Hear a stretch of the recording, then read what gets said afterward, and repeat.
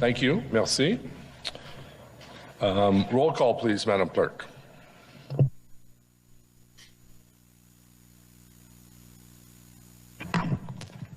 Councillor Luloff.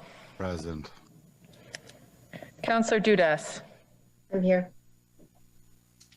Councillor Harder. Here. Councillor Curry. Here. Councillor El-Shantiri. Present. Councillor Gower. Here. Councillor Kavanagh. Here. Councillor Shirley. Councillor Egley. Here. Councillor Deans. I'm here. Councillor Tierney. Present. José Fleury. Ici. Councillor King. Here. Councillor McKenney. Present. Councillor Leeper. Here. Councillor Brockington. Here. Councillor Menard. Here. Conseil Cloutier. Present. Councillor Kitts. Here. Councillor DeRuse. Here. Councillor Moffat. Here. Councillor Meehan. I'm here. Councillor Hubley. Here. Mayor Watson. Ici. You have a quorum, Mr. Mayor. Thank you. Resolving no regrets filed to date. Resolving into committee of the whole. Councillor Cloutier, please, seconded by Councillor Kitts.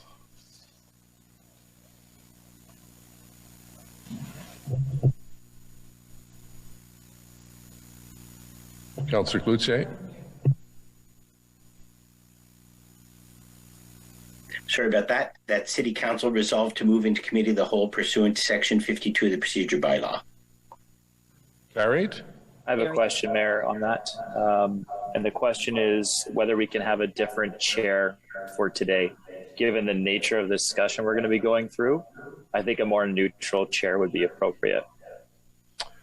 No, I disagree with that. I chair the council meeting, so we're going to continue on. Okay, I'll put a motion forward to have Councillor Dudas chair the meeting as Deputy Mayor. Just given the need for neutrality today and the normal undemocratic way that meetings are run. And do you have a seconder for the motion? I'll second Councillor Leeper. Okay, yeas and nays, and Councillor Menard's motion. Councillor Curry. No. Councillor Dudas. No. Councillor McKenney. Yes. Councillor Moffat. No. Councillor Kavanagh. Yes. Councillor King. Yes. Councillor Gower.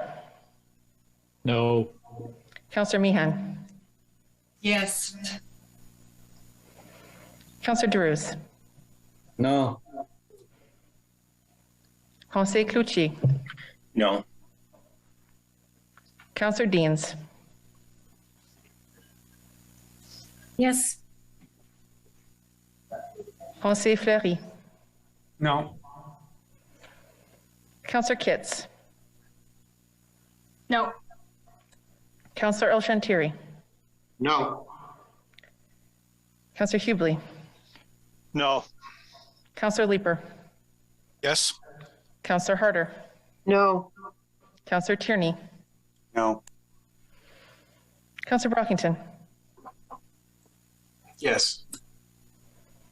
Councillor Shirley. Councillor Menard. Yes. Councillor Luloff. No. Councillor Egley. No. Mayor Watson. No. 8 yeas, 15 nays. Thank you. Yeah, motion to go into committee of the whole. Carried. Update. Good afternoon, everyone. Bonjour tout le monde. We're meeting today to discuss the ongoing occupation of our city, which is currently in its third week. I recognize how difficult this has been on our residents, business owners, and their workers, especially in the downtown core. Residents are exhausted and terrified, and our small businesses are struggling to keep staff, attract customers, and to stay open. On February 6th, given the severity of the situation, I declared a state of emergency in the City of Ottawa at a time when the occupation was entering its second week, and as residents all around us were begging us to act to protect their neighborhoods. They felt abandoned by all levels of government. Frankly, they had endured 2 weeks of inaction and finger-pointing. Nos résidents se sentent abandonnés par leur gouvernement. They feel abandoned by their government. To me, reached out last week to try to broker a short-term solution between the city and some of the convoy organizers. I saw an opportunity to work in good faith to secure some relief for our downtown residents. Thankfully, starting Monday afternoon, we saw progress when trucks cleared out of major streets like O'Connor and Bank and into available space on Wellington. 43 large trucks left the residential districts of Centertown on Monday, and this has already provided approximately 15,000 residents with a heightened sense of security and a reprieve from the constant noise and exhaust fumes affecting them in their neighborhood. There's been more progress since Monday, and what was 150 tractor trailers just a few days ago have now been reduced by half. Putting more vehicles on Wellington to offer our residents a reprieve from the daily siege is an easy decision to take unless you value buildings over the sanity of our residents. To date, the convoy organizers have kept their word by getting a significant number of trucks to move out from residential streets, not all of them, unfortunately, that they don't control, into a smaller and more manageable perimeter along Wellington. On Friday, Premier Ford declared a state of emergency in the province of Ontario, and the next day enacted various stronger tools to assist our police and bylaw officers in cracking down on illegal activity. On Monday, Prime Minister Trudeau's government invoked the Federal Emergencies Act, which provides even more additional levers to put an end to this occupation. These measures target the international funds and assets sustaining the movement. It will also compel service providers like towing companies to respond to the city's call for help or face massive fines. I want to thank our federal and provincial partners for their help in delivering these tools, and I have no doubt that these will help us in our efforts to end this occupation. Ces mesures vont nous aider à mettre fin à cette This will help us put an end to this occupation, and I thank the province and the federal government for their assistance. I'm pleased that our advocacy for more police officers has started to materialize. We need the support of both our federal and provincial governments in order to back up our police officers and to enforce the full scope of the law and of these new measures. I'm encouraged by the recent policing developments, including the fact that both the RCMP and the OPP have named command leaders to help end the occupation in our city. I know that members of council, the general public, and partner agencies who know him and have dealt with him are pleased to see Steve Bell assume acting command of our municipal police force. I have been having encouraging discussions with federal ministers who are very much committed to helping us. I also conveyed to both the Prime Minister and the Premier how dire the situation is for our downtown businesses who are already struggling to stay afloat due to the pandemic. I've asked them to put in place the supports that business owners and their employees need to survive this crisis and just to simply pay their rent. Nous devons aider nos entreprises et leurs employés à faire face à cette situation. I was encouraged to hear Prime Minister Trudeau mention on Monday that an announcement to this effect would take place in the coming days. I'll continue to work with our federal and provincial partners until we see a robust assistance program and package that our city's businesses and workers need to make it through this crisis.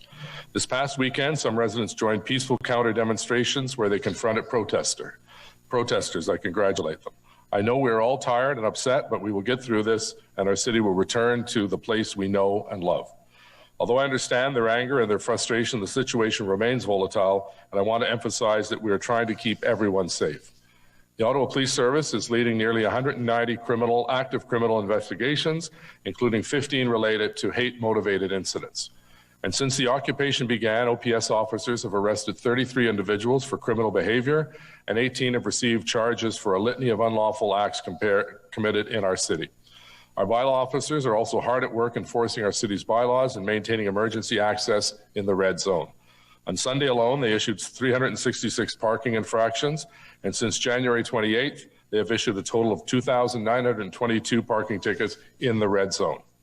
On Monday, the city was granted an injunction by the Ontario Superior Court, which will help our police and bylaw officers crack down on illegal fires, fireworks, noise, and idling going forward. I want to remind our residents that any hate-motivated incidents and any criminal offences directly related to the demonstrations can be reported to the Ottawa Police at ottawapolice.ca. All reports will be pursued to the full extent of the law. I know OPS, city councillors, and city staff are working tirelessly, and I want to thank you for your service. I also want to acknowledge that this occupation has taken a severe toll on our frontline workers, including in our grocery stores, pharmacies, restaurants, and hotels, as well as the dedicated healthcare providers in our community. Les 3 dernières semaines ont été très difficiles pour plusieurs travailleurs sur le terrain. Many have faced incredible hardship just trying to get safely to work or trying to help some of the most vulnerable people in our community. I want to acknowledge that throughout these events, many health and social service providers across Ottawa have not wavered in providing critical services to our residents. For example, I know that Monique and her formidable team at the Good Companion Centre have gone out of their way to identify and reach out to seniors who have been stuck at home throughout this terrible ordeal. And for these seniors and all those who don't feel safe leaving their homes, this is taking a real toll on their mental health as well. It can be hard to reach out for help, but there are services and people who can, in fact, help you. If you need to speak to someone, you can start by calling the Distress Centre of Ottawa support line at 613-238-3311. That number of the Distress Centre is 613-238-3311. Et en français, il y a Tele-Aide Outaouais au 613. And Tele-Aide Ottawa, 613-641-6433. Tele-Aide Outaouais, 613-741-6433. But we're making some measurable progress in dealing with protesters and getting them out of our residential areas. To our elected officials and our residents, I urge patience and solidarity while we get through this together. To both the protester and occupiers, I have a simple message. The window of opportunity for you to leave our city is closing. The combined OPS, OPP, and RCMP presence is growing stronger every day, and many of you are probably longing to get back to your own communities. If you leave now voluntarily, the odds of being able to leave with your property are quite high. It's my understanding that those who want to leave now will be allowed to leave unless they have committed criminal acts. To those who never intended to harm innocent residents in our residential districts, I urge you to reflect on the serious consequences of your continued occupation of our city. The longer you stay, the greater the risk to yourself and others. At the outset, we all thought that this would be a peaceful protest and that's a freedom we all cherish in this country.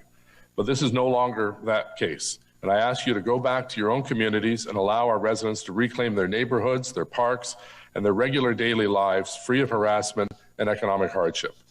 I now call on Acting Chief of Police Steve Bell to provide council with a high-level overview of how the situation is unfolding in Ottawa. Then we'll go to our City Manager, Steve Kanalakis, and the GM of Emergency and Protective Services, Kim Ayotte. We will also be joined by City Solicitor David White to answer questions regarding the injunction, as well as Prime Minister's statement on Monday.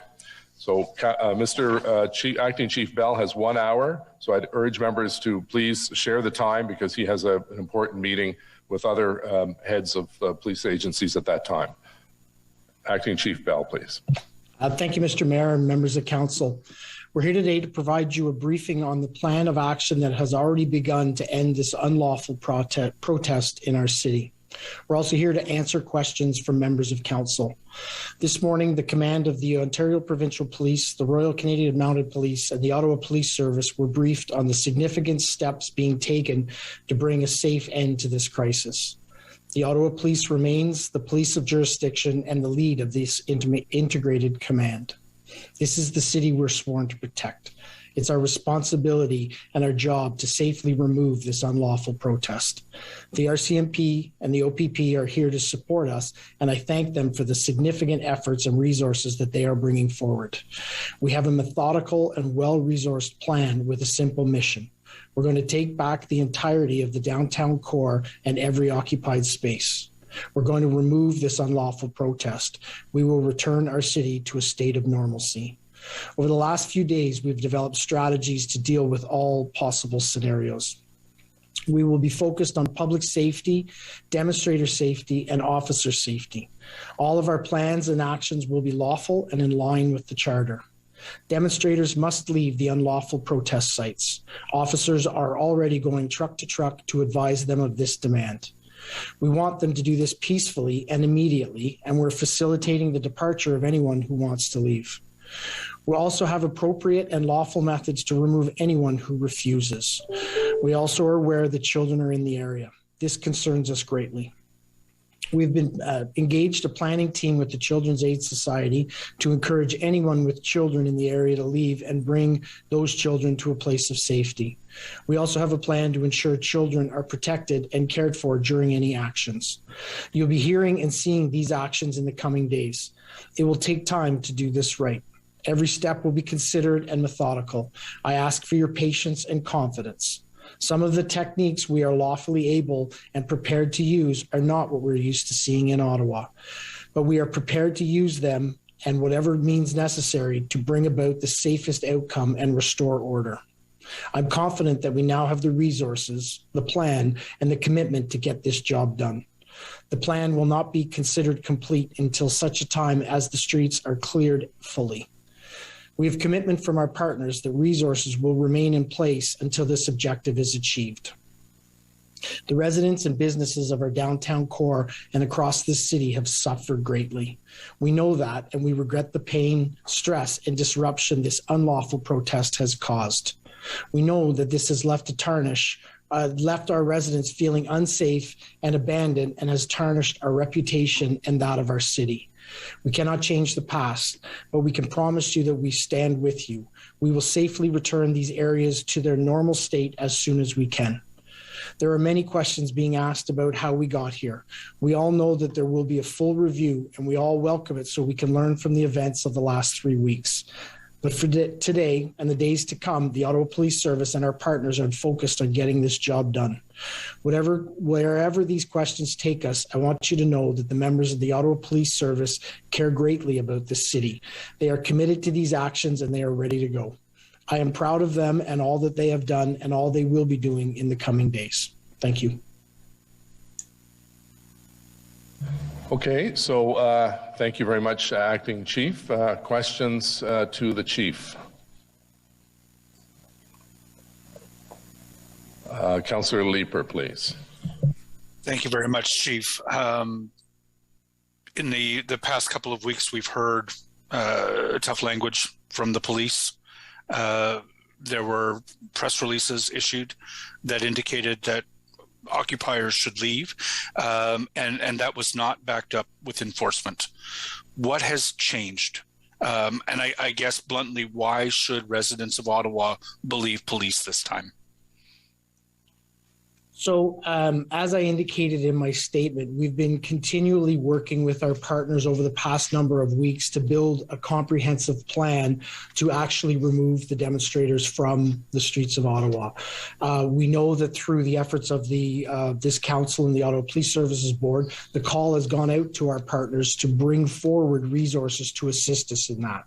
As I indicated, we now have the plan and the resources and the commitment to actually move ahead to remove people from our streets. Our desire will always be to successfully negotiate and encourage people to leave. But in the absence of that, we do have the ability to remove them and now have the plan and the resources to be able to achieve that. Chief, what are the techniques to which you referred that Ottawa residents may not be used to seeing?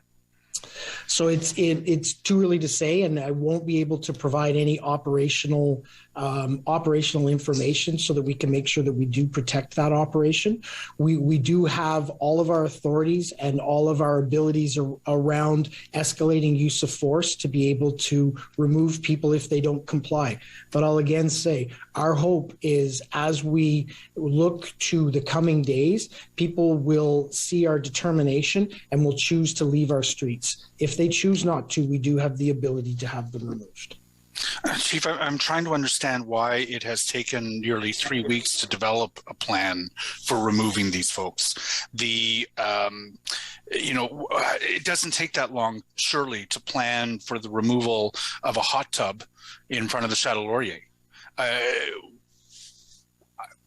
guess I'm asking for some reassurance, or I'm asking for some understanding of why that plan is not in place yet, and why residents should believe that after 3 weeks we finally have a plan, and why that wasn't in place within 3 or 4 days.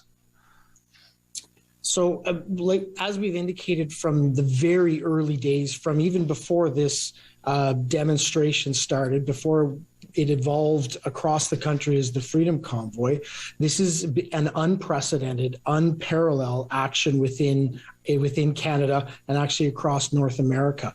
As we've gone through this, we've identified the challenges with the location that the trucks are in, with the size and complexity of mounting an operation to actually take an area and have people and equipment like exists removed. It has taken us time to do this comprehensive level of planning that we knew we need to do to be able to keep our citizens safe, the demonstrators safe, and our officers safe as we mount that. It also takes time to actually amass the number of resources that we need to be able to successfully take on an operation like this. We called in early days to identify that there was challenges with our resourcing levels. We've now seen an unparalleled level of cooperation with our partners to be able to bring in resources to assist us in successfully ending this. I know my colleagues are going to ask more questions about those resources, et cetera, but can I just ask, to what degree are you seeking guidance from the mayor in terms of implementing any plans? Not at all. The police the police are an independent group that report through the Police Services Board, who have oversight on us as an organization. So we don't seek input from any level of politics to actually have input on the plans we're developing or delivering. We are very cautious of that, and it's something that goes with our professional oath to be independent from the politics that may exist. But has the mayor had an opportunity to be briefed on plans and an opportunity to weigh in on whether those are advisable or not? So both the Police Service Board Chair and the Mayor were briefed early at a very high level on the plans, as is allowed for us under the Police Services Act. We will continue to brief members as necessary moving ahead, including a full in-camera operational briefing to our Police Services Board. Okay, I will cede the time. Thank you. Thank you, Councillor. Councillor Hubely, please.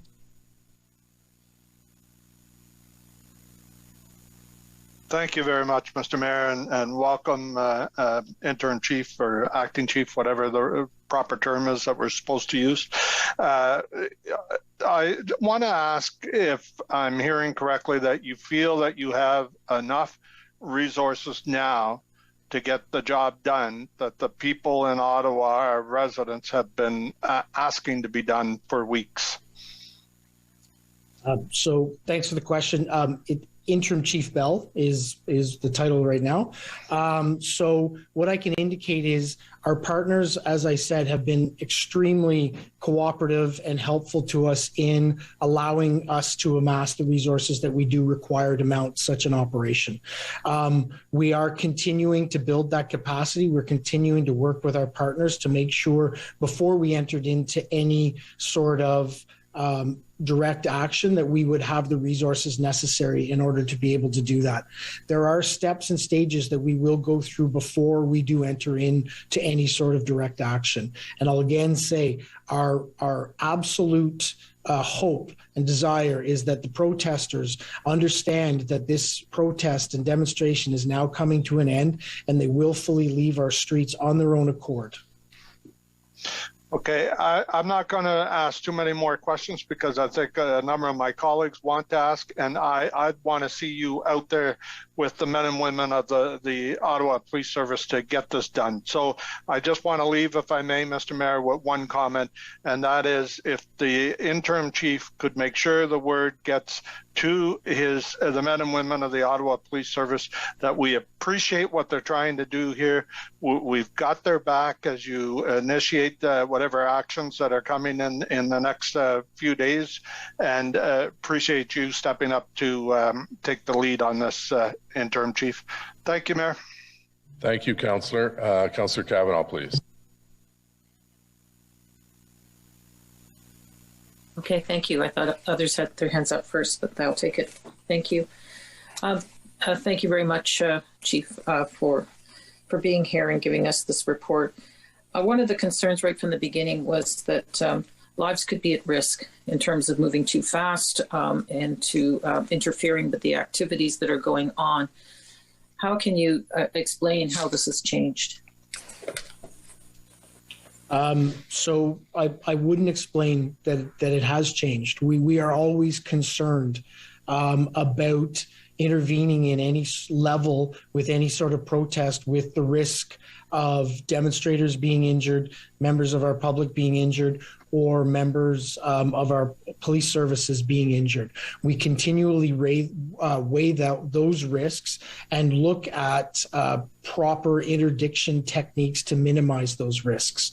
But I think it's important to note those risks always exist if we have to actively dismantle an ongoing protest. So we have plans in place, we have resources available to look at how we minimize those, and we will continue to work with groups that are involved in the demonstration to encourage and have them leave on their own accord before we do need to intervene.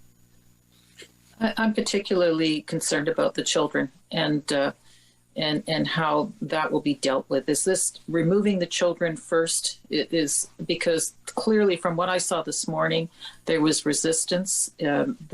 These are people that have hunkered down after 20 days and feel empowered. And I am concerned about that. I know the Children's Aid is involved. Is this a matter of removing children first? So I share your concern, Councillor Kavanaugh. I'm very concerned about the children and others that are in the protest area. We continue to work with the Children's Aid Society, with other youth and children's service providers to look at the best way we can to have any of those children removed prior to us entering into any sort of engagement. But again, it is a concern for us, and we're taking every step we can to mitigate that risk. The other risk was school zones. We heard reports of those going to school zones, and it's very difficult to monitor so many schools. But I just wanted to know how that is being dealt with. Obviously, this is more complicated, but very important. And I know this is affecting the mental health of many children who we're hearing about, that not just parents. Yeah, absolutely. So as we've indicated from the beginning of this demonstration and protest, that we take any reports that are around it extremely seriously. That includes the 15 reports of activity in and around schools that we've received to date.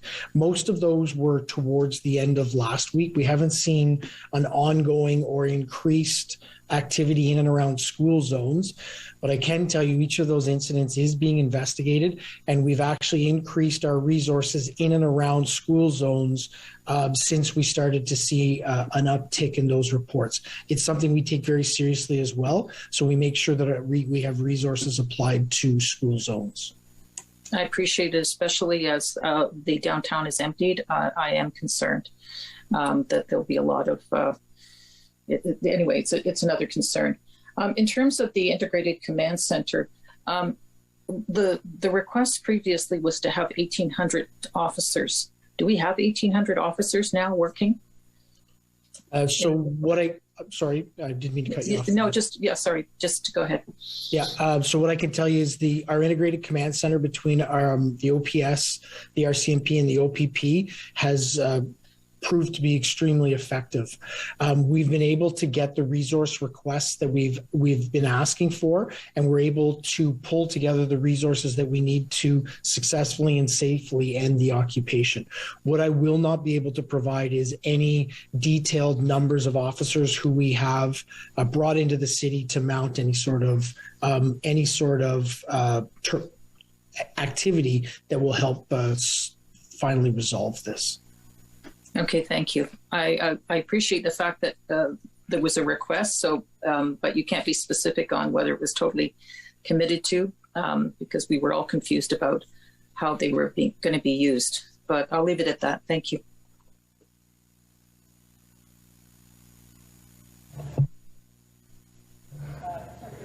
Councillor Kitts, please. Thank you. Welcome, Interim Chief Bell. It's not easy to take the reins mid-crisis, so thank you. We know that there are several satellite encampments popping up across the city, including two very close to where I live, actually, in Vars, and another one further down the street in Embrun. I've been in constant communication with the constable assigned to my area. He's been incredibly responsive and accessible. I've been conducting my own daily surveillance. It's remained relatively small, and I've connected with the Russell Township Mayor. But obviously, the majority of our resources are needed downtown. So I was hoping you could give me an update on how you're monitoring these sites, and I guess what your message would be for nearby residents. Yeah, so thank you for that question. We are aware of the activity in the area that we're speaking about. I'm very happy you're reporting good communication with our community police officers. That's what they're there for, and to provide that sort of information. We continue to work with our RCMP and OPP partners, as well as our joint intelligence group, to bring in information about activities of those areas and all areas associated with the demonstration. As we look, and as I indicated in my remarks, as we look to finalize the occupation of our streets, it will include finalizing all of the locations that exist and have been contributing to the illegal activities. Okay, thank you for that. It's appreciated.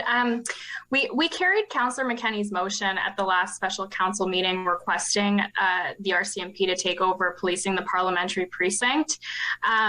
Was that request made, refused? If you could give an update on the status of that, that would be helpful. So yes, thank you. Immediately, there was good debate and good discussion around that motion at the time.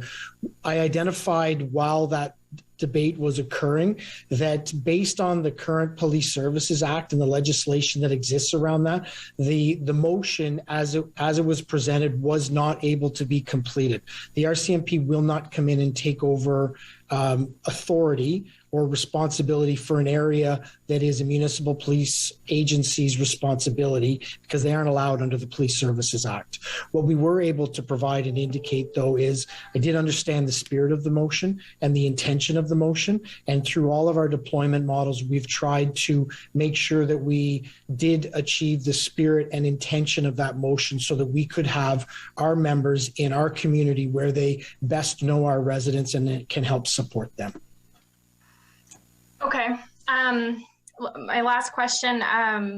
We know that obtaining resources from other levels of government have been an issue. You mentioned in your opening remarks that you're confident we have the resources now, and to respond to my colleague that we've had unparalleled cooperation with other levels. I guess my question is when did you see that shift? What changed? So anytime you bring resources in, it takes time. The OPP and RCMP are both big machines that take time to actually identify the people to come with the resources and skill sets that we need and get them in onto the ground where we are, where they're most needed. We continued to work, and we have from very early days with the RCMP and OPP planning teams to really refine and identify what exactly were the resources we need and how do we get them into our city. That activity has greatly ramped up over the last week and particularly been refined and honed over the last 3 or 4 days so that we are seeing great cooperation and great allocation of resources to our city. So it's hard to specifically point to a time, but I can tell you it's been increasing and the cooperation and partnership has been growing every day. Okay, that's good to hear. Thank you, Chief Bell.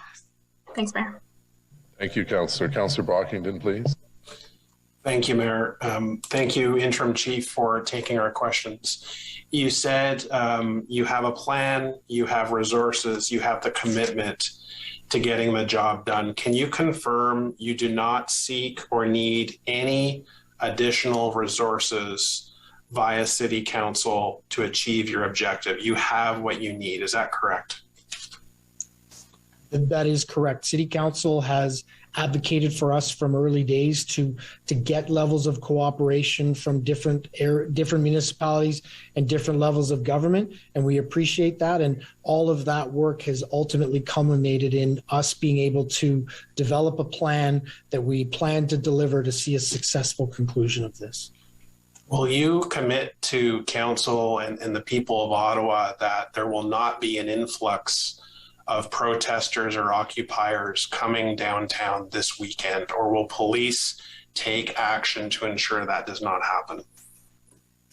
I will commit to council that we have a good, well-resourced plan that we will execute from now moving ahead to end the occupation in this city.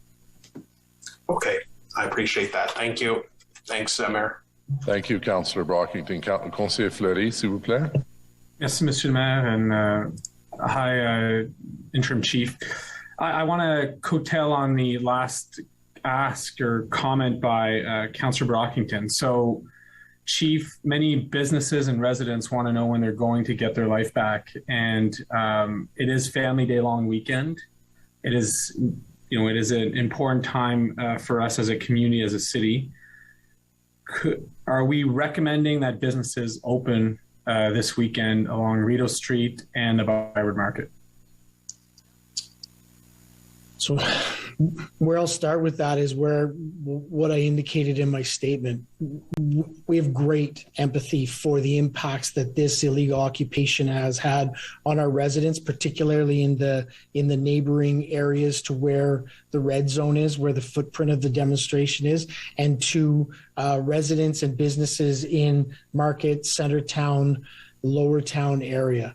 We know how disruptive this has been. We know how taxing and how stressful and how it's created feelings of unsafety and insecurity. We absolutely know that. Everything that we have done to date and now moving ahead has been intended to help restore that feeling of safety and security that people have to have in their own neighborhood, where they work, where they live.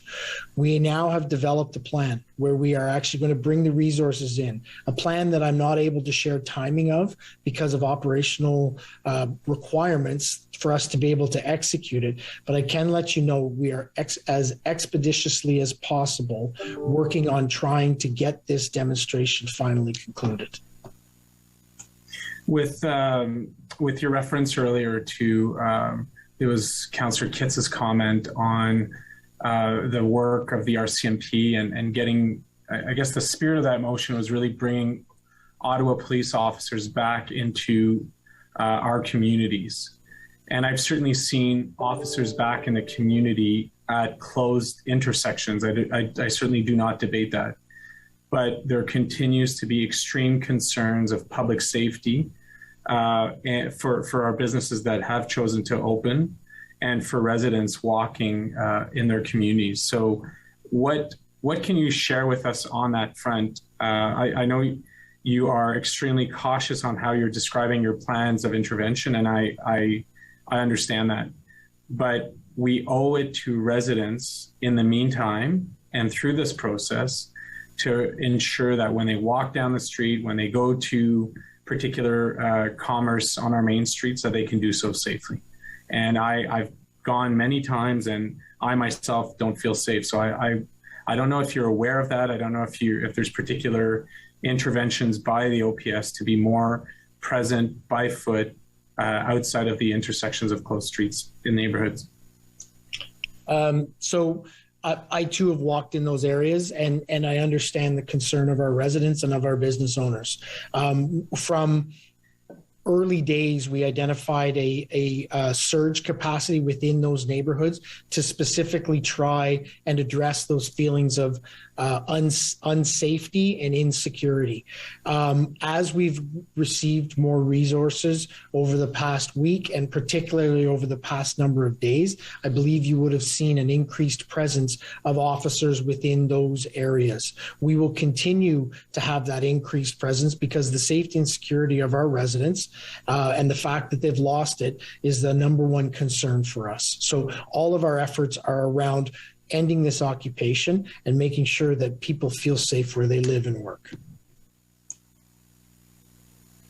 certainly beyond the occupation, we will continue to necessitate a strong by-foot presence in these areas to regain public safety interest. I'd like to understand a bit better the decision tree of the Integrated Command Center. And I raise it, as you and Deputy Chief Ferguson are aware, we continue to see different elements reported. And when they make their way to that table, they're like an empty void. We never get information back or actions on the ground. So I've become a little delusioned by the work of that group, not in the spirit of their ability to intervene, but intervene on the occupation, but intervene on those micro information. And, you know, for example, we had incidents at the Bikers Church on the weekend. We've had vehicles park anywhere and everywhere in residential area outside of the occupation. And it's making its way up to the command center, and even local bylaw authorities are told not to go in and act, which frustrates community confidence in our ability to enforce. So I'd love to understand, my question is really the decision tree. What's the role? What's your role? What's the role of OPS? And how can we make sure that we don't lose sight of the local interests and the local actions that can help rebuild and bring community trust during this occupation? So I am going to turn it over to Deputy Chief Ferguson to talk about the decision tree that we've developed. What I can tell you is we've worked closely with the OPP and RCMP to develop a command structure that has the common goal of doing exactly what you say, and that is remove the demonstrators and increase safety and security of our residents in the city. There is not a member who's not a member of any police service who's here that isn't actually directed towards that mission. I'll turn it over to Deputy Chief Ferguson and have her explain how our integrated command center and command model is working. Thank you, and thank you, Councillor, for your question. I know you and I have had some conversations about this, and it remains a frustration for you. There's a couple of different pieces. There's our own internal command center, which deals with a lot of the demands for service. And so the issue at the Bikers Church, and that was fed into that stream for them to be aware of it ahead of time and to be able to assign members to respond and provide a presence. The integrated command center that we announced yesterday or spoke of in the media yesterday is really, I'll try and make it as simple as possible, sort of a gold, silver, bronze, if you will. And the gold level is at the chief level, the commissioner level, and that really is a very strategic approach to it, keeping to the tenets of what we're trying to achieve here. The silver level is really the commanders in the seats who are making the decisions. So plans are fed up to those commanders. They review and assess and are, have gone through several levels before it gets to them, and they are the decision makers in that model. And then the bronze are really the people who are separated out into their specific subject matter experts, so planning, logistics, operations, intelligence, those pieces. So there's many different boxes that feed up to that that silver level where the decisions are made, and there's media involved, there's finance. It's a really well-oiled machine. So when you get an incident or something that is reported through that, it should go through our operations piece, and they assess it against the risk and all of the other priorities that they have going on, and a decision is made as to what resources to apply to that. So I hope that helps a little bit. How do we, just a further clarification, so how do we get a local intervention not lost in the bigger planning efforts? That's how it feels, certainly, over the last 2 weeks. I can appreciate that, and I'm looking at the numbers right now of the officers who are deployed currently, who were sent out as of 1 o'clock this afternoon, and over 50% of our officers are on, and I mean by Ottawa police officers, are in our our areas. So we have, the community safety teams or community engagement teams. That is all Ottawa police officers. We do have our traffic unit who is out there, who knows the intersections, who's aware of the complaints and are receiving those and responding to them. So we have done what we could strategically to place members of the RCMP and the OPP who may not be familiar with our city to static posts, to traffic posts, to limiting access and egress to the red zone, if you will, and made the best use of our people, which is out in the communities and doing what they can. Okay, my last question is, there was a planned motion in relation to an ask for the military. And my interest in that motion was specific to understand the need for equipment and logistics. Most of us are born and raised in Ottawa, and we can appreciate how Canada Day over the years has changed, where in most recent years there's been checkpoints with bags and so on. And that takes a lot of barricades, it takes a lot of people, resources to monitor the ins and outs. Beyond that, I think not even if I don't have the details of your plan, if some of the rigs choose not to move, it is not local OC Transpo towing that can manage the tens of rigs that would need to be moved. So I want to understand how serious of a conversation we have had with the province and the feds to present serious shortfalls on equipment such as towing to advance our local plans. And I'm not looking to get into a particular tactic. That is not my intention here.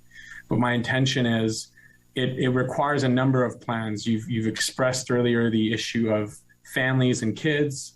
You've expressed the issue of resources. Ultimately, you'll get to a point where you'll have to make arrests and move people out. What's remaining is trucks. And as you know, to get our locals' life back, it requires some of those corridors to be reopened. So I'm interested to understand what thoughts you have around that sort of equipment need going forward. So every conversation we've had around this has been exceptionally serious. We continue to work with all levels of government to look and build all of the plans and get all the logistical resources that we need to mount a successful operation. We are working continuously to encourage people to peacefully leave the city, leave the footprint right now. But I can tell you all of the plans, and I won't go into details of them, but all of the plans and all of the considerations that are needed to actually mount an operation to remove people and equipment from the downtown core have been developed by some of the, if not the best planners in the country to make sure that when we do begin this, that it is successful and ultimately ends this protest. Okay, thank you. Thank you for your intervention and responses. Merci, Conseiller. Councillor Menard, please. Yeah, I'm going to ask a quick question and then I'm going to hand it off to Councillor McKenney, who is currently on the street in the community where they've been this entire time. And so residents have been livid with us, with police, with inaction, and about the contradictions they're hearing. So we're hearing competing messages all the time. First, we heard that this was peaceful, and then that there could be violence. And then when there was minimal enforcement, there was no physical violence. So people are wondering what the truth is. And then we keep hearing that this is an unprecedented situation. We hear that over and over again, but I don't buy that. In 2019, some of the exact same organizers did a very similar action with a GoFundMe, with a convoy of trucks that went to the Hill and parked there, with refueling of other people's trucks, with some of the exact same messages. And we also saw posts that this was coming and that they were going to stay long-term this time. So why didn't we see this coming initially, properly prepare the city, and why do we keep hearing contradictions? So, Councillor Menard, I share your frustration. I share your frustration that these people are still in our city, that our streets are still overtaken. So I completely understand the frustration, anger, upsetness that you're representing on behalf of almost every citizen of this city. We share that frustration. We have continually been monitoring and assessing the progress of this demonstration that, as you just identified, has changed in dynamic over the past several weeks as it has arrived here, as it has started out as a protest and then occupied our streets for the last 2.5 weeks. We will continue to manage and monitor it. We will continue to develop our plans and look at how we implement the plan that we're here to tell you about today to ultimately end this protest. I hope it happens as soon as possible. Today would be a good day. I'm going to cede my time to Councillor McKenney. Well, she's next anyways, Councillor. So Councillor McKenney? Yeah, they are next, Mayor. Thank you. I am out here on the street, as you can see, where people live. We're never fucking leaving. Yeah, hi there. Where people live. And here we are Wednesday in the evening. We couldn't even have this meeting early in the day. I have not heard from anyone, whether it's the city, whether it's police, anyone, what is the plan the people who live downtown, who are under siege, who continue to be under siege. And I don't know who is, hi bud, I don't know who is counting trucks. I don't know who is counting what is happening here, but I can tell you that the street is not cleared. Our residential area is not cleared. The smell of diesel fumes right now is actually sickening. And I want to know, and I want to know specifically, and I'm going to ask the city later on, what is the plan for this weekend? What is the plan so that we don't get thousands of people back on our streets, adding to this mayhem and chaos? What are we doing? How are you stopping people from coming in on the weekend to add to what is already here? So thank you for your question, Councillor McKenney. And again, I completely understand the frustration that you're articulating on behalf of your residents. We are actively working, as I indicated, we're actively working and have developed a plan that is adequately and appropriately resourced to ultimately end this occupation. That is what you will see us roll out over the next coming days to successfully have everyone removed from our streets. But again, I'm not hearing what is the plan to ensure that this mayhem and chaos. I love you guys. I love you. I know you do. We're not leaving. What is the plan so that this mayhem and chaos is not added to on the weekend? Like, what are we doing? Are we blocking streets? What are we doing? Are we blocking off-ramps? We must be doing something because we cannot have another dangerous weekend in our downtown. So, Councillor McKenney, I can't speak to the specifics of the plan because it would jeopardize its operational success. But what I can tell you is there's a number of interventions that you will see, that you have already seen over the last 24 hours, and you will continue to see over the next day and coming days that will achieve exactly what you're asking for. And will that ensure that we don't get a surge of new sympathizers to this occupation, illegal occupation, on the weekend? That is absolutely part of our planning and rollout. Thank you, Mayor. I'm going to have very similar questions for city staff when we go to that portion, because I have not so much as had a message from city staff. We are tired. We are fed up. You can see what people are living under here. It is not okay. And now we're playing political games here today. And I've had it. I pleaded with people, but now people in the downtown are angry and they want action. I'll have many more questions later. Thank you. Thank you. Councillor Aguilar, please. Thank you, Mr. Mayor, and Chief Bell. I'm going to call you Chief, not acting, not interim, because right now you are the Chief. And I thank you for stepping up in a very difficult time to take on that role. My question to you is, you've said several times that there's a plan that's going to unroll over the next couple of days. You can't give us the details. I understand why you don't want to give operational details in public. I understand that. But what I want to know is, you were appointed yesterday. Is this your plan? Is this, without giving us details, is this what you would have done? Is this how you would have rolled it out? Because you have to be invested in this plan. The residents of the city have lost faith that there is a plan, that there's a way forward. So I want to hear from you whether this is a plan you are comfortable with, a plan that you would have proceeded with in any event, or if this is a plan that you've inherited and you're tweaking it and you're stuck with what you've got. Or is this Chief Bell's plan to fix this problem? So I'll start with my investment. What I'll say is I am absolutely invested to work with our partners to end this occupation.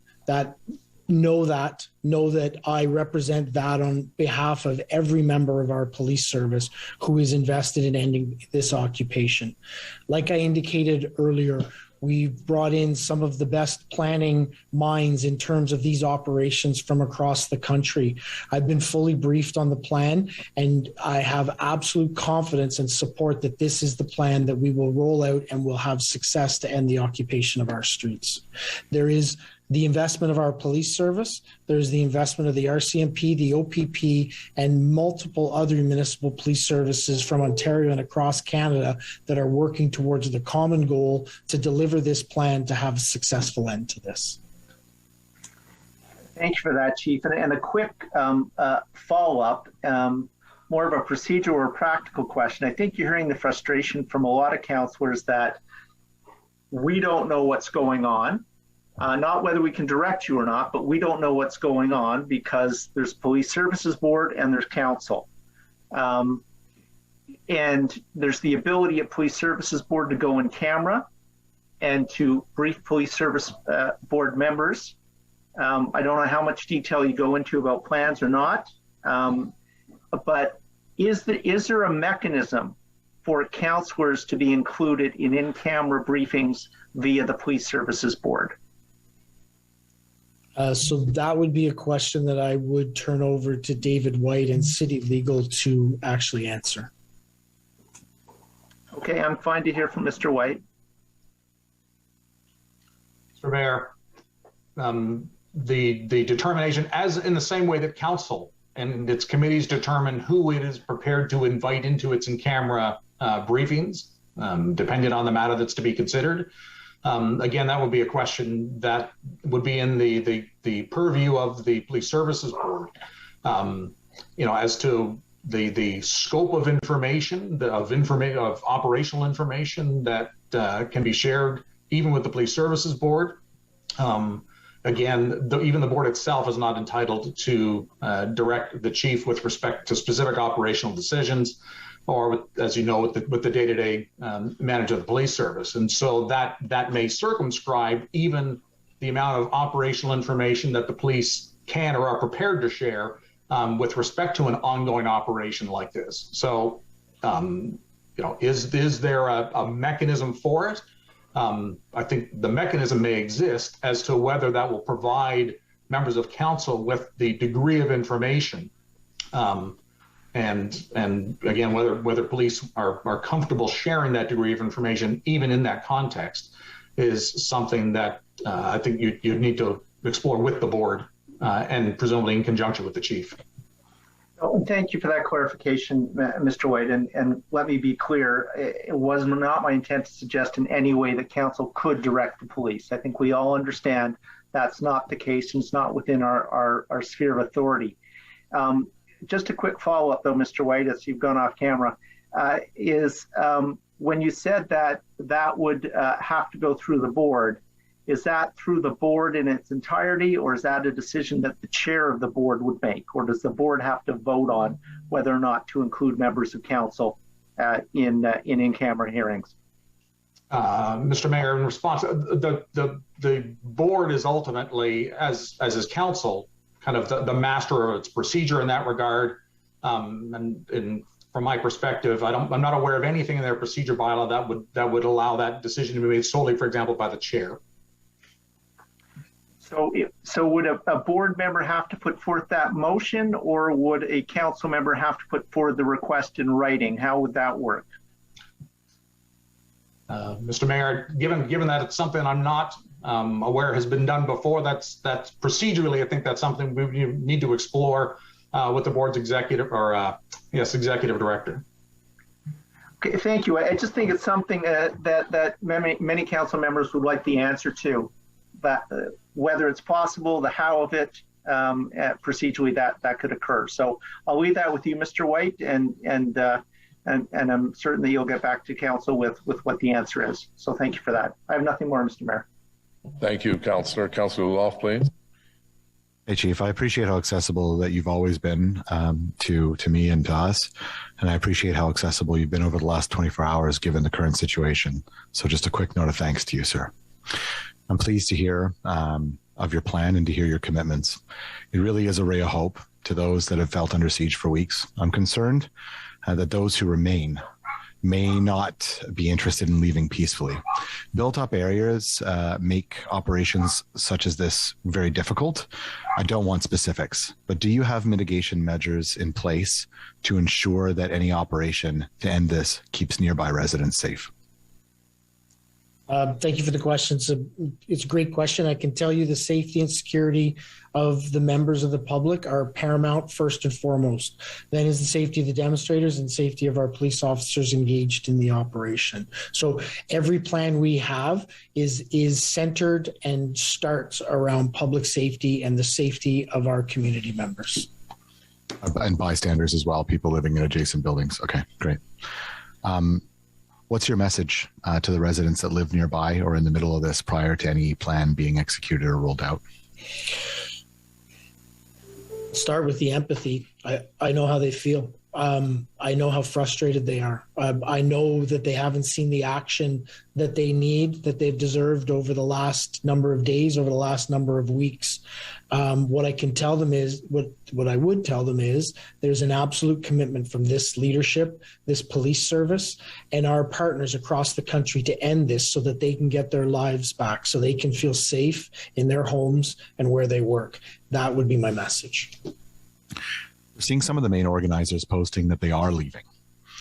Some leaving to other provinces, pardon my dogs, perhaps to save face and avoid your enforcement efforts.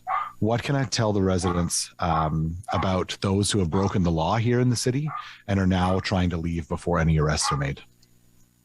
So what I can let you know is one of the main pillars we started out from very early days was the ability to collect intelligence and evidence on those that occupied here. If they pick up and leave, there still will be consequences for the occupation and the damage they've caused to our cities and the residents of it. The day this ends is not the day the occupation in the street ends, is not the day this criminal process, HTA fining process ends. That will go on for many months after this, and people will be held accountable for what they've done to our city. Thanks, Chief. So let's set some expectations here. So from start to finish, and we're not asking for timing, not looking for specifics, what's the kind of timeline that you're anticipating from start to finish of your efforts? So I can't give, for operational reasons, I can't give timelines. I know it's the question everyone wants to hear. I can't provide them because we have to maintain operational security so that we can have success in executing it. What I can tell you is it's not going to be it's not a quick turnaround. This is an operation that will take time over a number of days to actually execute and achieve. again, my deep desire is people leave our city. Those that are occupying our city, get in your vehicles and go home. We're starting to actually increase pressure on them and encourage them to leave our streets. My absolute hope is that they do that prior to us having to intervene. Thank you very much, Chief. I have more to say later, obviously, but I want you to be able to get back to doing your job. So thank you, friends. I really appreciate you coming out today. Great. Thank you, Councillor Luloff. Councillor Gower, please. Chief, last week the police service had started doing daily media updates. I understand the last 24 hours have been extraordinary. Is there a plan to restart those, or what is your plan for media updates over the next few days? So we will have announcements as part of the rollout of the culmination of the occupation around our media strategy and the media's availability to make sure that we're providing the most up-to-date and timely information on the progress. Okay. I'll leave it there. Thank you for your time and for answering questions from council today. Thank you, Councillor. Councillor King, please. Thank you, Your Worship, and thank you, Interim Chief Bell, for providing this update. I just had a quick question. During the duration of this meeting, we saw an additional further notice be issued to demonstrators from OPS. I was just wondering if you could give us a little bit of detail in terms of the difference of the document that has just been issued now versus what has been circulated earlier this morning at different sites, as well as to where these, I guess, notices have been circulated throughout the city in terms of location. So in every location that there is demonstrator occupation activities, we have actually engaged with them both physically in terms of dialogue as well as media releases, written materials as we move ahead. What you've seen is a stepped up approach through the day. The latest release is again an escalation in our messaging to protesters and demonstrators. And I've said it many times, leave. It is time to go home. We want you to peacefully exit our city. We will facilitate that to get you back on the road and go back to wherever you came from. This is going to end. So we need you to leave in a peaceful manner. You're seeing our messaging being increasingly clear on the need for people to exit our streets.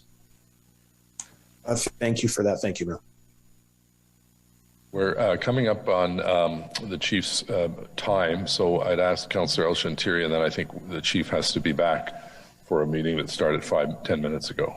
Councillor. Thank you, Mr. Mayor, and thank you, Acting Chief. My question actually to Mr. White, as I look at some of the history, I believe, Mr. White, the board can invite councillor for in-camera briefing. Presumably, they will follow the rules and regulations the police board member has to follow. So if there's an oath need to be shared or, to keep this in camera, I think it could be done, because I was looking at Justice Morden's report, the one about the G20, and there's an ability for the board to be able to ask the operational about their operational plan, not necessarily interfere in their plan, but they can ask about the plan and what the plan is. And I don't have to tell you about Morden's report, because you and I, we study it to death at some point, but there is ability for council to join a police board colleagues in the in-camera meeting, presumably that, they keep it confidential, and the operational, it will be limited. Am I correct? Yes, Mr. Mayor. Thank you, Mr. Mayor. Councillor, I'm just going to check with the Chief. There's Councillor Menard has a question. Do you have the time, Chief? So, Mr. Mayor, thank you for checking. I can take one final question, but I do have to go because our partners are waiting. Okay. Councillor Menard. I'll be quick. It's one question. There's likely to be counter protests if no action is taken. We've already seen them in some cases, given the failure to act so far. I'm wondering how you'll enforce Emergency Act measures if there's counter protests? Again, I understand the frustration of our residents, and we've been clear about that throughout this, that we absolutely understand their feelings as they come into this. We would ask, we have a plan. We have a plan that's well resourced, that will be well executed. We ask that there not be counter protests so that we can properly execute that plan and not divert valuable resources away from what is everyone's overall goal, to remove this occupation from our streets. Okay, and how will you enforce? There's going to be counter protests in all likelihood, regardless of that. So how will you enforce? So we'll enforce the laws as we have, and as our plan is throughout and moving ahead. Okay, I hope we side with the residents of Ottawa on this one. Thanks. Okay, thank you. Thank you very much, Acting Chief Bell and your team. We wish you the very best, a very challenging time for our community and for our city and our police service. And I know that you have other obligations tonight, and you've been working very long hours, so we very much appreciate you spending some time with us. Merci beaucoup. Thank you. Thank you very much, Mr. Mayor. Thank you, everyone.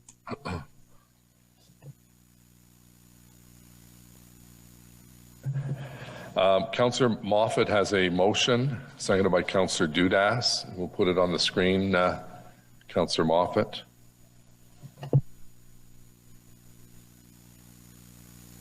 Just one moment, Mr. Mayor.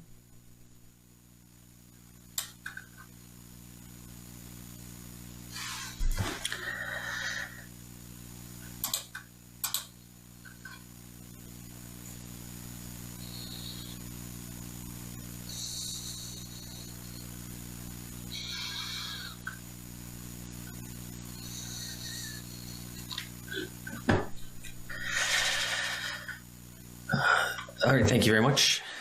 So this is a motion in relation to the Police Services Board.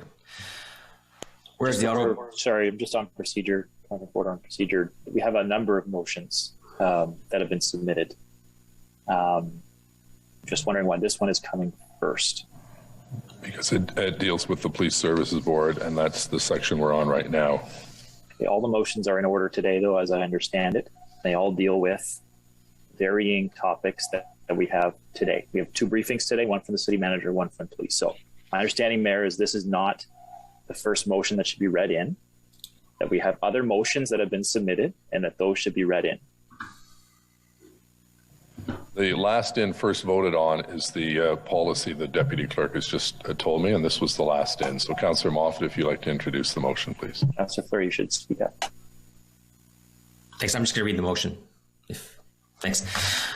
Whereas the Ottawa Police Service has been the lead agency in charge of dealing with the illegal occupation of the City of Ottawa by the self-described Freedom Convoy 2022, which began on Friday, January 28th, 2022.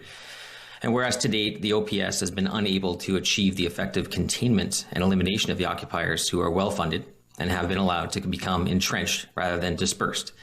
And whereas the Ottawa Police Services Board is charged with providing the OPS with the resources it needs to perform effective policing.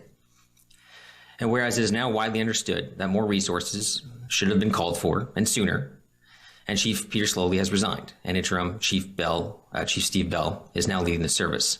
And whereas the City of Ottawa and the Province of Ontario have declared states of emergency, the Government of Canada has invoked the Federal Emergencies Act, and the federal and provincial governments have provided significant additional policing resources, as well as additional enforcement tools to provide the Ottawa Police Service with all of the levers it needs to end this unlawful, aggressive occupation being significantly funded from foreign sources. And whereas the Province of Ontario recently designated Chief Superintendent, Regional Commander Carson Party as their lead in Ottawa, and the Government of Canada identified the Deputy Commissioner for Policing, for Federal Policing, Michael Duhem, as the RCMP lead in the integrated command structure. And whereas Acting Chief Steve Bell has already initiated a strong trilateral relationship with the two other levels of government to move to the end of the current occupation, And whereas to date, the Ottawa Police Service Board has not been effective in their oversight function, and in order to help restore public trust, the Vice Chair Smallwood has indicated his willingness to resign, and whereas City Council believes that interim Ottawa Police Services Board with more experience with emergency operations will allow interim Chief Bell to focus all of his efforts and that of his leadership team on using all the tools and resources at his disposal to take necessary actions to end the illegal occupation peacefully and finally, while continuing to provide information to the public, the OPS Board, and City Council. And whereas Councillor Chantieri has extensive national, provincial, and local experience related to police service boards, including as chair of the Ottawa Police Services Board, chair of the Ontario Association of Police Services Boards, and as a member of the board of the Canadian Association of Police Governance. And there are other members of council and former citizen appointees who also have more experience in oversight of the police during emergency operations and who are willing to serve again in this capacity on an interim basis to help stabilize the board during emergency operations.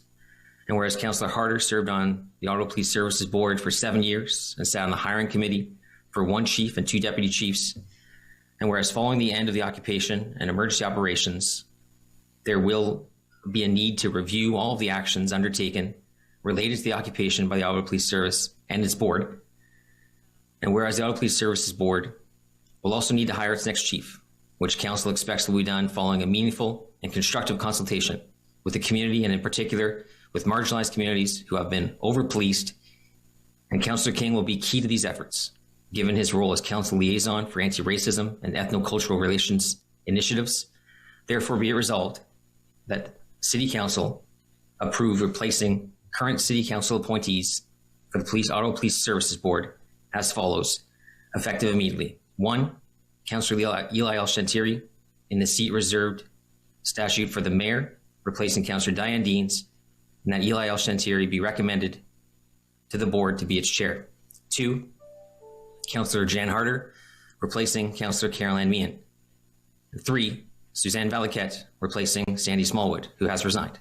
And be it further resolved that City Council request the Executive Director of the Ottawa Police Services Board call a special meeting of the board in accordance with the rules of procedure to be held no later than 1 p.m. on Thursday, February 17th, 2022, to elect a new chair and vice chair.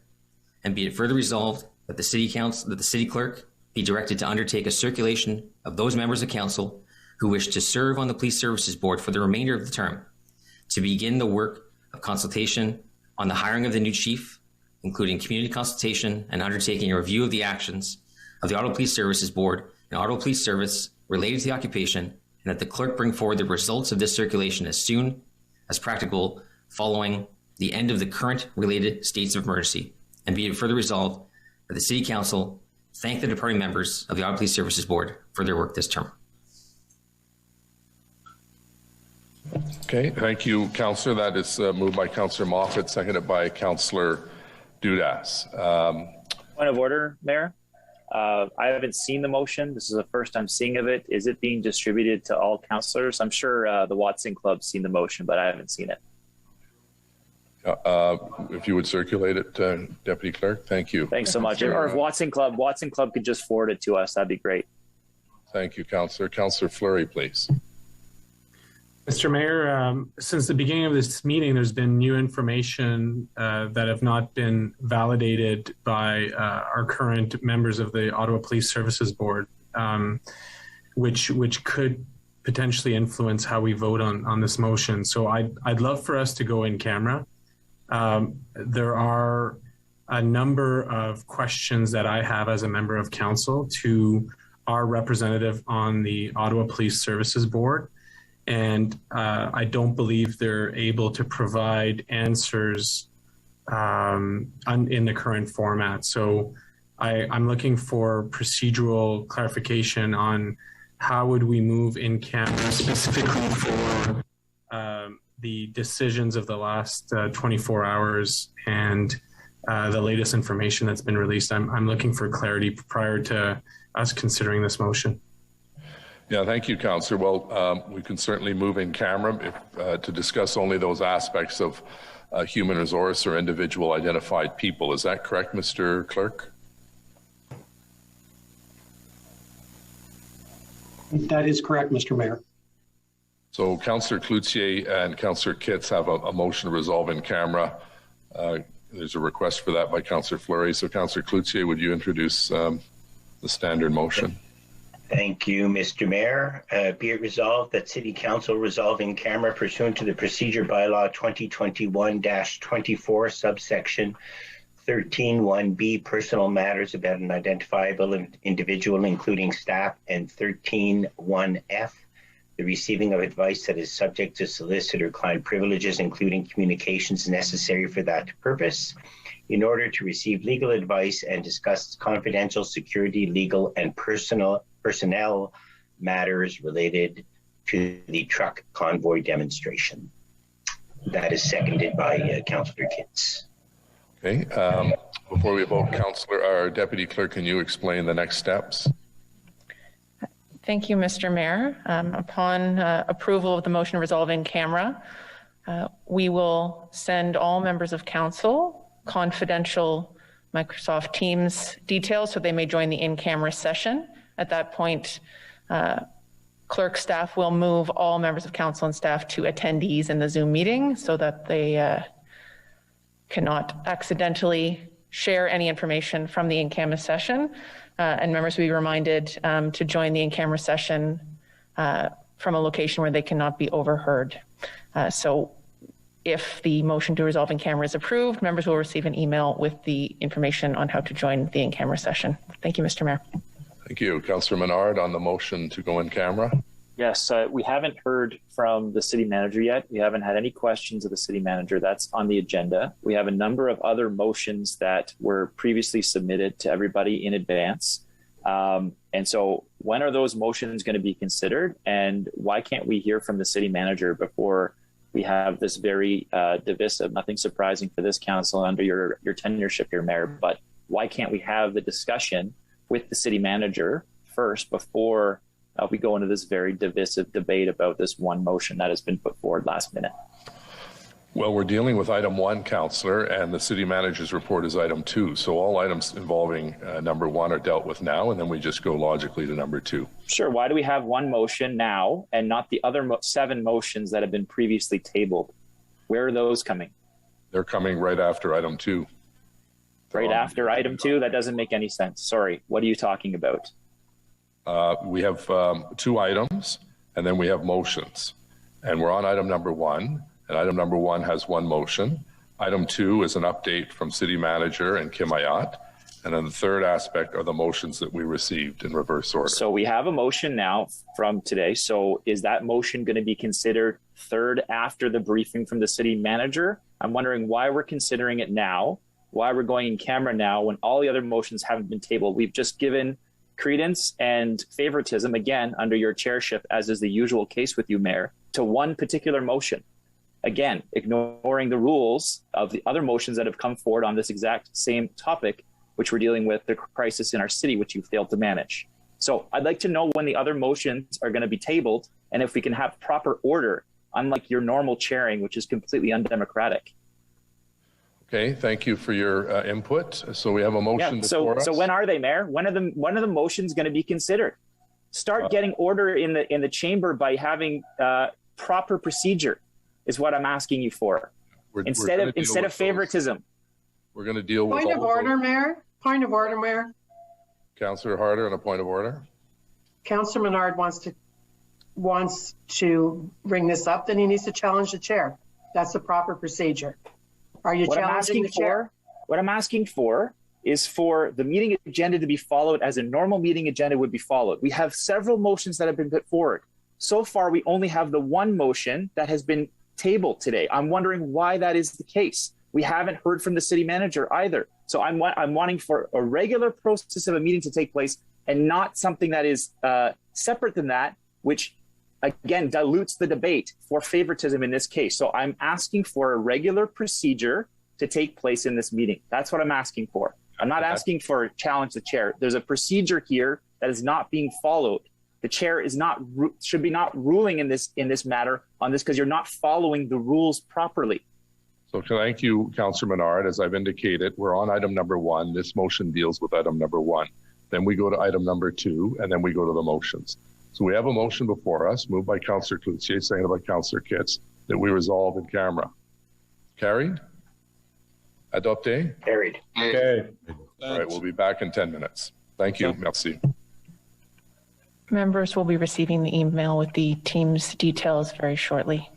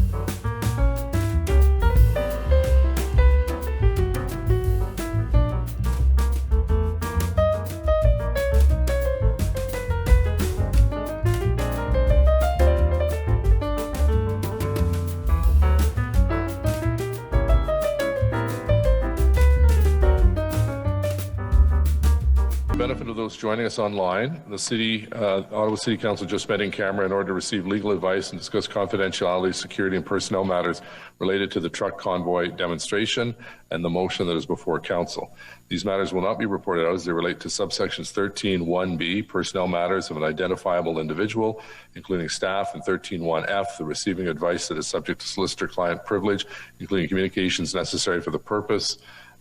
During the in-camera session, no votes were taken other than the procedural motion and or directions to staff, and the one procedural motion that was approved was that the meeting go beyond 7 p.m. So we're back with the motion by Councillor Moffat, seconded by Councillor Dudas. So for questions and comments, please.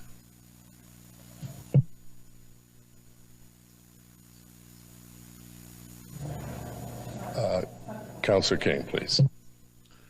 Thank you, Your Worship. As a member of the police board, I was pleased to have the opportunity to improve the strategic direction of the police service under the leadership of Chair Deans. While board members cannot provide structural reform to policing, since that is not the role, and that's not the role at the board level, but is the role of the province, the chair, in my estimation, worked towards substantive functional reform of the police service within the framework of the Police Services Act. Under her leadership of the board, she committed to doing things differently and undertook exploring more innovative and progressive approaches to community safety and well-being to produce better outcomes for everyone residing in the City of Ottawa.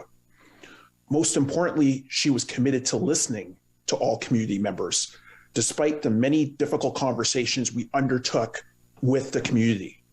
It was a difficult journey, but I'm happy to have taken it in my short time at the board with the chair. Over my tenure under her leadership, the board had voted for the creation of a new independent community-led mental health strategy to detask police services for most mental health interventions. And we saw that shift from the police services board to the city as the board was listening to the community. We meaningfully worked to reduce funding below current 2021 budget levels in order to jumpstart shared social service responsibility for public safety in the city. We approved a mediated consultation process to address building trust with Black, Indigenous, and racialized communities with the Police Services Board. We worked to address workplace harassment and violence through a multi-year action plan. We approved the development of a partnership to work with Black, Indigenous, and racialized organizations to engage in alternative models of public safety.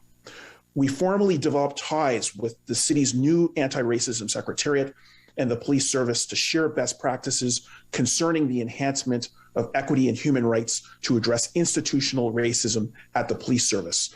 And we worked with board colleagues at the board on its policy and governance committee to monitor the implementation of the police service's equity, diversity, and inclusion plan. In the course of this crisis, we fully exercised our responsibilities in the most serious way as defined by the Police Services Act and fully exercised those duties in terms of oversight. Just last night, we were asking all the hard questions that were necessary. During this crisis, we made every request for necessary resources and asked the toughest questions at regular intervals, both in camera and publicly, as a collective to pursue the rapid conclusion of this illegal occupation. As we know, the Police Services Board by law cannot and does not direct or interfere with operational matters of the police service in order to ensure that the police have independence from political influence when enforcing the law. We've all seen our email boxes explode with people telling us how to undertake tactics. We don't serve that role in a democracy. Responsibilities for operational matters are ultimately under the full authority of the Chief of Police. These constraints made for understandable frustration in the community. Everybody's frustrated in this situation. But the reality, with one of my former colleagues at this board, he did note that the police governance model is set up for failure in Ontario. And I think that this is really demonstrating that. This incident has really brought this challenge around police governance to the surface. Since the mayor has a different vision of police governance in this city, I will be tendering my resignation forthwith. Thank you, Mr. Mayor. Great. Thank you very much, Councillor, and thank you for your service. Councillor Menard, please. Well, there you have it, Mayor. You just saw Ralston King resign from the police board because of your actions and your club's actions here. You've been writing articles in community newspapers about the city's anti-racism strategy. And you've referenced Councillor King in there repeatedly, article after article. And now this last second intervention by you, which most members of council that you've systematically guided since the beginning of this term, we're not aware of. So really what you're doing here is blowing up the police board in order to insert your own people that'll be loyal to you like you've been doing all term on every other committee. So I've got some questions because I also see a story about an interim chief being hired, and I want to make sure that the facts are on the table. So did the OPSB have the authority to appoint an interim chief during this crisis? If I can, as the chair of the board, I'd like to answer that question because I think it is best directed to me. I feel a need to explain the structure of the Ottawa Police Services Board.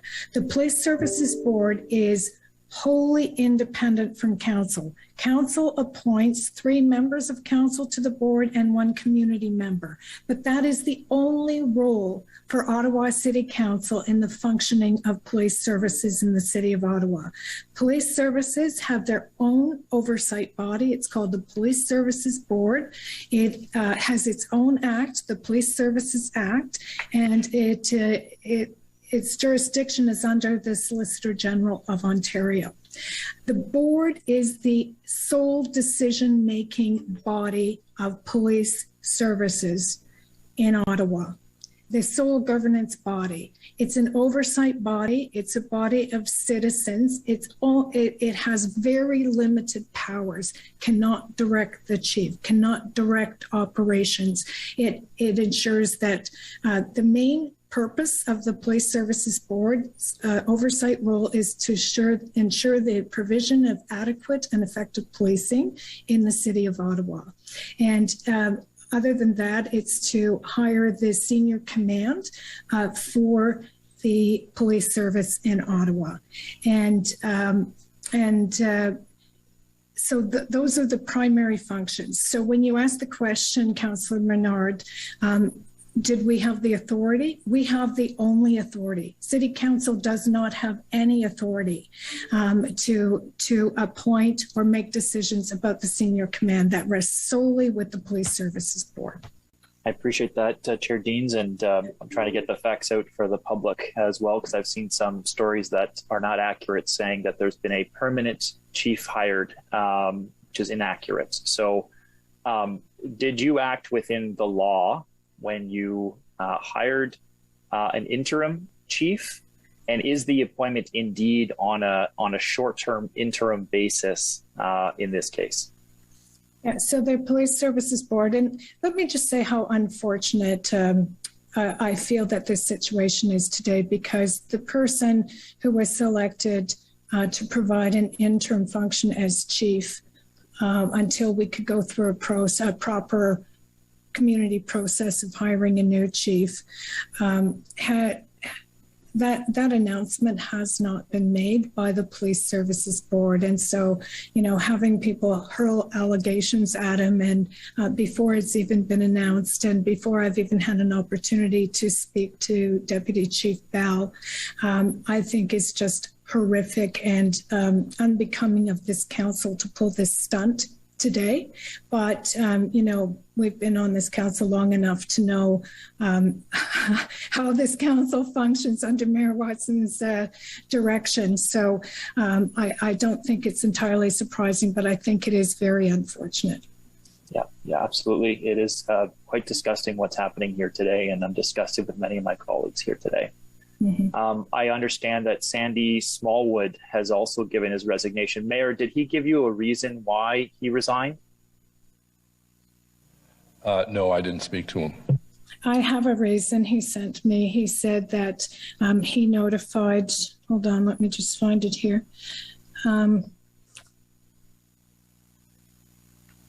Just one second, I'll just open it up. Mr. Mayor? He said, Mayor, it's City Clerk. Yep, go ahead. I would just like to ensure that if anything is read from other people, that they have provided their consent, that council share these types of information and whatever the correspondence may say. I just want to state that. Okay, well, he said he has told the media that he resigned because Eli El-Shantiri trashed the Police Services Board. Okay, and the proposal in front of us right now is to appoint Councillor El-Shantiri as the new chair of the police board, as well as Councillor Harder to replace Councillor Meehan. I'm just wondering why that decision is being made, Mayor, or to the mover of the motion. What is it that Councillor Harder can bring to the position that you think is so important to replace a person who's been asking tough questions at the police board, like Caroline Meehan or like Ralston King? Councillor Moffat, your motion, do you want to raise Councillor Harder's experience? I believe it's on page 2 of the document. Yeah, to be clear, the last thing I want to do is replace Ralston King. So it's happening. So well, that's not my choice. Let's be fair. That's not my choice. We just it's happening because it's your motion. That's why it's happening. Sure. So when it comes to Councillor Harder, she's already been on the Police Services Board. We're looking for stability in the interim, and then circulating interest for being on the Police Services Board for the remainder of the term. Councillor Harder has maybe the second most seniority on this council when it comes to service on the Police Services Board. So at this point, that's what That's what went into the decision, and that's what I feel makes sense. And that's why it's in the motion. Okay. Thank you for that. I don't think respectfully that is enough of a reason to replace this member. So I respectfully disagree that I'm shocked this is happening at this point, given the amount of people you're replacing here. And I think that they're being thrown under the bus for very political reasons. And it's unfortunate that's the case.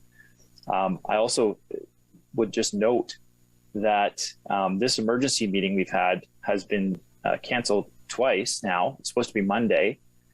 And now we've got, the entire board almost resigning. Certainly all of council's appointments. The provincial appointments would remain, as I understand, although maybe they'll resign too, given what's happening here today. So I'll probably get back on the list, Mayor, but very disgusted in your actions today. Councillor McKenney, please.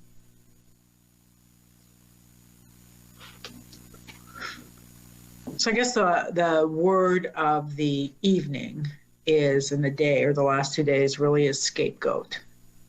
And what we've scapegoated now is the first Black police chief in the city of Ottawa, only the second woman to ever chair Police Services Board. And I believe the first one, Marion Dewar, was also tossed from chair as Police Services Board. So we have a long history of misogyny, city of Ottawa, and racism. And now what we have is our colleague, Councillor King, who has resigned, and all the mayor could say is thank you and move on. The gross negligence of what has happened in this city, the negligence that has put people's lives at risk, and especially this coming weekend and moving forward, because there is no clear plan anymore. I think it's shocking that, anyone would suggest we need a few days or a week to, pull ourselves together. You obviously have not been down there. You obviously do not live down in Centertown. The negligence goes far beyond any, it's us as a city council. Police Services Board, perhaps. Federal government, huge. Provincial government, huge. We all share in it. But what's happening tonight, this motion that we are debating tonight, is political. It is a power grab by this mayor, because why else would we be appointing Councillor Eli El-Shantiri, who I'll remind you, went to the wedding of a former chief of police at one point. A little conflict of interest there, but we're not going to Google that tonight, are we? And Councillor Harder, who we had to let go from Planning Committee and all of our other committees because our Integrity Commissioner found her negligent of the Code of Conflict. What is the matter with us? Why, if this is not a political move, then why not an urban councillor? This is happening in our downtown. This is happening, not in your wards, in mine. And Matt Fleury's and some of the other urban councillors are feeling some of the effects, but it is happening to my residents. So if this is not a power grab, then why not an urban councillor? Why another rural and suburban councillor? And I'll tell you this, in the middle of a crisis, here we are Wednesday night at 7:30. You don't care. You do not care, Mayor, because this meeting would have happened Monday so that we could get answers in time for people to know what they need to do to prepare for the weekend. Because every weekend gets more and more dangerous for people who live on Lisgar and Metcalfe and Cooper and Queen and Bay. Every hour matters. But here we are Wednesday night because you wanted to see if your failed attempt to deal with illegal occupiers was going to work. Well, it didn't work. And it was illegal. And now they're like stuck up on Wellington. We had a 21-year-old who knows more than we do, went out and got an injunction against horns. Honestly, you know, this is I can't even begin to look at where we have failed one residential neighborhood. Public health. When the floods happened, when the tornado happened, they went out. Respite centers. They went out. Wellness checks. I'll finish. I will finish. You'll cut off my mic, but I will finish. Wellness checks. Respite centers. Nothing has happened here. I have not had a phone call from the chair of the Board of Health, medical officer of health, the city manager, the general manager of emergency and protective services. The mayor was only like shamed into meeting with me once, and Councillor Fleury. Not one phone call from any of you. You do not care about the residents of the downtown. Don't call me and don't send me messages anymore asking if you can come and help me to respond to emails. It's not what I need. I need stability in this city today. I need it to be stable. And getting rid of half of the board of the police services is not stability. It is not what we need today. There will be time. There will be a postmortem and we'll all answer to it. There will be an inquiry and we'll all answer to it. Did we ask? I will too. I will too. Did I ask the right questions? Did I do enough for the people who elected me to keep them safe? We will all ask for that. We will all answer to that. But now this is because you don't actually care. If you cared about the people living on Kent Street, if you cared about the people living on Bay, living on Lion, living on Queen, we would not be having this conversation tonight. Instead, at 7:32 now, we would be asking our police, we would be asking our emergency response, we would be asking our city manager and our mayor, what is the plan for the weekend? What is the plan so that more people don't come back into this city and that it doesn't cause the mayhem and chaos and harassment and violence that the last 2 weekends have caused? You don't actually care, or we would not be having this conversation right now. Councillor King, I am sorry. I am sorry that you were dismissed. And Mayor Watson, I have lost all confidence in you as a mayor of the city of Ottawa. Thank you. Councillor Meehan, please.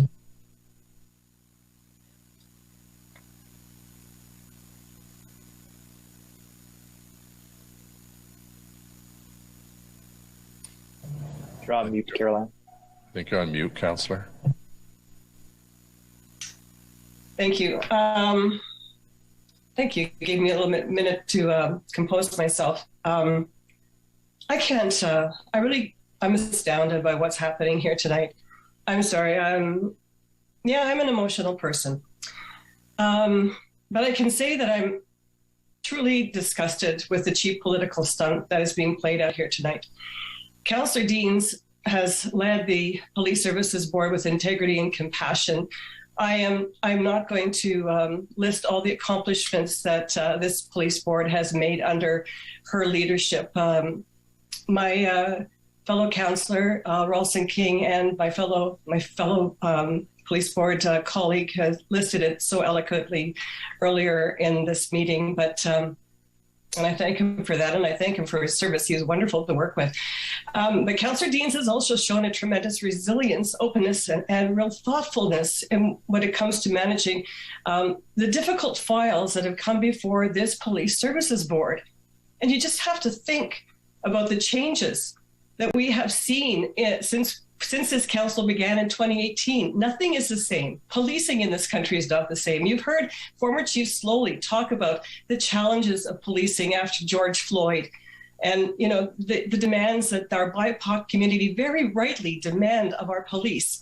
we've had some tough files to deal with, and I think we have dealt with them bravely and openly, and we've done them with legal advice, and we've made some real accomplishments. And I want people to remember that. I think I can say without a shred of a doubt that the board as a whole carried out its responsibilities and duties under the Police Services Act. I know that I'm going to be able to look back at so many of the decisions that we've made and know that we made the best decisions that we absolutely could. Maybe they're the wrong, but time will tell. Now that the mayor, you, Jim Watson, are using the Police Services Act that we have followed in each step of our dealings with this occupation as a means to remove Councillor Deans and myself from the Police Service Board just because you want more control over the decisions that are made and you want to punish us is despicable, quite frankly. It's despicable.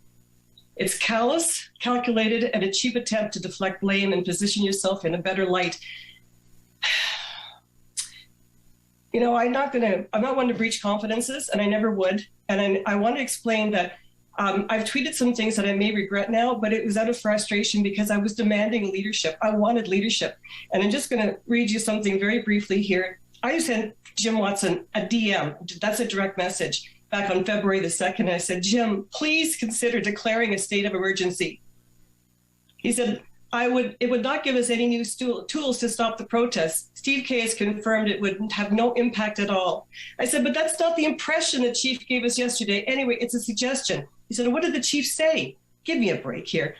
He says, at every press conference I've given since day one, I've done 24 interviews in the last 2 days. I know this is frustrating. That's not leadership. 4 days afterward, he just decides to declare leadership.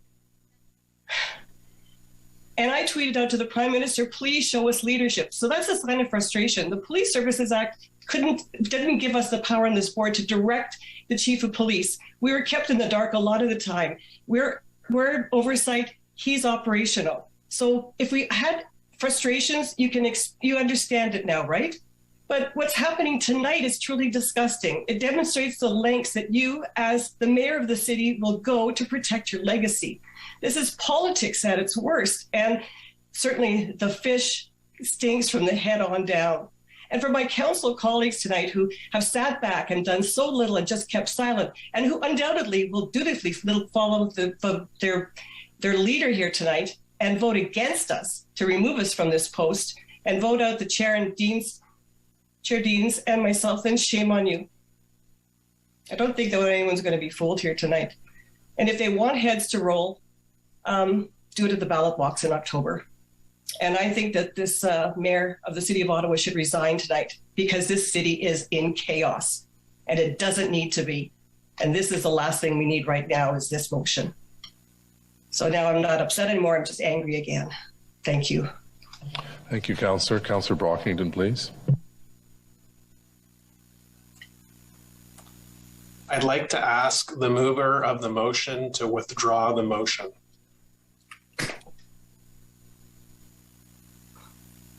I acknowledge your request and I will not remove the motion. I will be voting against the motion. I do have a question for either the city clerk or the solicitor, and that is, what happens if the provincial appointments to the Police Services Board tender their resignation? Can the Police Services Board continue to function? Do you need a minimum number of board members to serve on the board? What happens if that happens tonight or tomorrow?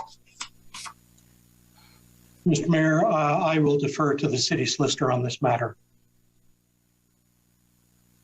Mr. Mayor, under the Police Services Act, in the event that there is a vacancy amongst any of the members that are appointed by the province is required to move expeditiously and appoint a replacement forthwith. In order for the Police Services Board to function, does it require a minimum number of members to serve? Mr. Mayor, the police board has in the past operated with fewer than the 7 members that form its entire complement. In the ordinary course, it would function based on a quorum, so that would be 4. Which, and appreciating that, given the amendments to the act, the majority of members of the board are appointed by the municipal council. Fair enough, but we did have Councillor King tender his resignation tonight, and if other members resign overnight, then there might be a period of time where there is not a quorum of the Police Services Board to function. So there is a significant risk here in that. May I have some information on how the citizen commissioner vacancy process was filled? The Commissioner Smallwood resigned today. We have a name already being put forward. How was that name selected, and what type of process or other names were considered for that appointment? Suzanne Valaket is one of the most recent public appointees. She was a public appointee from the province. That their term was up at the end of the last term of council, and I think shortly after last term of council, and they got replaced by the current provincial government and their appointees. Suzanne Valaket at the time had actually reached out to me and requested that they were interested in staying on the Police Services Board at that time, and was not interested in being replaced on the board. Unfortunately, they were, but they do have an interest to continue to serve again on the Police Services Board. And it's given it's the most recent public appointee that has stepped down, it's a logical choice to replace Mr. Smallwood. Isn't it up to the province? I appreciate that information. No, because it's our appointee. I appreciate that information. Thank you. I can't add too much more than what my colleagues have said, both in camera and now in public. It's 100% politics. Our very first meeting as a council at our organization meeting, when we saw who was being appointed to which positions, knew this was about building a coalition. We saw that from day one, and that's carried forward throughout the entire term of office. And this is about building that insulated coalition of like-minded people who vote the way they're told and carry votes. And that's how you get the mayor's agenda passed. We've seen that from day one, and that's always been that way. And the reason why Councillor Deans, through her extreme leadership and experience on council, was appointed to this position despite her significant interest in maintaining her role on the Community and Protective Services Committee, was to get her off FEDCO, because she would continue to ask questions about the LRT. That's why she was appointed to the Police Services Board, because it would get her off FEDCO. We know that. That was said 3.5 years ago. To Councillors Deans and Meehan and King, thank you. I simply want to say thank you for your service and leadership. I hope this motion does not pass. Councillor King, I hope you reconsider. Your contributions have been valuable as well. Perhaps your term has not been as long as our colleagues, but the genuine attempts to reform the Ottawa Police Service have come this term of council because of the leadership that we've seen from our colleagues. And I want to thank you, and I also want to acknowledge that publicly. And we can't get there unless we have the right people on our commissions and on our boards and on our committees who are going to do the really hard work. Heaven knows we have other commissions at the City of Ottawa where the trains have come off the track, if I can use that pun, and we never had a conversation about leadership when we should have had a conversation about leadership. I will not be supporting this motion. Thank you. Thank you, Councillor. Councillor Kavanaugh, please. Thank you. I too will not be supporting this motion, and I want to give my thanks to those who have been working so hard these last few weeks on the police board, to Councillors Dean and Meehan and King. I think it's ironic that you put together a motion that even mentions Councillor King, and he will be key to those efforts, given his role as council liaison on anti-racism and ethnocultural relations initiatives. You were banking on that, and I guess he disappointed you. I think that should be taken right out of your motion, first of all, because it's an embarrassment. I'm very concerned about that. And I appreciate his work. It's been tough. I just have to say that everyone out there who's watching is really wanting to watch on what's going on over the streets, and they want this cleared up. And they're seeing us moving ships, the deck chairs on a Titanic. That's how it looks. We look bad by changing. It looks like we had no faith in the people that were there, and they were working hard. It was very hard on everyone to see the chief leave, and no doubt tactical errors were made in terms of not understanding this convoy. Let's get back to the convoy. That's what this is all about. This is what's caused all the tension, and here we are looking at this and messing around with it, and we're talking about wanting stability. I heard comments that we have to stick with our brass and have stability, and here we are changing things around when people have worked so hard and shown so much competence. So I think it's a big mistake, and I want to know if it's related to the resignation of the former chief, or is it related to the interim hiring of a police chief? Which one is it that you're focusing on?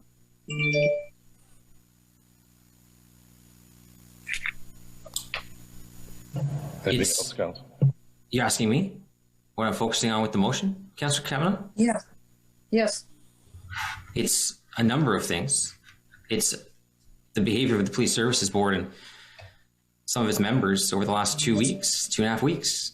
It's a number of things. I mean, I could get into it, but ultimately, Police Services Board members are to act in accordance with a code of conduct. And I feel that has not occurred. I feel the public has lost confidence in the actions of the Police Services Board and the ability to lead. I feel one of the caveats of the code of conduct is specifically that the board members shall uphold the letter and spirit of the code of conduct set in this regulation and shall discharge their duties in a manner that will inspire public confidence in the abilities and integrity of the board. I don't feel they've done that. At least I personally feel they haven't done that. I'm moving this motion because I've lost confidence in these members of this board. Why isn't there an investigation by the Integrity Commissioner if that's the way you feel? We can certainly put that forward after tonight. I clearly don't agree. I've seen a pretty rough time here, and it's unprecedented. We all know that. But we were ill-prepared in terms of a police force, and we're hoping this will end still. We're still in the middle of it. It's day 20, and looks like day 21's coming up and beyond. Anyway, I obviously disagree with you, and it sounds to me the way you're saying it is that this is your personal opinion. That's what you pretty well said, and I'm sorry it's coming forward as a motion. Well, as a representative on this council, I was ill-prepared to learn of decisions made in camera while they were being made in camera in the media. During this meeting, learning of decisions made by this Police Services Board unilaterally in the media. We should not be kept in the dark as members of council. I hear that all the time. In fact, that happens to me all the time. So join the club of those who are not in the know and find out through the media something that's going to happen. Okay, thank you. Councillor Dudas, please. We are 20 days into an occupation of our city. We have heard loud and clear from the public, from all areas of our city, that they have lost trust in the police service, that their confidence in their ability to act has not just been eroded, but it is gone. We've seen our chief resign, a chief who is lauded as coming in to change the dynamics and the culture of a police force that really does need to have that happen. We saw him resign. And then within a very, very short period of time, hours, we're now learning about an offer and the acceptance of a new chief. with absolutely no conversation or consultation or even a heads up. I don't know who this person is, and I don't know, maybe it's going to be a great person, but I can only imagine what that does to the morale of those who are actually serving on our front lines right now, or those who are in the acting role at the moment. And anyone who says that doesn't sideline them is sorely mistaken, because absolutely it does. So when I think about hearing, and I'm hearing in the media this morning, the chair speak about how, the quote was that we're not going to appoint a new chief until the next term of council. And then I'm hearing in the media that something is already, a deal's been made, it's been, signed, sealed, and delivered. Like, this does not convince me. It doesn't give me any confidence, and it doesn't give the public any confidence that decisions are being made that are not frantic or not being done on the fly. And this has nothing to do, for me, this has nothing to do with the past history and the good work of the past chief or the board. Phenomenal things have been accomplished under Chair Deans, with Councillor Meehan, Councillor King, and all of the board members. That is not being disputed. What we are facing right now is an unprecedented siege of the city of Ottawa. We have become an international laughingstock. We have destroyed our tourism in terms of what people feel is a safe, our nation's capital being safe to come to. And there's no end in sight. So now I say to you, this is not about personalities. This is not about politics. And I disagree with anybody who's going to say that otherwise, because I can't imagine any of my colleagues or anyone coming in and saying, yes, I want to be the new chair of the board. I want to clean up the mess that has been made. That sounds like a good way to spend my next couple of weeks, hopefully. What we need is action. What we need is a change of leadership in all of the key positions to make sure that the police are doing their jobs. Our residents deserve nothing less.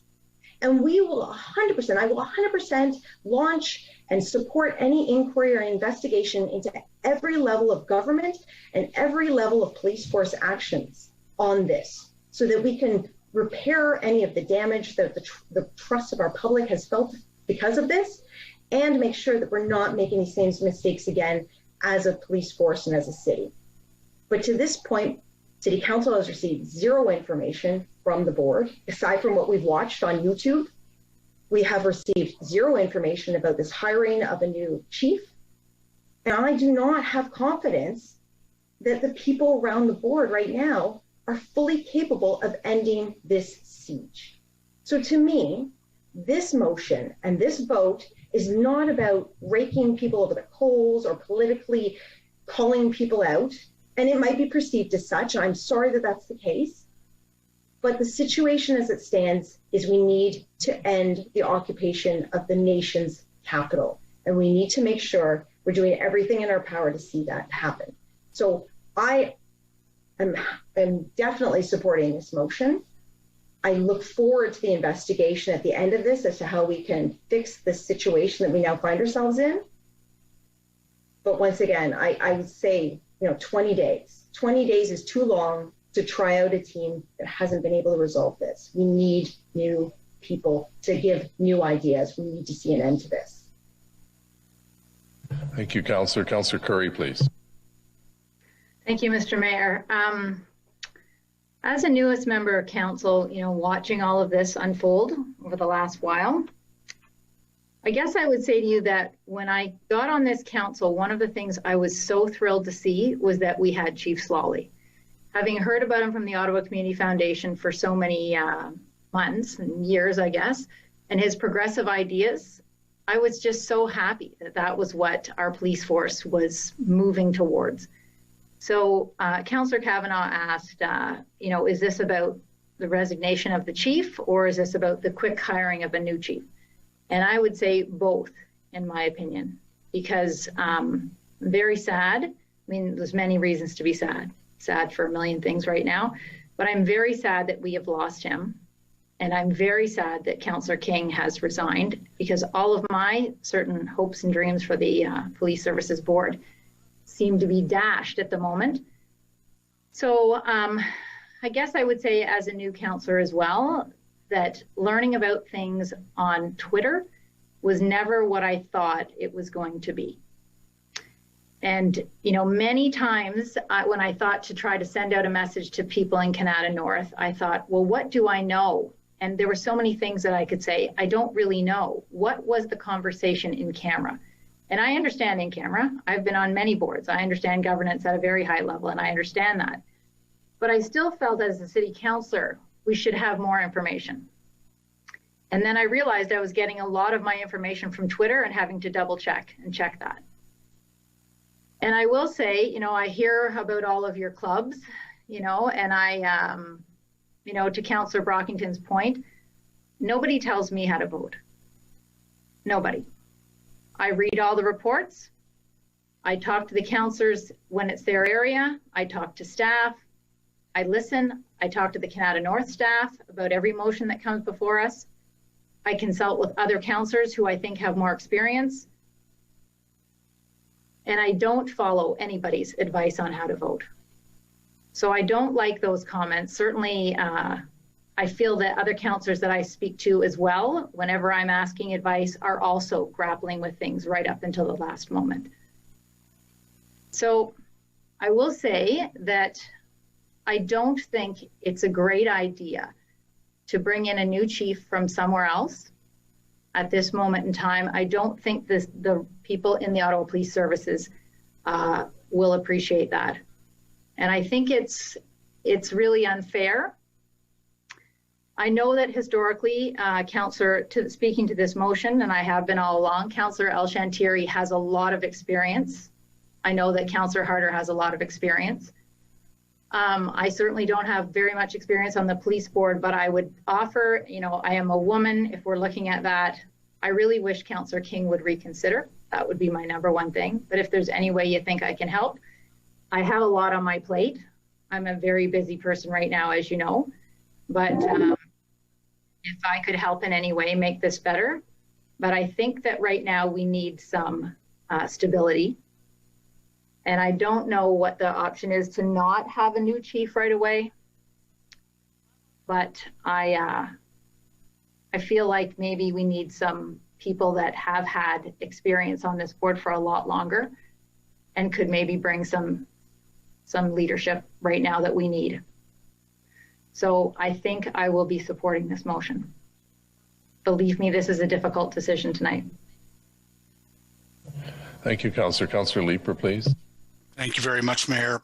I have no doubt that this motion is coming from your office, Mr. Mayor, and it is entirely political. And I share the frustration of the councillors around this table, for whom the last thing we want to be doing is hashing out council fractures and having squabbles, when I'm looking on social media and I'm seeing the hill become harder by the day. This is not what our residents elected us to be doing. I do want to focus on one of the whereas clauses that are in the motion. Whereas to date, the Ottawa Police Service Board has also not been effective to date in their oversight function. And I think that's probably one of the key reasons why some members of council would like to replace our nominees to the Police Services Board. I don't have any reason to believe that the Police Services Board has failed in its oversight. I believe that they have been making the efforts that are available to them under the Act to try to get the police to act and to restore order to this city. And Mr. Mayor, earlier I asked Chief Bell whether you've been in briefings with him, whether you've had the opportunity to weigh in. And Mr. Mayor, I heard yes. You've had the opportunity to speak directly with Chief Slowly and with Chief Bell about the direction in which this occupation is heading. You've had the opportunity to negotiate your own deals with occupation organizers. You've had the opportunity to collaborate with the councillor who is most affected in all this, but haven't. I didn't sign up to be a part of a party on a municipal council. When I first ran for office, I was looking forward to being one of 23 independent councillors, collaborating with one another, the tension of trying to come up with common solutions. And the last 7 years have been extraordinarily frustrating on that front. Tonight, we should all look in the mirror and look at our own failings, because we have all failed in one way or another. But Mayor, if your motion is going to pick out the Police Services Board for particular failings, I would ask you to look in the mirror. This isn't a good time to be scapegoating people. We've lost a chief of police. I'm going to ask the mover of the motion again to please withdraw this. We have a second item on the agenda, which is the items that are within City Council's purview to work on. I have a motion coming forward to see if we can make sure that staff have the permission they need in order to accomplish road closures, to keep our city from being flooded by more occupiers this weekend. I'd like to get to that business, because this is theater and this is politics, and it's not what I signed up for. I will leave it there, Mayor. I will not withdraw the motion. You have the floor. Call the vote if you want to. I would like to hear, I know that there are some speakers from whom I would still like to hear. Okay, thank you. Thank you, Mayor. Please. Merci, Monsieur le Maire. Thank you very much. And, you know, my colleagues have called this a political, we're in a political environment, in a political year, in an election year. But it is governance. It is governance, and it is putting in place, restabilizing a structure to solve the current occupation, to provide the governance for our police service to solve the current occupation. And many have commented on the current chair of the Ottawa Police Services Board hiring an outsider to do that, and the judgment behind that. And she had information and she acted. And my colleagues have commented on it. And that's just where I am with respect to the current conversation. But that being said, Mr. Mayor, and I don't know if this would be a friendly amendment to the mover of the motion or a separate motion, but I would ask the mover of the motion if I could add item in the first, therefore be it resolved, add item number 4, and it would read as this: Kathy Curran. Could we ask that it be put on the screen just because you're referencing it? Well, if you could look at the current motion, and I have not written it out, but look at the current motion, adding in the therefore be it resolved, item number 4, Kathy Curry, comma, replacing Ralston King, who has resigned. So, Councillor Moffat, is that a friendly amendment? Well, disappointingly, I mean, Can we not look for an urban councillor? Like, is that like so beyond everybody's imagination here? I don't know. Just think inside the Greenbelt. I don't know. I'll send you a map. How's that? 50% of the population there. Pathetic amendment. Mr. Mayor. So, and if Councillor Moffat, if that is not a friendly amendment, I am prepared to move an amendment. No, it's not unfriendly. I just rather not have to deal with this. But no, it's. But the reality is, our colleague Councillor King has advised us this evening. And is that any chance? Just to be clear, is that formal? Is that that's official? That the clerk's office needs nothing formal right now from Councillor King aside from his comment already that he's resigning? Just don't want to put forward a motion before the person's even officially off the board. Yeah, could he reconsider? Point of order, Mr. Mayor. I have submitted my formal resignation from the Police Services Board to David White, the Police Services Board solicitor. All right, I have to accept that with the reluctance. I would have accepted Chief Slowly's resignation. As a result, it is friendly. Thanks. Okay. Thank you. So just to reiterate, item number 4, Kathy Curry, replacing Ralston King, who has resigned. Thank you, Councillor Moffat. Anything else, Councillor? No, thank you. Councillor Menard, please. Yeah, I'm on my second time speaking, Mayor, so you may want to go through the list. People haven't spoken first, so I can go back on my second time. Okay, thank you for that. Councillor Eglai. Yeah, I'm just a couple of things. Just want to follow up. I posed to David White the question about access to in-camera briefings for council members at the board, and he was going to look into it and get back. And I'm wondering if he's able to share that with us now.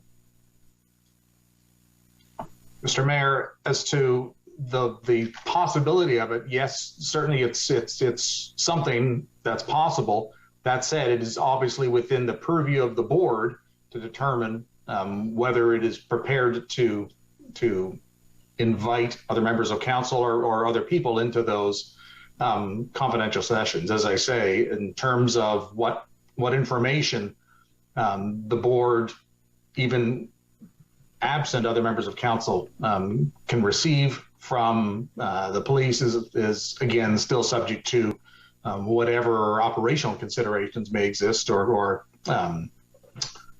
planning from a law enforcement perspective. No, I appreciate that, and I guess what I'm saying is I don't know how this is all going to end, but I would hope whoever ends up on the board, chair or otherwise, that they give this request serious consideration, because while councillors are not on the board, councillors do not direct the police.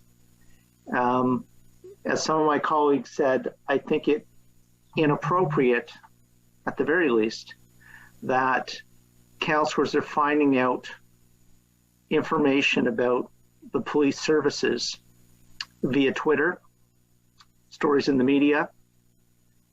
We do have a stake in this. They're all of our residents. It's the Ottawa police force, even if it doesn't answer directly to council. And so it's just my plea that whoever, at the end of this vote, whoever ends up sitting on the board, whoever ends up being the chair, that door is opened, especially during these times, so that we're able to correspond with our residents. We're able to provide assistance as we can to the board. The more information we have, the better off everybody will be, I think. So I'll just leave that there. And again, I don't know how this is going to end. It's been an unfortunate evening for all of us around this table. And things have been said that I think a lot of people would probably want to take back if they could on all sides of the table. And so that's unfortunate. And I don't, as to say, I don't know how the vote's going to end at the end of the day, but whoever it is, in an effort to make things better, to make things more cohesive and collaborative in terms of how we deal with this, if they would open that door and consider providing more information in a more timely way to councillors, so we're better prepared, better able to assist, I would certainly appreciate it, and I think a lot of the other people around the table would as well. Okay, thank you, Councillor. Councillor Curry has indicated that she would be willing to take her name off in place of someone from the Urban Caucus. So is there anyone from the Urban Caucus that would like to sit on the Police Services Board? Mayor, when the positions on boards were originally canvassed, I had indicated my interest in serving on the Police Services Board. I believe that a lot of the work that it's doing is germane to some of the issues that have rocked Kitchissippi Ward, particularly in the past few years. And I would put my name forward. Okay. Is there anyone else? So Councillor, I guess it would be Councillor Moffat, if you would consider absolutely amendment to have Councillor Leeper replace Councillor Curry. 100%. I am happy to withdraw my friendly amendment. Okay, thank you. Thank you, Councillor Leeper. Next is Councillor Menard, please. No, Mayor, you're wrong again. It's Councillor Fleury who hasn't spoken yet. Right, because I see your name first here, but if you want to pass to Conseiller Fleury, s'il vous plaît. Merci, Monsieur le Maire. Moi, je connais la ville d'Ottawa comme étant une ville fière où les I know résidents... that the city of Ottawa is very proud of its city, proud of its wards. What I see, it's 20 days where everyone is very angry. And where we're left. We have questions. We've done things wrong, and we have to acknowledge that there's a lot of work ahead of us. I want to recognize Chief Slowly. He was brought in as a change agent in the organization. Obviously, he's leaving and left during a crisis. And I've heard from countless members of the force who were part of that change, who now fear within the OPS services. And that scares me. It scares me because a lot of people said things and did things and took on roles and leadership responsibility that now are left very vulnerable. Chief Bell and OPS members, please don't be confused by tonight's discussions and votes. We all agree that our laws need to be followed and that the occupation needs to end. Councillor King, you're a friend, you're a colleague. You do a lot of great work in your community, but you played a really important role on that board. You know it. The face of Ottawa has changed. And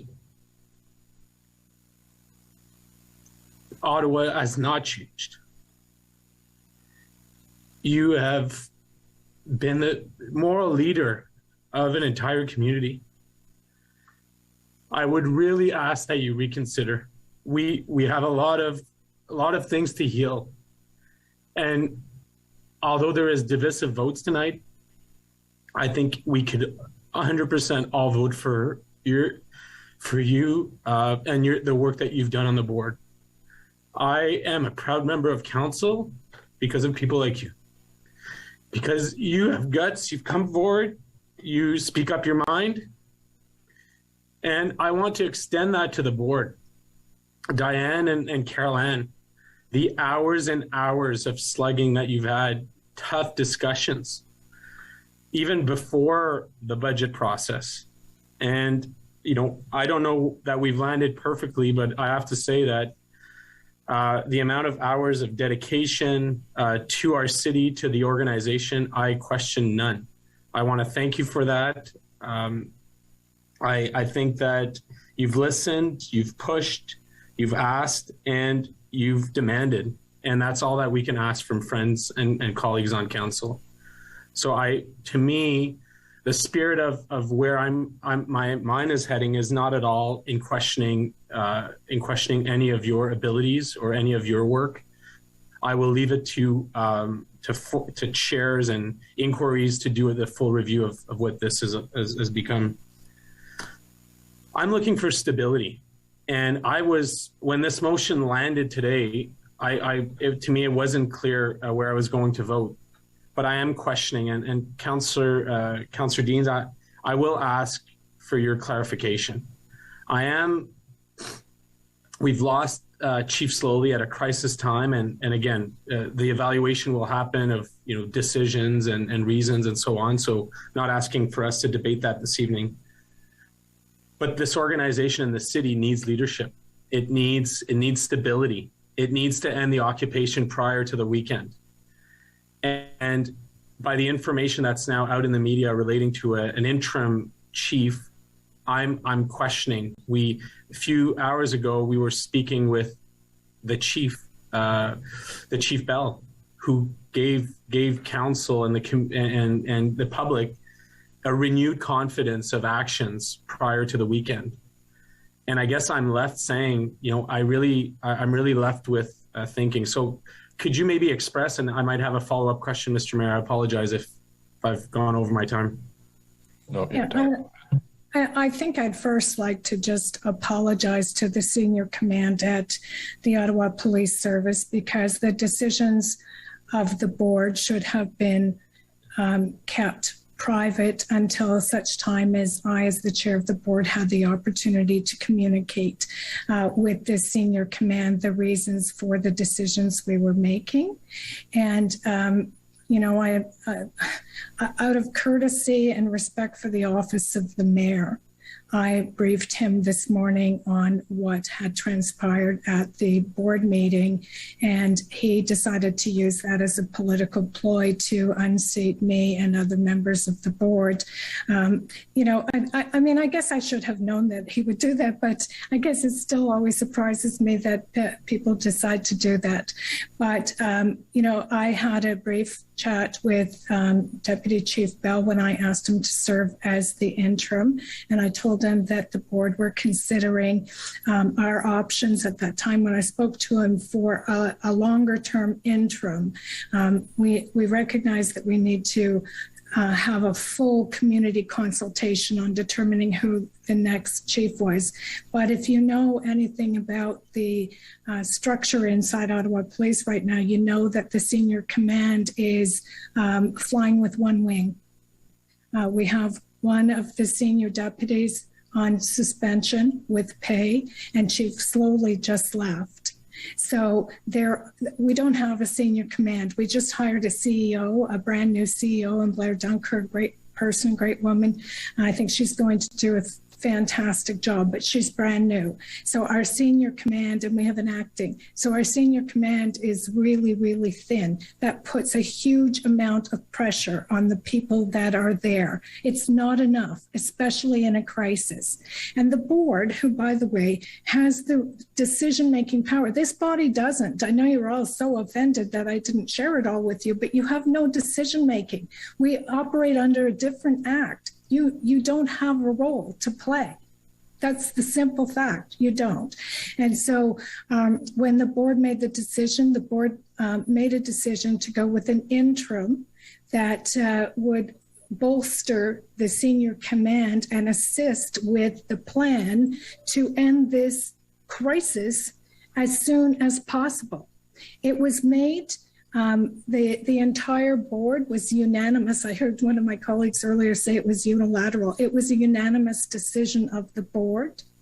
It was made in consultation with the Office of the Solicitor General, our advisor, who has said to us that he believes that it was the best decision.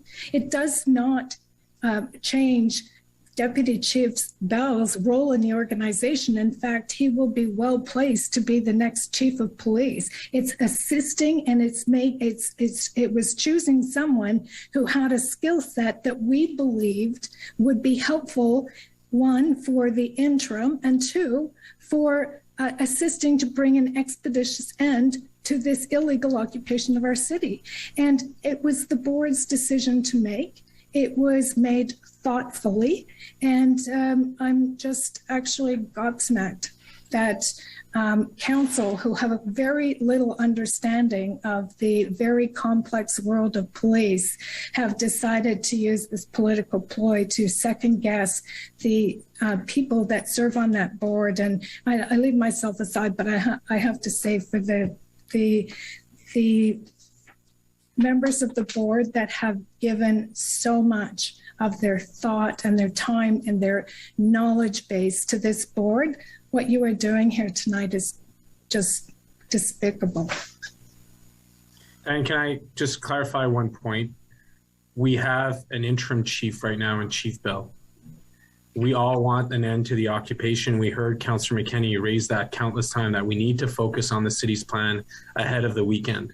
Mm-hmm. That's where my focus is. I know that, and I'm not challenging the reasons that the interim environment's you've been put into.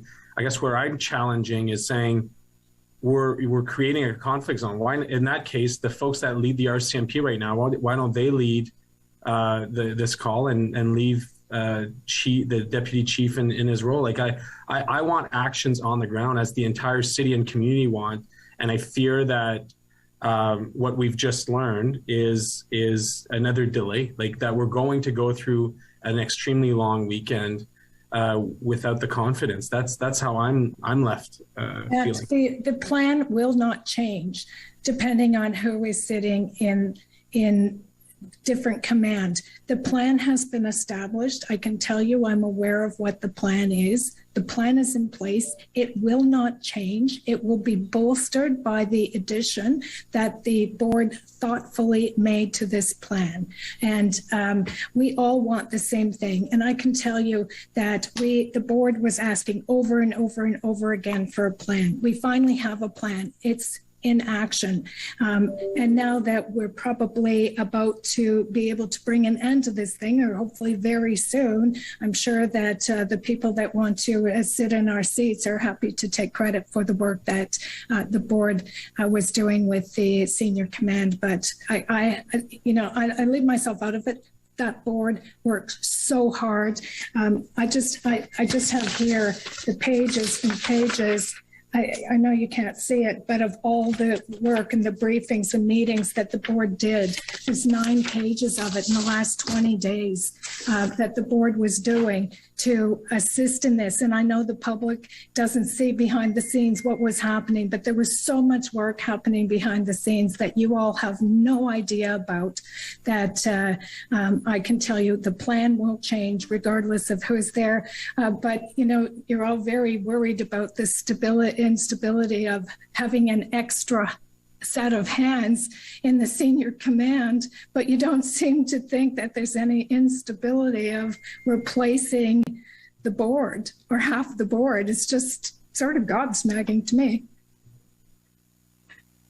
Anything else, Councillor Fleury? No, thank you, Mr. Mayor. Councillor Menard, please. Thank you. Do I get a turn? I think yes. you're next after Councillor Menard. Well, Councillor Menard offered to step aside because he's on the second round, and I haven't. You go ahead, Councillor Deans. Thanks. You can go for it. Thanks. I just want to start by exploding a few of the myths that I've heard around the table. Morale of the service, instability by bringing in a person to shore up the senior command. The senior command is flying with one wing. The senior command needs help. They're in a crisis. They need help.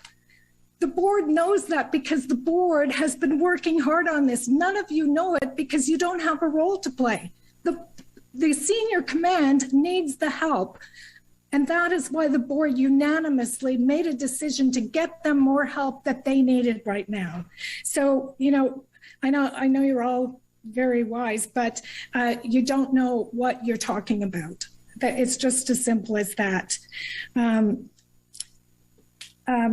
you say, one of the councillors said, should do everything in her power. Well, you're destabilizing the oversight body for Ottawa Police in the middle of the biggest crisis in this city's history. That's not doing everything to bring this to an end. That is being ridiculously political.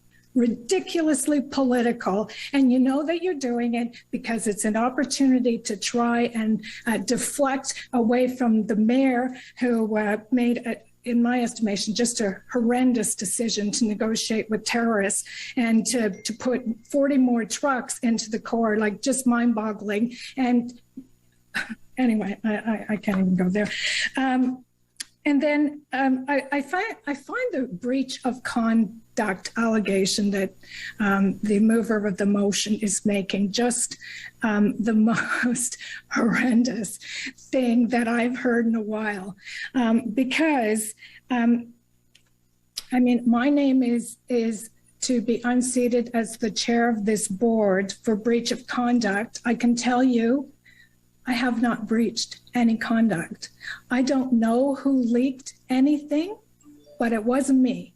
and you can do all the investigations in the world. I did not breach conduct.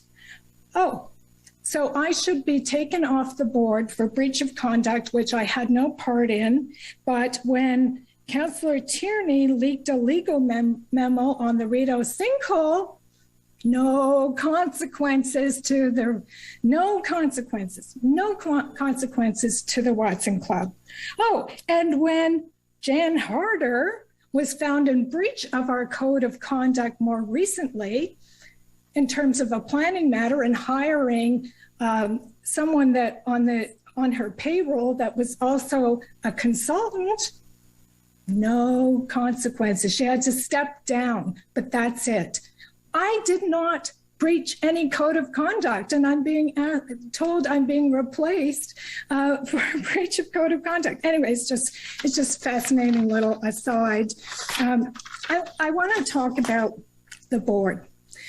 This board has worked effectively as a board for the last 3 years, and yes, we have been criticized. The board brought in the first Black chief in our history, which we are very proud of, to change the way policing is done in the city of Ottawa, because frankly, it was way back in the 1950s. It was very much a half a century back, and we decided to bring policing into the next century. And we have made a lot of enemies doing that. The Police Association, who want a law and order cop at the top and who want all the money City Council will send their way, are not happy with us. And the far left, who think we should defund police and not have a police service at all, oh, they're not happy with us either. But you know what? This board was determined to bring about progressive change to policing in the city of Ottawa. We did it thoughtfully, we did it rationally, and we did it with the best interest of the community that we serve. That's what we have done. And I am proud of every single member of the Police Services Board: Daljit Nerman, Carol Ann Meehan, Ralston King, Sandy Smallwood, Beverly Johnson. I think I might have forgotten one. There's 7 of us, but they have done an outstanding job, and they have worked so hard. And none of you know the time and effort that it takes to do the jobs that all of them do on this board. None of you know the time and effort that I have put into this. I put 30 to 40 hours a week just into the role of chairing the Police Services Board. We're also the employer. We're the employer for 1,700 people in police service. We do the labor evaluations. We do all kinds of things as an employer that you know nothing of, but it is a very time-consuming job. And I committed to doing it, and I believe that I have done that job well. And I have worked hard, and I can tell you for the last 20 days, you may not have seen the effort. You might think I haven't picked up the phone and called you often enough, but we have done a number of briefings. On the 26th of January, before those trucks even rolled into town, I set up a briefing for you, for this council. And you might think I haven't answered some of your email. Believe me, I have 10,000 emails in my box. I've been doing my best, but it has been a huge thing. I have worked 20 days. I have not had a day off. I'm not complaining. I took on this role and I want this occupation to end, and I have given it my heart and my soul with everything I have. I've worked 12 to 14 hours a day, every single day since this started. I've asked the questions. The board has asked the questions. The board has worked so hard. They have brought in the SolGen. And they've said, is there anything we haven't done? Like, we're really worried. Is there more we can do? We have pressed for resources. I've phoned multiple members of parliament and MPPs and everyone I could think of to get resources. We have worked to do the job. And yeah, I know, like, I read Twitter and I know I haven't done enough. And I'm sure there's lots of blame to go around. But I can tell you, the Solicitor General who oversees us, they told us in our briefing yesterday that this board has done an amazing job. And, you know, you worry about who we have chosen as an interim chief. Well, I can tell you that this person has an impeccable record. He has a background in policing that would be very useful to bolster the senior command. And you're going to say, oh, you didn't do a process. You did it too fast. We're in a crisis. We needed to act quickly, and the board recognized that. We put a protracted process in place for that very reason, because we recognized we needed to move expeditiously to shore up this, to get this job done, to get these damn occupiers out of our city. That is our whole focus. And for all of you armchair critics to sit there, that, you know, Councillor McKenney said that you haven't picked up the phone and called them. Well, I have. They will tell you, I have called them many times to see what I can do on the board to assist. And I have worked with the downtown councillors in an effort to make sure that they were getting what they needed. I did that. None of you did. So, you know, you want to criticize me? Go ahead and criticize me. Criticize me all day long. But we have worked in the best interest of this city. For those of you who tell me that you should have been told more about this, well, actually, no, you shouldn't. And when I asked the mayor long ago if I could, Chief Slowly and I could come to council and do briefings to council, just to increase the education level of the police service. We take 10% of the budget. And members of council should have at least a knowledge of what's happening there.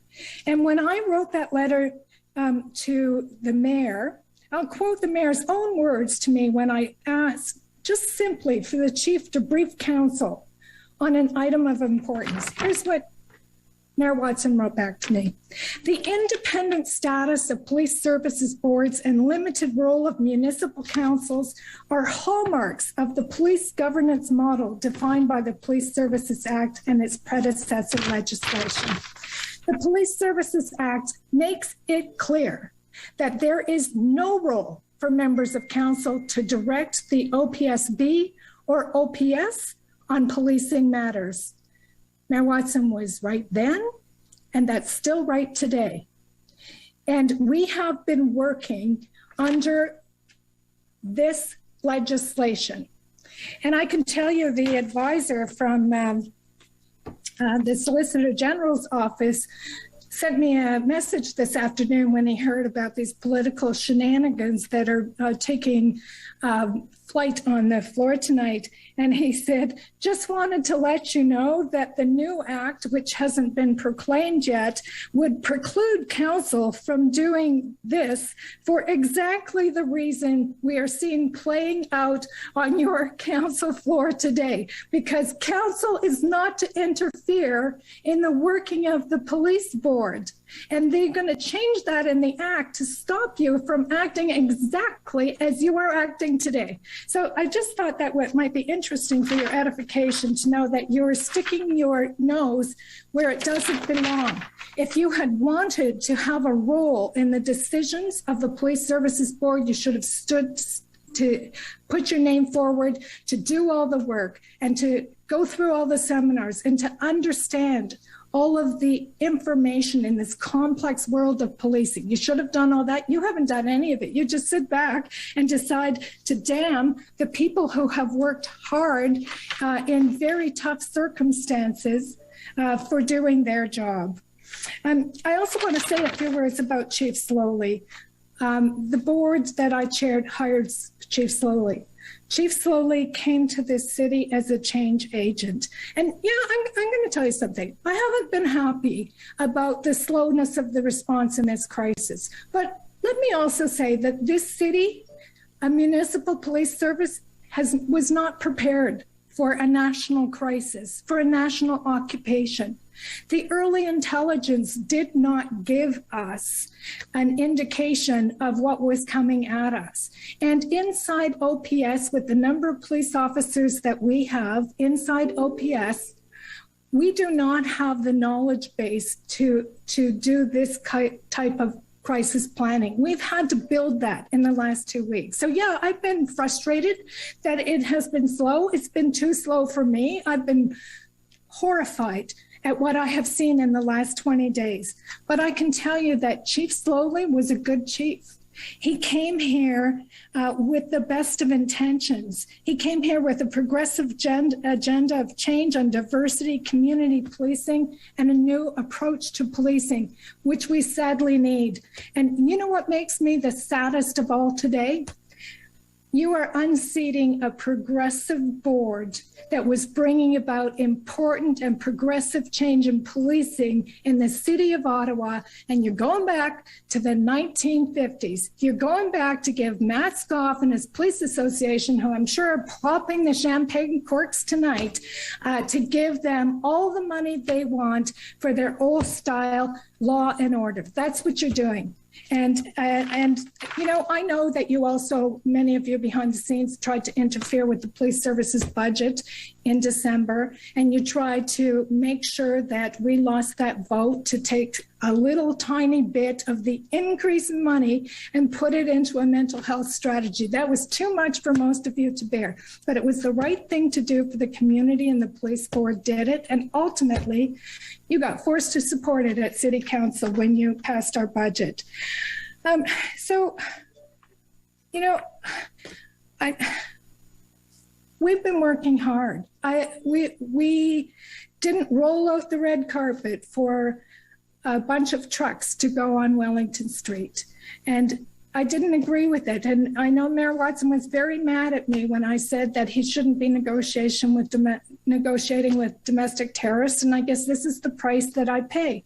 But ultimately, you get to decide who sits on your police services board. I can tell you that many of you, I mean, will be lame duck in a few months. The people that are taking out the leaders in police, you'll be lame duck, you'll be going on to your next jobs or your retirement, but you will have set the police services board and the police service in this city back years by playing politics tonight. So I don't think you should be very proud of yourselves. I think you actually, if you reflect on this, you really should be disgusted. And I think, I just, you know, I want to say to Carol Ann, who I know is very upset about this. Carol Ann has worked hard on this board, and Ralston is a very principled human being and has brought a lot to the board. And Sandy Smallwood has been an absolutely outstanding vice chair that has a knowledge second to none. And that is a huge loss. All of these people, it's a huge, huge loss. You don't know how many times we relied on Sandy Smallwood and his incredible knowledge base to help us make very tough and complex decisions. And so your actions here today, you have destabilized the police service. You have destabilized the police services board. You have played ugly, dirty politics in the middle of the biggest crisis in the city's history. And I hope every single one of you who votes with Mayor Watson on this today pays the price at the polls in October, because you surely should. Thank you. Thank you, Councillor. Councillor Kavanaugh, please.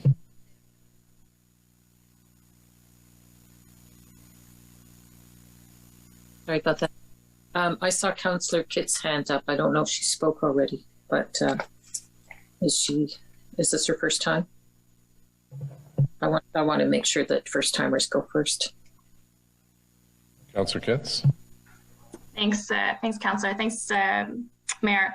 I wasn't going to speak on this because I hate it. This right now is what I hate most about this role and this council. And I think most of my colleagues know that I often push for a little bit more unity. And sometimes when we're reduced to yes or no, that doesn't show.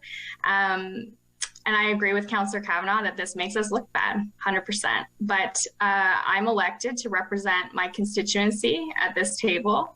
And I have had email after email calling for and phone calls, calling for action, calling for police action, calling for police board action. And to be honest, as ridiculous as it sounds, I agree with a lot of my colleagues. There have been many times throughout the last 20 days where I've felt more up to date by looking at Twitter than any communication I've received from the board. There's been very little. And that includes the resignation of our chief. It includes now learning about the hiring of a new chief. And in the midst of this chaos, my residents are looking to me for information. So this is impacting how I do my job and how I communicate with my residents. And Councillor Deans, I know that you've been working flat out. I know all the board members have. I do not expect a personal phone call every day, but a major shortcoming in our response thus far has been securing resources, coordinating the multi-jurisdictional response, communication, and through those failings, we've lost the public trust. We can't direct police, but a lot of what I just listed are governance issues, and we're not through this. We all saw Councillor McKenney on the street earlier. I think there's still time to do a better job. And I'll leave it there, but we'll add my voice to asking Councillor King to reconsider. Thank you. Thank you, Councillor. Councillor Harder, please.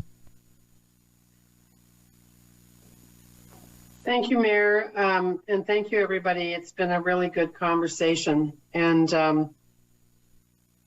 I just want to be very clear, which I was 4 years ago, well, 3.5 years ago, I guess, right before we were sworn in this term of council.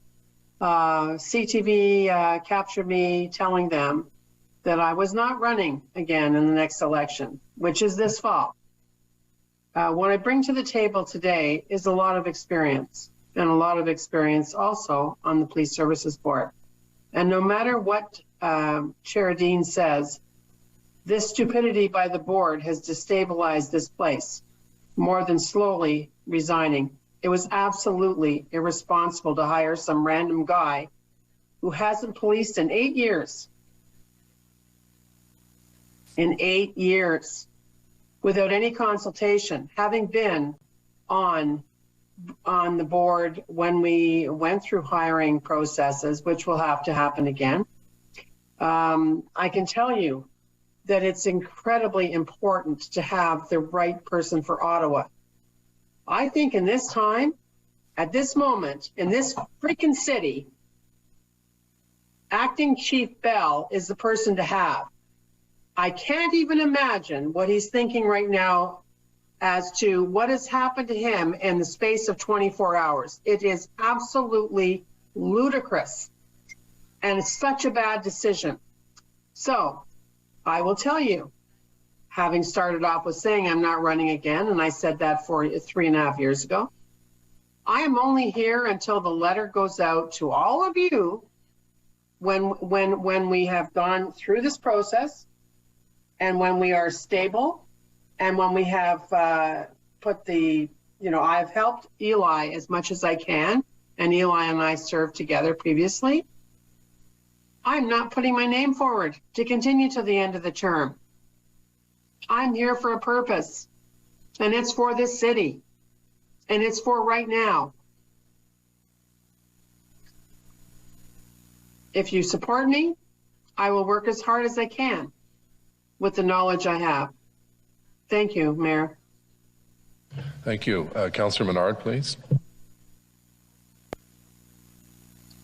Thank you. There's a reason I asked about the other motions early on in this meeting, and it's because there's actual motions that speak to the types of tools that we need right now for immediate enforcement and action for residents in the core.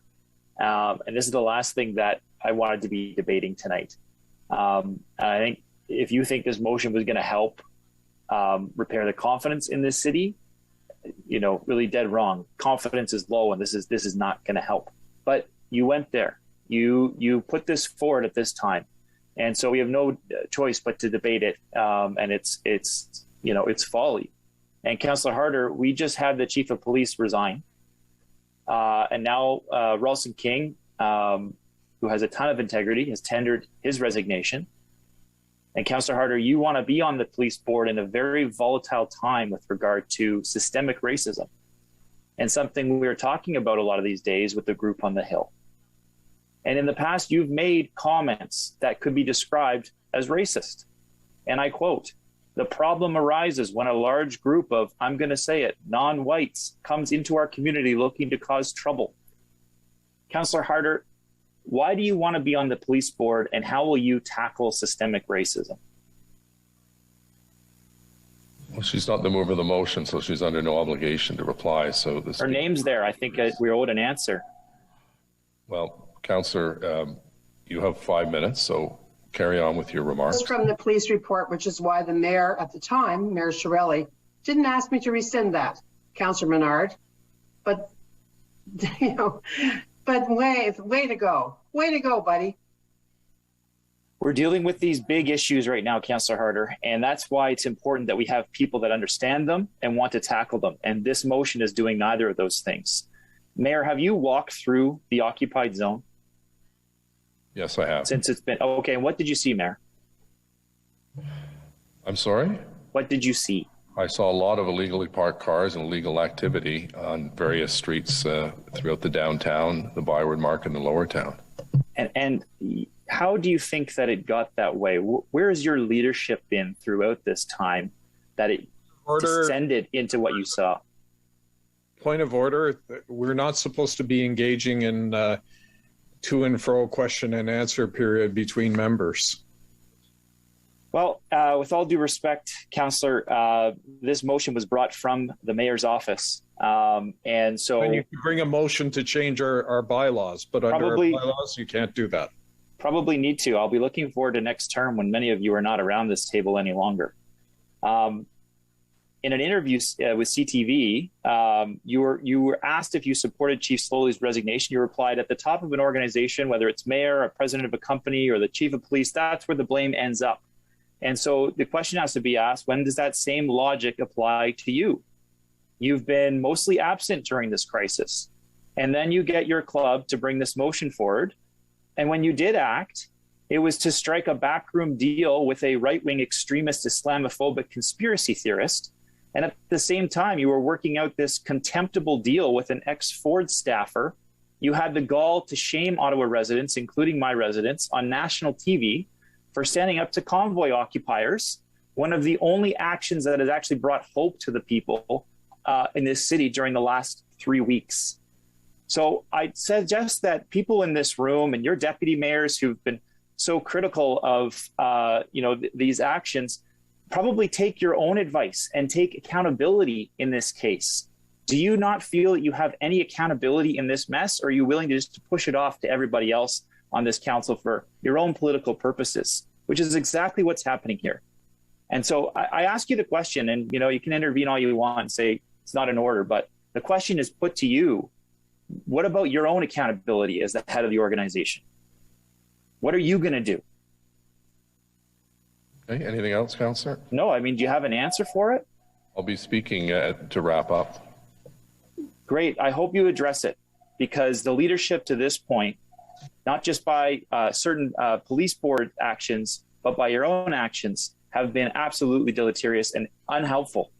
And I hope that you really do speak to the citizens of this city who deserve better, because they're not getting it tonight with this motion or the shenanigans you've been bringing. What we should be doing is probably walking in the street right now. Let's go help out, because no one else is doing it on the street, except for Councillor McKenney and Councillor Leeper, who I've seen out there.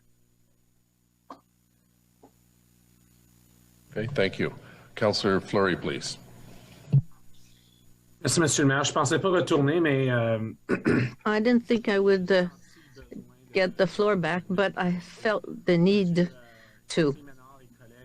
Councillor Menard and colleagues, usually we work well together, but I find that this partisanship is starting to become too much. I recognize that Councillor Leeper and Councillor McKenney deserve to be recognized. It's as if we hadn't worked like crazy in the past 20 days. I don't think it's appropriate at all. I think it's too much partisanship. And unfortunately, it will simply increase the division within the council. The mayor's team has its problem, but be careful. The other side has problems too. And if there are many of us who are in the middle of all these debates too. Councillor Deans, I must say that you're putting me ill at ease. I'm chair of community housing, and if there was a crisis there, and that Stéphane Giguère, who I hired, was retiring, was leaving, I would leave too, because Scott Ralston, Catherine, and Teresa know it. We must answer to the person that we hire. Alors, so I think you're right to talk about the political issues today, but I think it could have been a lot easier if you had said, listen, we are in a crisis. We just lost our chief of police. Some decisions were made by a council that are complex. Ask the members of council, do I have your support? Could I put something forward? I think that would be relevant. That would be appropriate. Now we've hired another white person that comes from outside of Ottawa, and we're saying, okay, we'll put an end to the occupation. No, I've lost confidence. The public has lost confidence in the institution. You are at the head of council. We can criticize everybody. Why this motion? Why that motion? I don't want to put Councillor King or me in like this in this position. It's too bad we lost Mr. Smallwood. On the other hand, you are the head of a council. There's an issue, and I don't agree that we create such instability. There's a lot now in the past a few hours with the loss of Chief Slowly. I haven't had time to talk to you about this. I just found this out. There's a new team that will be coming. The only thing that the residents want to know is when will this occupation be over and when can we go back to our daily life. The rest is all a political game, and I wish you would all leave your leadership position. The people will recognize what you've done, good and bad. I know that if something happens at Community Housing Ottawa, I'll ask the opinion of the members of Community Housing, and if somebody questions my power, I will simply resign. It's too bad we have to vote on this motion. It's put a lot of people very uncomfortable. Merci. Councillor Meehan, please. Thank you, Mr. Mayor. I'd like us to take the vote. I think that we've expended an awful lot of vocabulary here tonight on a regrettable situation. But Mayor, I asked you on February the 2nd when I direct messaged you to stand up and to be the leader that the city needs, because there's a vacuum on this in the city. We need you. We need you more than ever because we don't have a leader at this point, and the city is in crisis. You can vote me off the Police Services Board. That's fine. That's going to give me time to go downtown and help Catherine and the residents clean up down there. Can we just have this vote and get it over with and deal with the motions that people really want us to deal with? So much damage has been done. I wanted to work on a council that actually people work together, and it was clear from the get-go that this was divided. This council was divided. We're stronger if we work together. Listen, if we were in the same room, I know we would get along a heck of a lot better than we're doing in this virtual world of ours. If we had to look each other in the eye, some of the things that we're saying wouldn't be said. I know that. So let's put all the politics aside if we can tonight, and let's try to work together. We're stronger as a team. We all have special skills. Let's just use them tonight. But I'm appealing to you, Jim Watson. I've known you for 30-some years. You're an amazing man. You're above this kind of crap. Please just lead us. Put this thing to a vote, put it to bed, and let's do what's necessary to get us, our city, out of this crisis. Jim, I'm appealing to you tonight. Please, just do that. So you're calling the question then? Carried? Mr. Mayor, could we vote paragraph by paragraph, please? Sorry, I didn't quite hear that, Councillor Englund. We carried the question, so. Yeah. So we're now at the vote by Councillor Moffat and Councillor Dudas's motion. Right. Yeah, what I'm asking is that we vote paragraph by paragraph, Mr. Mayor. On every single paragraph? Yes, please. I'm just wondering, is there one that's standing out that's of concern? Because there's, I think... At this point, Mr. Mayor, I'd really like to see the motion again. There's been so many substitutions and changes, and so we'll put it up on the screen. And it's late in the day.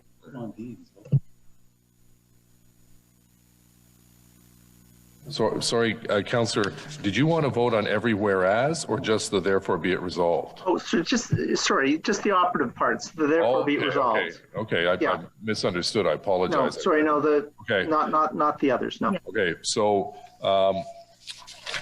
there they are. So we'll go first. Are you going to wrap up, Mayor? I thought you were going to wrap up. Well, Councillor Meehan put the question, so fortunately we're not.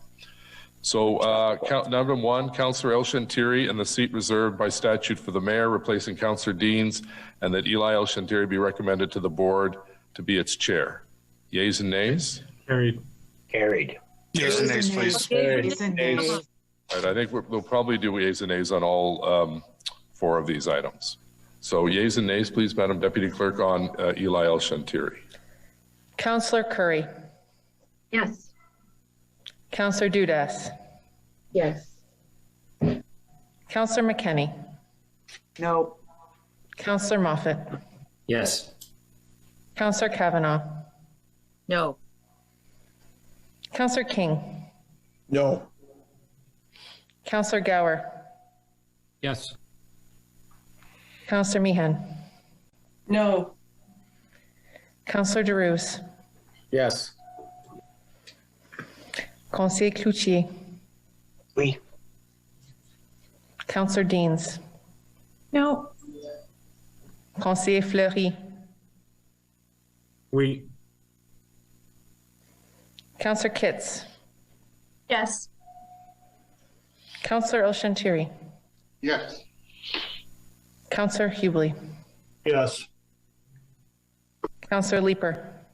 No. Councillor Harder. Yes. Councillor Tierney. Yes. Councillor Brockington. No. Councillor Shirelli. No. Councillor Menard. No. Councillor Luloff. Yes. Councillor Egloy. Yes. Mayor Watson. Yes. 15 yeas, 9 nays. Item 2 is Councillor Harder replacing Councillor Meehan.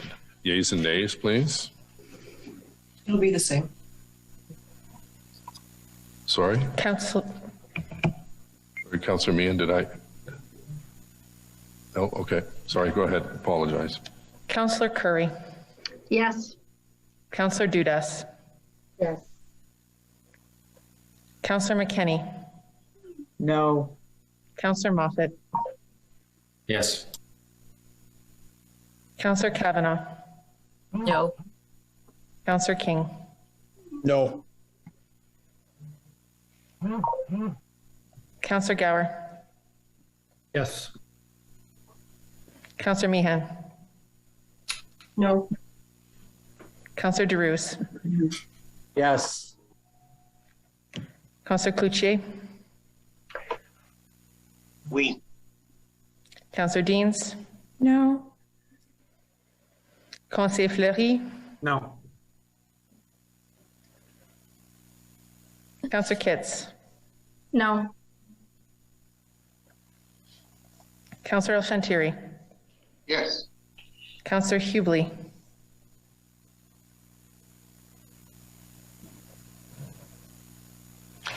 Councillor Hubley. Yes.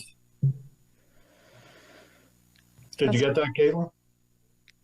Councillor Hubley, yes. Thank you. Councillor Leeper. No. Councillor Harder. 9. Yes. Councillor Tierney. Yes. Councillor Brockington. No. Councillor Shirley. No. Councillor Menard. Definitely not. Councillor Luloff. No.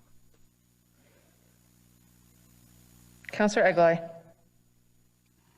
No. Mayor Watson. Yes.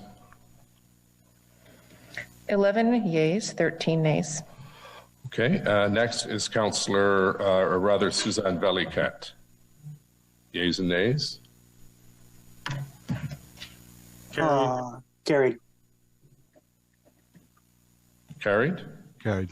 Dissent. Dissent by Councillors Menard and Shirelli? Dissent, yes. And King. Okay. Next is Councillor Leeper. Carried? Carried. Carried. Carried. And on the Principal, I dissent. on the Sorry, who was?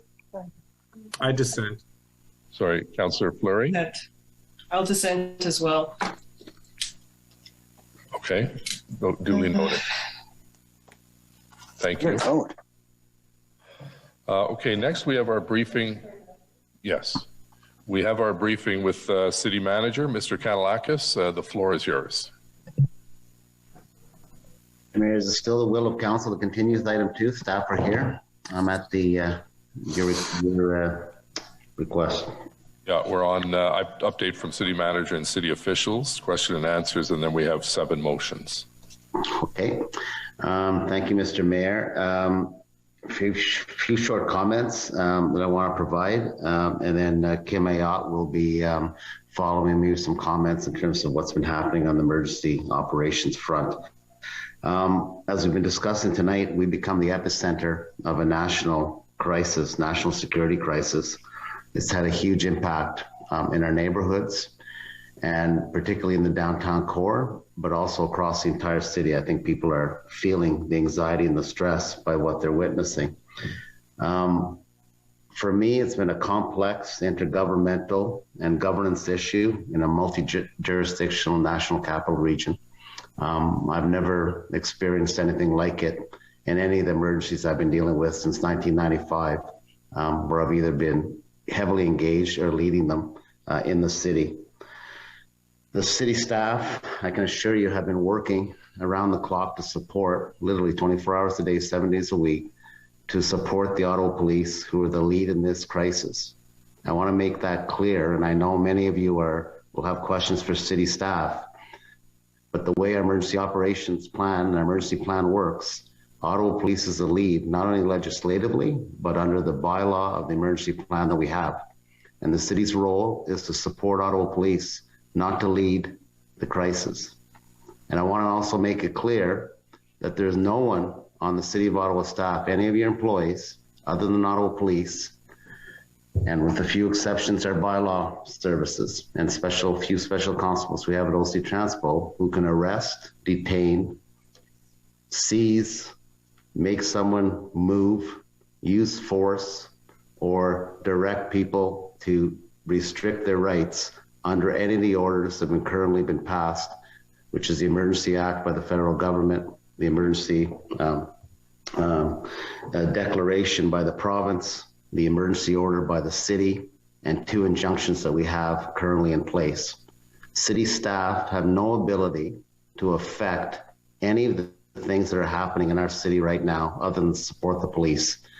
Bylaw is the only one that has been able to work in that area, and they've given over 3,000 tickets in the red zone since this has started.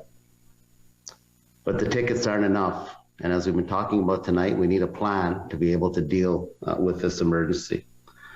For myself and staff, and I can just speak for myself, I've been working diligently with several levels of government, several senior officials at the provincial and federal level, ministers from the federal and provincial level, to advocate for resources for our police service. We've been adamant, we've been meeting daily to get the resources that we need, to change laws, regulations at the provincial and federal level to be able to support the Ottawa Police, to invoke the different acts that are already in place to support the police, which we saw this week that the Prime Minister invoked the Emergency Act. We've been advocating for small business financial support that have been impacted in the areas. We've been advocating for funding to the city to cover the police costs and the city costs, which are averaging about $1 million a day since it started. And that meeting has been happening with the most senior officials of the federal government at the deputy minister level, the RCMP commissioner, the national security advisor of the prime minister, the director of CSIS, the deputy minister of transportation, the deputy minister of public safety, the deputy minister of Solgen at the province, and the OPP commissioner, and our former chief of police and myself, and Kim Ayat. So I want to assure you that we've been doing everything we can to try and get the tools that the police need to do their work. And from our end, in terms of what we've done, and I know there's going to be a lot of questions about this, and I want to give you a listing of the things that we've done to give you a context of the work we've been doing. We established an EOC, an Emergency Operations Center, and it's now called, it was initially called the National Capital Regional Command Center, that includes all the police services that are involved, Ottawa Fire Services, Paramedic Service, Traffic Services, and other agencies who maintain a 24-hour presence in our control center to ensure that we have coordinated response and we're all engaged in the decisions that are happening on the ground. From the outset, emergency services were deployed to maintain the safety of the public, our firefighters and our paramedics. And in the last 3 weeks, we've developed and implemented and updated traffic, transit, and parking management plans in real time, implemented bus detours to address emerging disorder issues on the ground. We set up barricades at the direction of Ottawa Police, and I know people saying to me, why doesn't the city, and I know this is one of the motions, why doesn't the city close down streets? Why doesn't the city hall block streets downtown?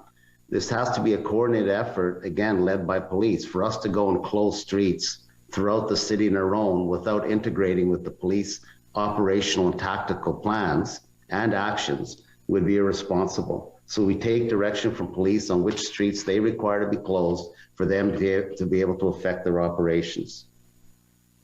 We stepped up enforcement activities through our bylaw and regulatory services who have done incredible work, working with police-led quick response teams and parking violation and other bylaw infractions. And they have put themselves in harm's way, unarmed, with no other authorities other than to issue a ticket, walking into those crowds and confronting people to ticket them. And they've had to go in escorted by Ottawa Police the entire time to be able to do their job. We could not send them in at police advice on their own to do that work. And I commend them for what they've done and what they're doing every day. They took the initiative in bylaw to increase fines for certain relevant offenses under noise, use and care of roads, open air fire, and idling control bylaws that were permitted under the Provincial Services Act. We coordinated through non-Grace Department and through our Human Needs Task Force to provide direct support to residents living in the downtown core and the most at-risk people in our community who are experiencing challenges attending nursing and medical appointments, as well as accessing provisions such as food and medication. We ensured that the city's physical distance centers located in the core, including the Dempsey Community Center, Tom Brown Arena, and 75 Nicholas, continued to be open and provide additional supports to those experiencing homelessness, despite the anxiety and the terror of some of the staff who had to show up there every day to be able to provide those services, who are not equipped or not prepared in some cases to go into that volatile situation. We worked with our health partners to conduct wellness visits within the perimeter. We established a direct connection with the Hospital Emergency Preparedness Committee of Ottawa through the AOC to assist with operational planning, such as traffic impacts and safety provisions for healthcare workers who work directly with residents requiring patient care at home. We worked with Ottawa Public Health to ensure the harm reduction van could continue to operate within the red zone and monitor and attempt to address the health impacts the demonstrations have been having on residents, including raising awareness of mental health resources and services available to those who are suffering. We bolstered staffing in 311 call center to help relieve some pressure on the Ottawa Police by handling certain types of voicemails and calls. We implemented plans to enhance the safety of all employees who have to continue to provide critical services to residents in downtown core, including in the red zone. Garbage pickup, snow plowing, and all those things continued as services in very volatile situations. And staff were also staffing heavy equipment vehicles at checkpoints, operating them at the request of police, putting themselves in harm's way too. Nobody signed up for that. when they signed up to be city employee in public works, community and social services, and in bylaw. We provided 500 additional radios to meet increased demand by Ottawa Police for the city's public safety network so that they had the equipment that they needed. We issued daily public service announcements, conducted regular media availabilities, issued daily updates to members of council, and staffed numerous council briefings and supported Ottawa Police Board meetings by being available should the questions be asked. These are just a few of the key operational initiatives that we've been taking to address these disorder problems. We also, our legal services team, and I know we've been criticized because some 20-year-old, and I commend her, took out an injunction in terms of the noise. We were working with police from the first day after that weekend. On Monday morning, I had my first call with Chief Slowly to move forward on an injunction. And people might say, why did the injunction take so long? Why didn't you get it? This other person, private citizen, got it in a few days. Because the issue, like all the other things we've been dealing with over the last 3 weeks, is the injunction isn't worth the paper it's written on unless it can be enforced. These people are not regular people in the sense that you get a ticket and you change your behavior. That is not happening on the ground. I've walked through that. I was there on Saturday night. I've been there numerous times. And I can tell you that the injunction was ready to go. We needed for police to be in a position with the resources to be able to enforce the things we were going after. And our injunction framework changed from when we first started that first Monday after the first weekend to where we are right now, what the injunction represents, because we've got more powers from the province and the Fed, which basically covered the ground and the framework we were planning to go for on the first injunction. So these are all important things in context. I completely am so sympathetic and upset by what people are experiencing downtown and across this city. It's greatly upsetting to me. It's greatly upsetting to our staff. I particularly want to thank them, our staff, who have been putting themselves in harm's way and doing a wonderful job and really not getting any recognition for the work they've been doing by anybody. They don't expect to, but I am expected to point out the great work that they've been doing every day. And I'm so proud of what they've been doing in very difficult conditions. It's difficult to work in these conditions when you're seeing your residents being impacted, and they too are residents downtown and in our city and are emotionally impacted coming out of pandemic. They are hurting too, and we're constantly putting out messages to our staff about the mental health supports they need because of the trauma they're experiencing coming out of pandemic and the things they have to deal with downtown and what they've been witnessing as we've redeployed our staff. And finally, Mr. Mayor, I want to thank our Ottawa police partners who are leading this event and are dealing with very difficult situations. Our police officers and the civilians of the Ottawa Police who have been doing tireless work every day in freezing cold, harsh conditions, 24 hours a day. And I think we owe them a great debt of gratitude for being out there. The frontline officers aren't making the decisions about how enforcement's going to happen or what the plans are. They're sent out there to do a job with orders. And I think we should be grateful for the work that they do every day. So with that, I'd like to turn it over to Kim Ayotte to say a few words about the enforcement, and we'd be happy to answer questions. Thank you, Mr. Mayor. Thank you, Mr. Kanellakis, and thank you and your team for the great work they've been doing in supporting the police. Questions and, I'm sorry, Kim Ayotte has a presentation, then we'll go to questions. Mr. General Manager Ayotte. Thank you, Mr. Mayor. Good evening, everyone. Bonsoir à tous. The city's Emergency Operations Center continues to support the Ottawa Police Service while doing what we can to minimize and manage the impacts on Ottawa residents. Le Centre des Opérations d'Urgence de la Ville continue à... The Emergency Operations Center is there to support the Police Service of Ottawa. We're doing our best to manage the impact on the residents. The city's Operations Center has taken its direction from the National Capital Region Command Center, which maintains a vital role in coordinating the overall operational picture. What's changed in recent days is the institution of the Integrated Command Center, made up of RCMP, OPP, and Ottawa Police. The Integrated Command Center is responsible for planning all enforcement activities. It will get support from the NCRCC, who in turn gets support from the city's EOC. Le Centre de commandement de la région de la capitale nationale. The command center for the National Capital Region are playing an essential role, coordination role within this operation. The integrated command center is also responsible of the planning of all the activities when we're talking about law application. And they are supported by the NRCC, that is also supported by the Emergency Center. Supporting police as part of the quick response teams. As of earlier this week, the last 3 days, they've issued over 600 parking tickets in the red zone.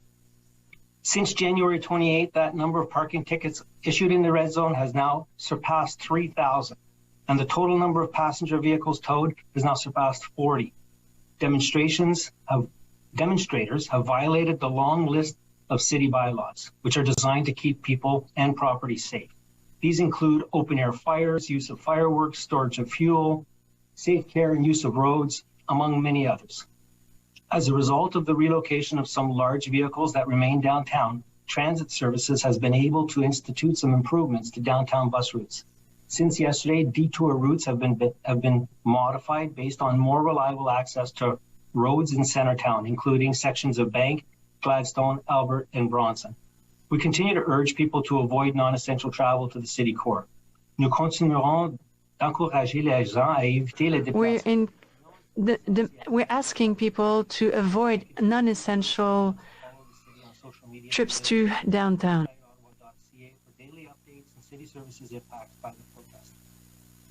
I would like to take the opportunity to remind city councilors that the quickest and most efficient way to get information that you seek is through our councilor liaison. Typically, the councilor liaison can get back to you with answers to your questions more quickly than I can personally. Finally, I would also like to commend city staff for their exceptional work. They have done managing traffic and transit, supporting residents impacted by the demonstrations, maintaining essential services, and communicating those who live and work in downtown and are unable to avoid coming downtown. Enfin, je tiens également à féliciter les personnes. I would like also to commend the city staff for the exceptional work. Thank you so much. Okay, merci. Des questions et des commentaires? Do you have any questions or comments? Councillor McKinney, go ahead. Thank you, Mayor. So what we're seeing downtown is not getting cleared. I think everybody needs to be honest. It's pretty well entrenched. A lot of mistakes have been made. Certainly making a backroom deal with illegal occupiers did not work in any way. People feel more trapped than they ever have. And I can tell you this about the 21-year-old who bravely put her face on that and her name on that injunction because she's been receiving threats. She lives under constant threat now, but she did it. And I can tell you it's the only thing that has worked till now. The horns stop. The constant blaring of horns day and night. They still come on once in a while, but overall, they stop.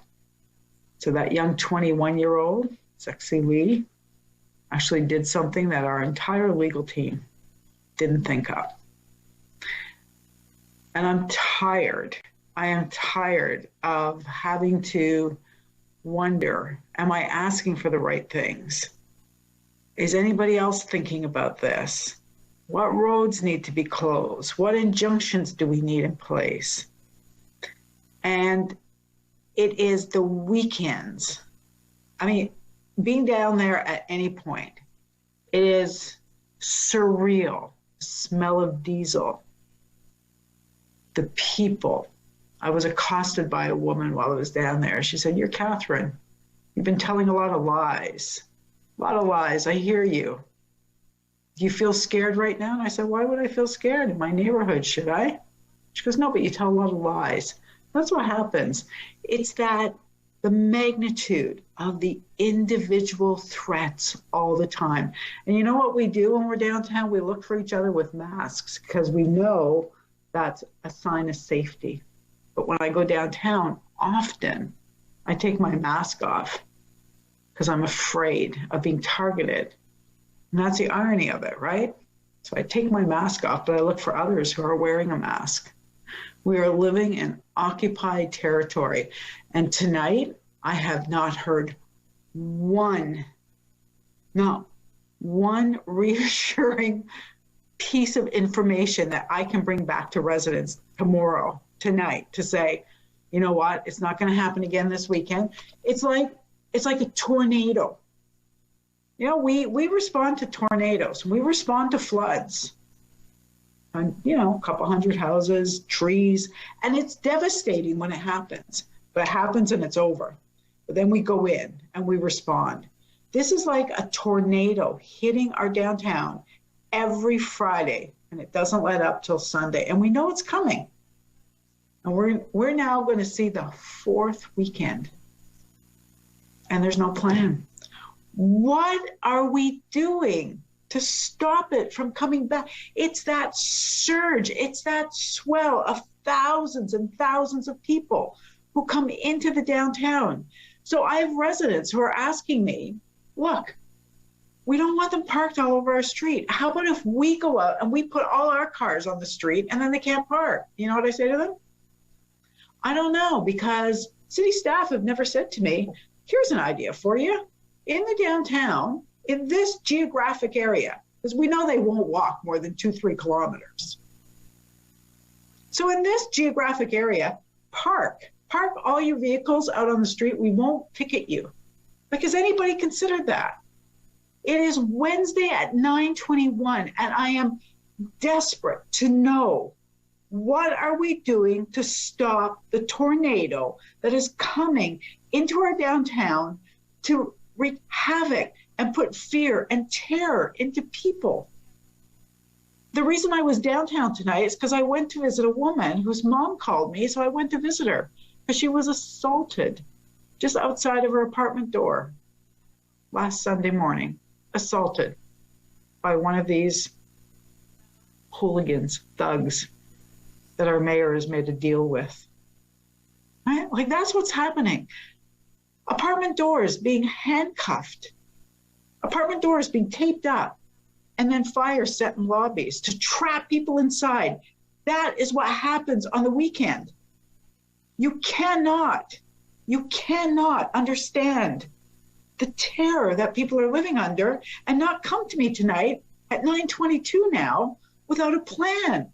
What is the plan? We know it's coming. What is the plan?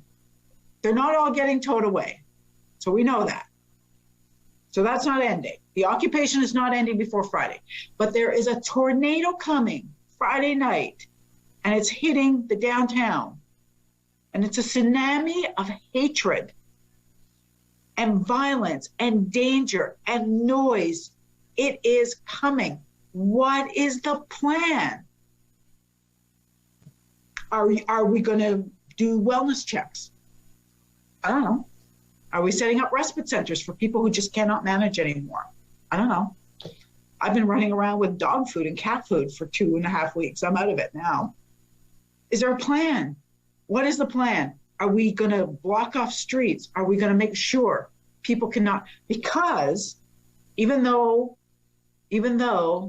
the mayor keeps scoring on people, last weekend at Riverside and Bank, we stood up. People just came out and said, no more. And that's going to happen. That's going to happen because this city is failing. This federal government failed its capital, allowed it to be overrun. And how we do not have a plan for how we're keeping people safe with a tornado coming on Friday. So I guess I'm just asking you, like, is there anything? It's 9:24 on Wednesday. Is there anything that I can tell residents that we're going to change on Friday to Sunday to keep them safe? We have new police board members now. Maybe they can weigh in. I don't know. But I'm going to ask the city manager anything. General manager of emergency and protective services, anything. Let me know. Mr. Mayor, I just finished saying that the plan, and you had Interim Chief Bell on the call. You asked him, the councillor asked him the same question. He answered the question. It's for him to answer the question. I have an awareness of what the overall strategy is, but I don't have the plan. We just finished having a conversation where board members themselves said that, first of all, council can't ask for the plan. Maybe you can go to a board meeting, but police aren't going to share the plan. They haven't shared it with me. I have no ability. I'm not talking about the police plan. I'm talking about the city plan. The plan. Can we allow residents to park all over their streets so that these people coming in from outside, these sympathizers, cannot take up all the space on their street? Can we do that? Like, is anybody thinking this through? Mr. Mayor, please. Mr. Mayor, the plan that is happening with police is integrated with what the city's doing. And all those things are part of a response that police are saying they're planning. They have the resources. I'm not going to share what those things are from the ones that I know, and I don't even have all the details. And you're pointing at this, I understand your frustration, and because we're in a governance structure and I report to you, you're expressing frustration to city staff about what are we doing in the plan to protect the people in the downtown neighborhoods. I'm supporting, through our staff, the police efforts. And I'm not blaming police. Police are not able to share right now what they're doing, but we got a briefing today in terms of, I spoke to Interim Chief Bell, just to give me the outline of what's the framework of how they're going to approach this. But he did not share any details, any timelines, or any specifics. There's a team that's working on that. Which road closures, which things are they going to do to prepare for this weekend? So unfortunately, I can't answer your question. Well, I'm not leading this response like I would be leading a tornado response or a flood response. I'm not. I'm asked to put up roadblocks. I'm asked to send people there. I'm asked to bring barriers. I'm not asked to arrest people or to make sure people are safe in their community. That is not in the responsibility of the municipality. I'm going to leave this. No, I want to finish, Mayor. I'm going to leave this. I want people on Somerset Street. I want people on Elgin. I want people on Metcalfe. I want people on Lisgar and on Cooper and on McLeod and on Gladstone to be safe this weekend. This is the fourth weekend. We've had time to prepare. I want them to be safe. I am not asking you what you're doing up on the Hill. I'm not asking you what you're doing on Wellington. I'm asking you what is happening to keep people safe on those streets in the downtown core, because every weekend they are in clear danger. I just hope someone's listening. That's all I hope. Thank you. Councillor Conseiller Fleury, s'il vous plaît. Yes, Mr. Mayor. City Manager Steve Kay, a couple of questions. So we passed the motion, I believe it was last council, in relation to asking the feds in the province to hurry up some of the business relief and wages shortfall for businesses in Ottawa. Do you or have your team looked at things we could do locally?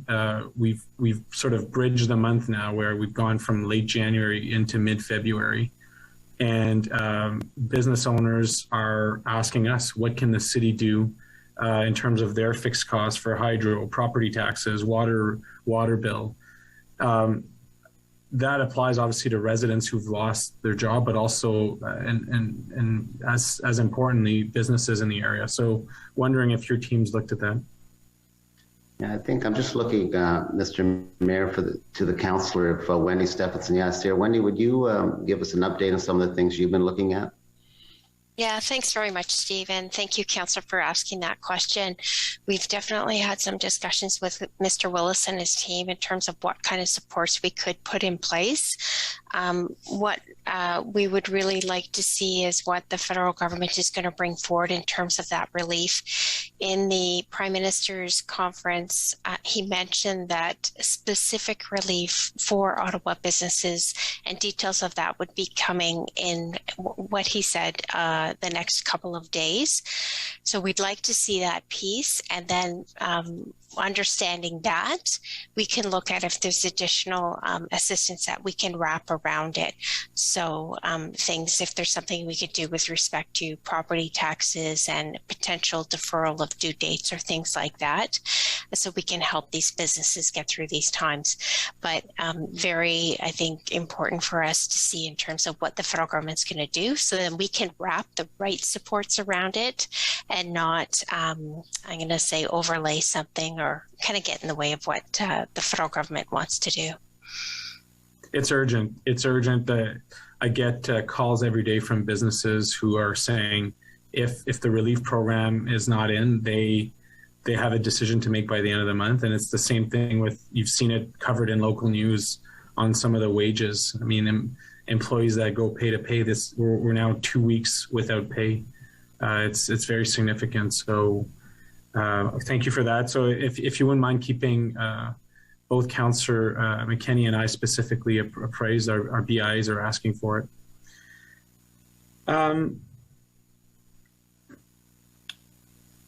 I want to understand, Steve, the role of EOC and ICC.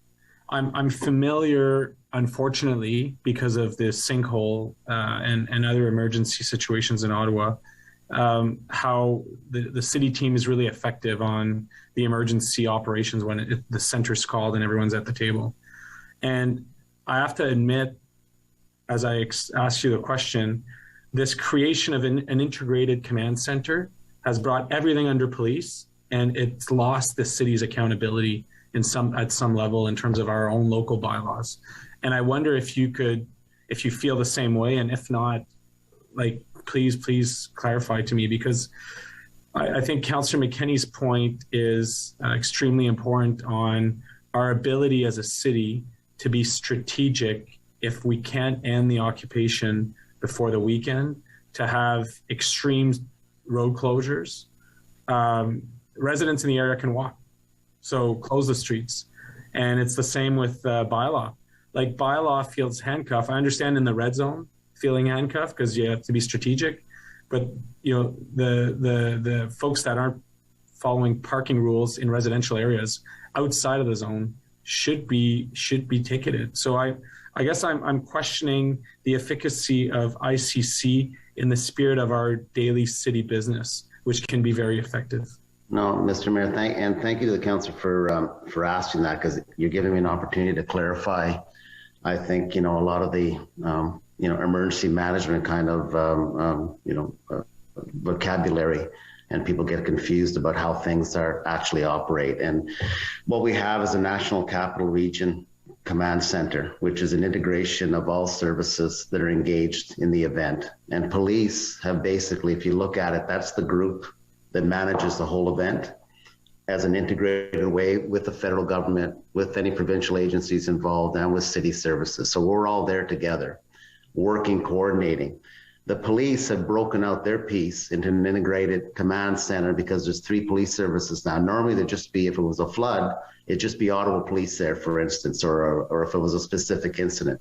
But because RCMP, OPP, and Ottawa Police are the dominant police services, and there are other municipal forces here from various GTA services and down in Southern Ontario, the police have broken out a joint command to manage the police resources, which feed into the National Capital Region Command Center. So we never lose the overall sight of what the response is. The police, as I said, when it comes to response and enforcement, and when you ask yourself the question, if you just stop for a second and think, if there's a plan that's going to be implemented, who's going to execute that plan to move the protesters out? It's going to be the police. That's their role in civil society. That's their mandate in the Police Services Act. They have the authority to be able to clean out the protesters. They can't do it alone. They need supports. They need barriers. They need people to close roads. They need people to do all kinds of things to support them. Children's aid, if there's children up there, all that is being worked on to make sure there's a coordinated response. And I know, you know, when I listen to Councillor McKenney, I understand the frustration because you're on council, you want to get answers, but you don't have jurisdictional authority or oversight over the organizations that are leading this. So my opening comments were, this is a multi-jurisdictional governance challenge. It's a puzzle. We're in a national capital region that's dealing with federal, provincial, municipal, and then further that with the parliamentary protective services, who have a different force on the parliamentary precinct.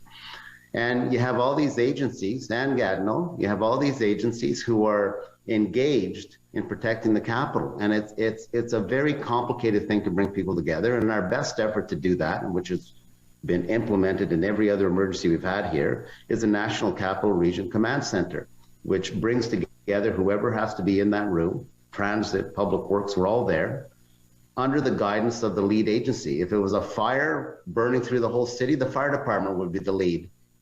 If it's public health, emergency, public health is the lead, and we all follow public health and support public health. That's the way emergency management plans. In this case, the legislation is clear. Police lead public order responses. They are the lead. They are in charge. They have the tools to be able to enforce and put this thing down. But they need support from other services at the federal, provincial, and municipal level. I appreciate you taking the time to give the macro view, to bring it to the micro aspects of it. So, you know, we have amazing team members at the city who want to be called on. And every time we've had a challenge, the floods, the tornadoes, the vaccination, the team steps up. I've seen amazing things from your team, city manager. I wonder if to me, it feels a bit underwhelming this time. I think that's what Councillor McKenney is also insinuating, which is we have tools within fire services to stop fires. We have abilities within bylaw to really protect neighborhoods. We have knowledge through traffic on how to close streets. And I don't want to second guess police in such a challenging of an environment. But beyond the red zone, how come we're not able to take the city's strategy and efforts to be extremely strategic in our response? I hear you around the red zone. I'm not sure. I think that's maybe where I'm confused, and I see some opportunities that to me go missing.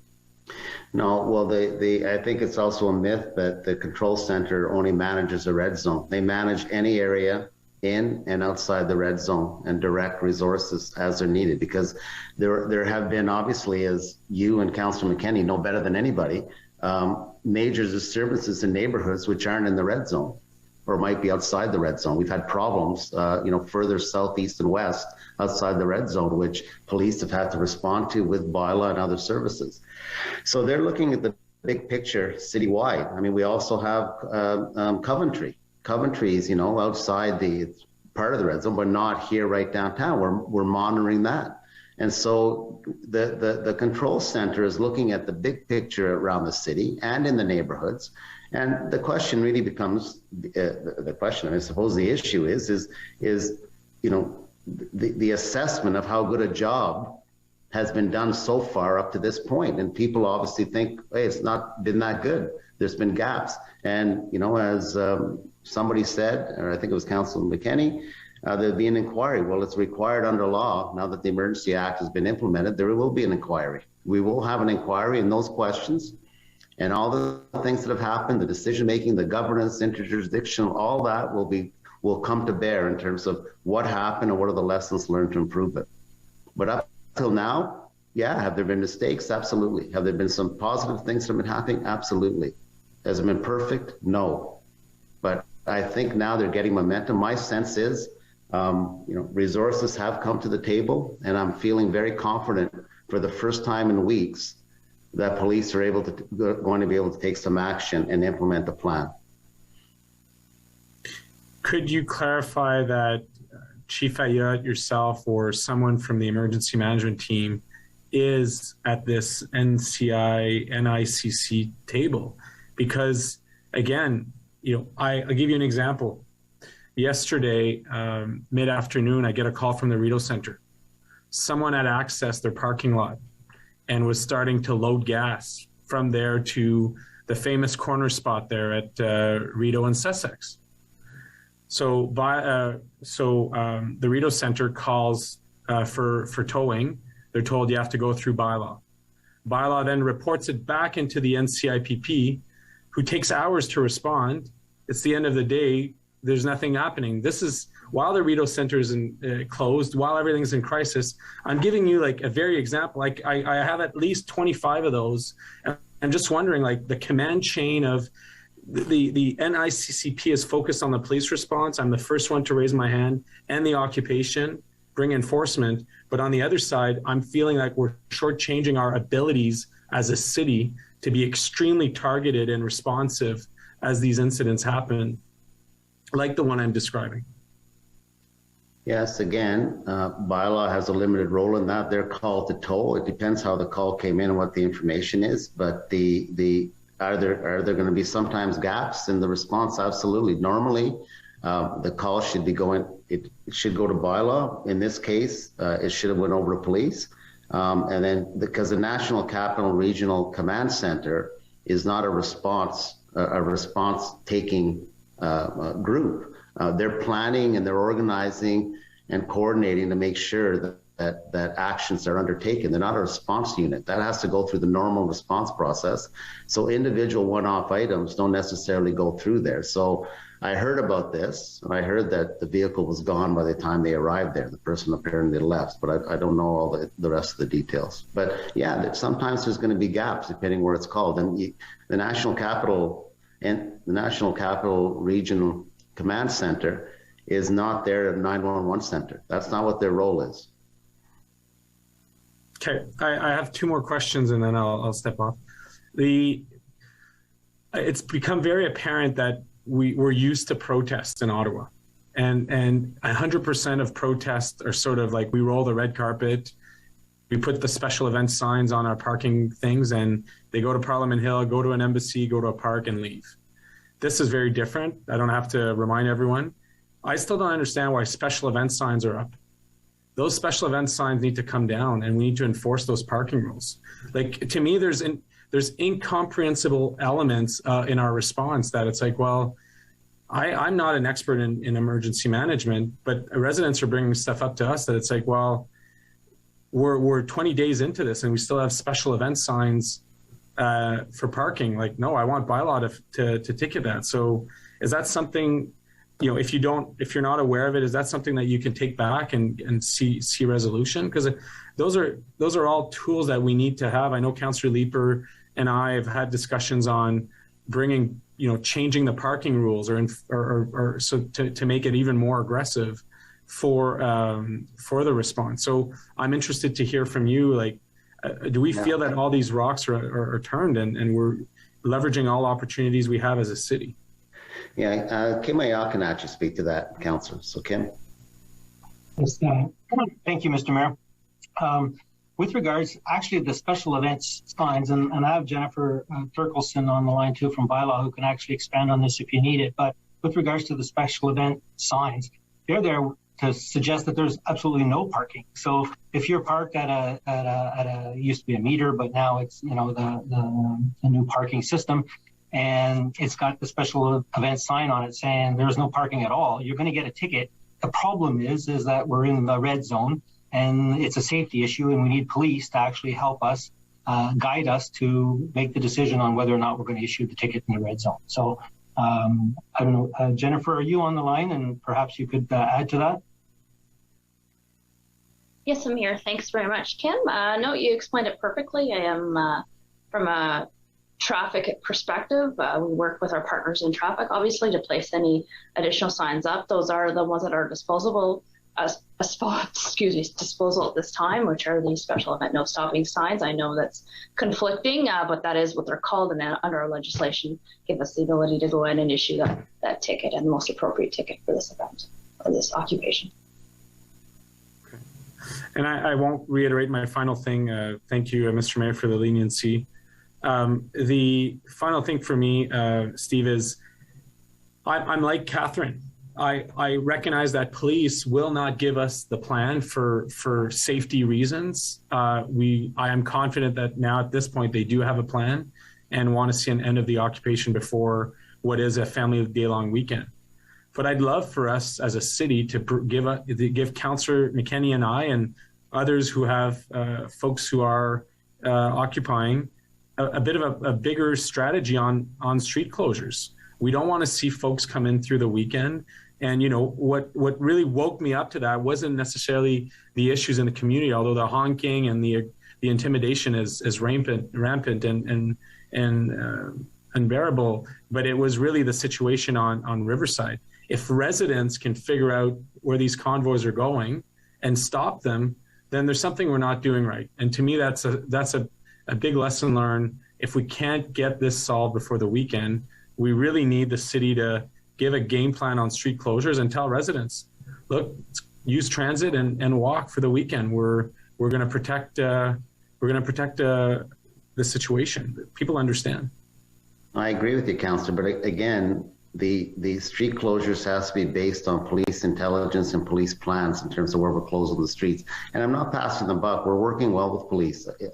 I'm not doing that at all. I'm not pointing fingers. It's the last thing. We need leadership now. We need to rise above this. We need to get focused on dealing with this crazy situation we're in. But we can't just go close streets that we want to close without an integrated approach with what police are doing. We need to understand that. And I get the rationale for it. I get why you want to do it. But we have to work together to ensure we have proper and appropriate information that's in line with what the police plan to execute in terms of their operational plans. They're not independent of each other. We can't close streets, and police might need that street, or there might be a reason they don't want it closed. There's a whole bunch of reasons that are happening in real time as these protesters, if they descend on the weekend, on the city this weekend, are managing, and when they interdict them, or when they want to stop them, or what they want to do. And so we don't act independently. Say, okay, we'll close all these streets and we'll let police know. No, it goes the other way. Police are telling us which streets do we want closed. Help us manage that with your traffic people and your public works people. Again, I go back to who's leading the response. And it's not a blame thing. That's where the accountability lies and the expertise lies. Well, I go back to Ottawa Proud, and we're 1 million in population, and these are a few hundred folks. Like, at some point, we're more powerful as a city and a community, and I think we really have to bring that forward. Anyhow, I appreciate your answers, and I hope that you can reach out to both Councillor McKenney and other impacted, and I ahead of the weekend, if the occupation is not ended, so that we can fully discuss. I will endeavor to get you as much information as I can before the weekend. Okay, thank you. Councillor Kavanaugh, please. Thank you very much. Late hours, I've only got a couple of questions. Thanks to city staff, I realize how much work this is for them and the complications they're in, right from bylaw to garbage collectors, and of course all our public health and everyone else who's trying to exist in the red zone. So I appreciate all their efforts. It's obviously very complicated for them. The question I had was about bylaw. We keep it, there was pleas to get more police. I never heard any pleas to get more bylaw officers, yet a lot of these things are bylaw infractions that we've been asking to have done.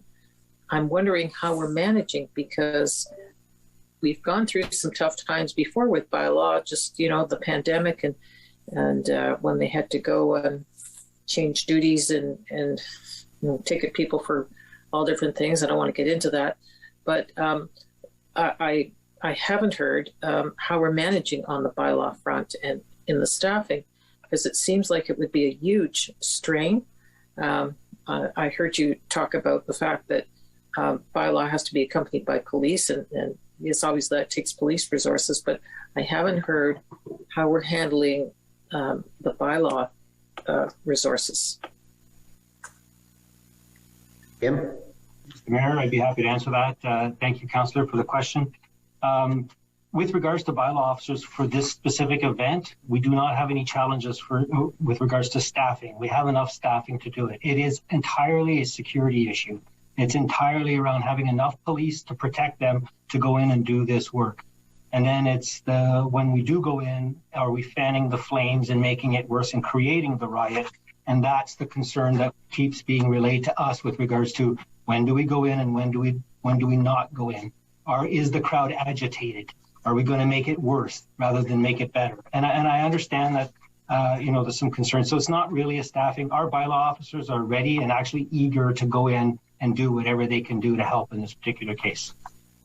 Okay, thank you very much. I appreciate it, and we have a lot of respect for the work they do. I know that in any situation, bylaw officers never exactly meet happy faces of people when they're giving tickets. I think one of the big things that comes out of this, if this is ever over, is just the fact that trucks can come into a city and take it over, but the fact that these are public spaces that are meant for vehicles, that these are public spaces that can easily be come in because they're all roads and they're not spaces for people to walk and cycle. I'm hoping that I know this isn't directly yours, and certainly love to talk to planning about it, but I think we have to work with the National Capital on this in the future, because this is an area that is always been filled with cars when it shouldn't have been. And I hope that we're looking at that for the future, that we make more spaces in our core, in our red zone, as walkable as possible and as impossible for cars to get in. So, because that's not the way we should be going. We should be having more public spaces that are not meant for vehicles. Thank you. Thank you, Councillor. Councillor Leeper, please. Thank you very much, Mayor. First, I just want to say thank you very much to Melanie, Joanna, Terry, other councillor liaisons who may have been responding to the multiple notes that I'm sending. I just want to say thank you. They are professional, they're fast, and they're helping me to reassure residents as we go through some particularly difficult times and see, some of the impacts of this occupation in Kitchissippi Ward. But Steve, I want to come back again to the larger plan for trying to minimize the number of people who are getting into the downtown core. This isn't an event. This isn't Canada Day. We don't want it to be easy for people to get down to Parliament Hill. We want it to be hard. At Bank and Riverside, a small group of people who probably could have been traffic barrels stopped a convoy of 25 vehicles, right? That's 50, 60, 70 people who didn't flood into Centertown to create the issues that Councillor McKenney has been talking so much about. And I'm just not convinced that the city is taking that bigger, broader, regional look at how people are getting in. I've got a motion coming forward that simply asks the city to work with councillors to make road closures this weekend a priority. Because right now, when you're driving into the city of Ottawa, there's a big sign that says, occupation parking this way. It seems like we're trying to enable the flood of people who are coming in. And with the right strategic road closures, I cannot help but think that we can minimize the crowds who are creating so many problems for Councillor Fleury, so many problems for Councillor McKenney.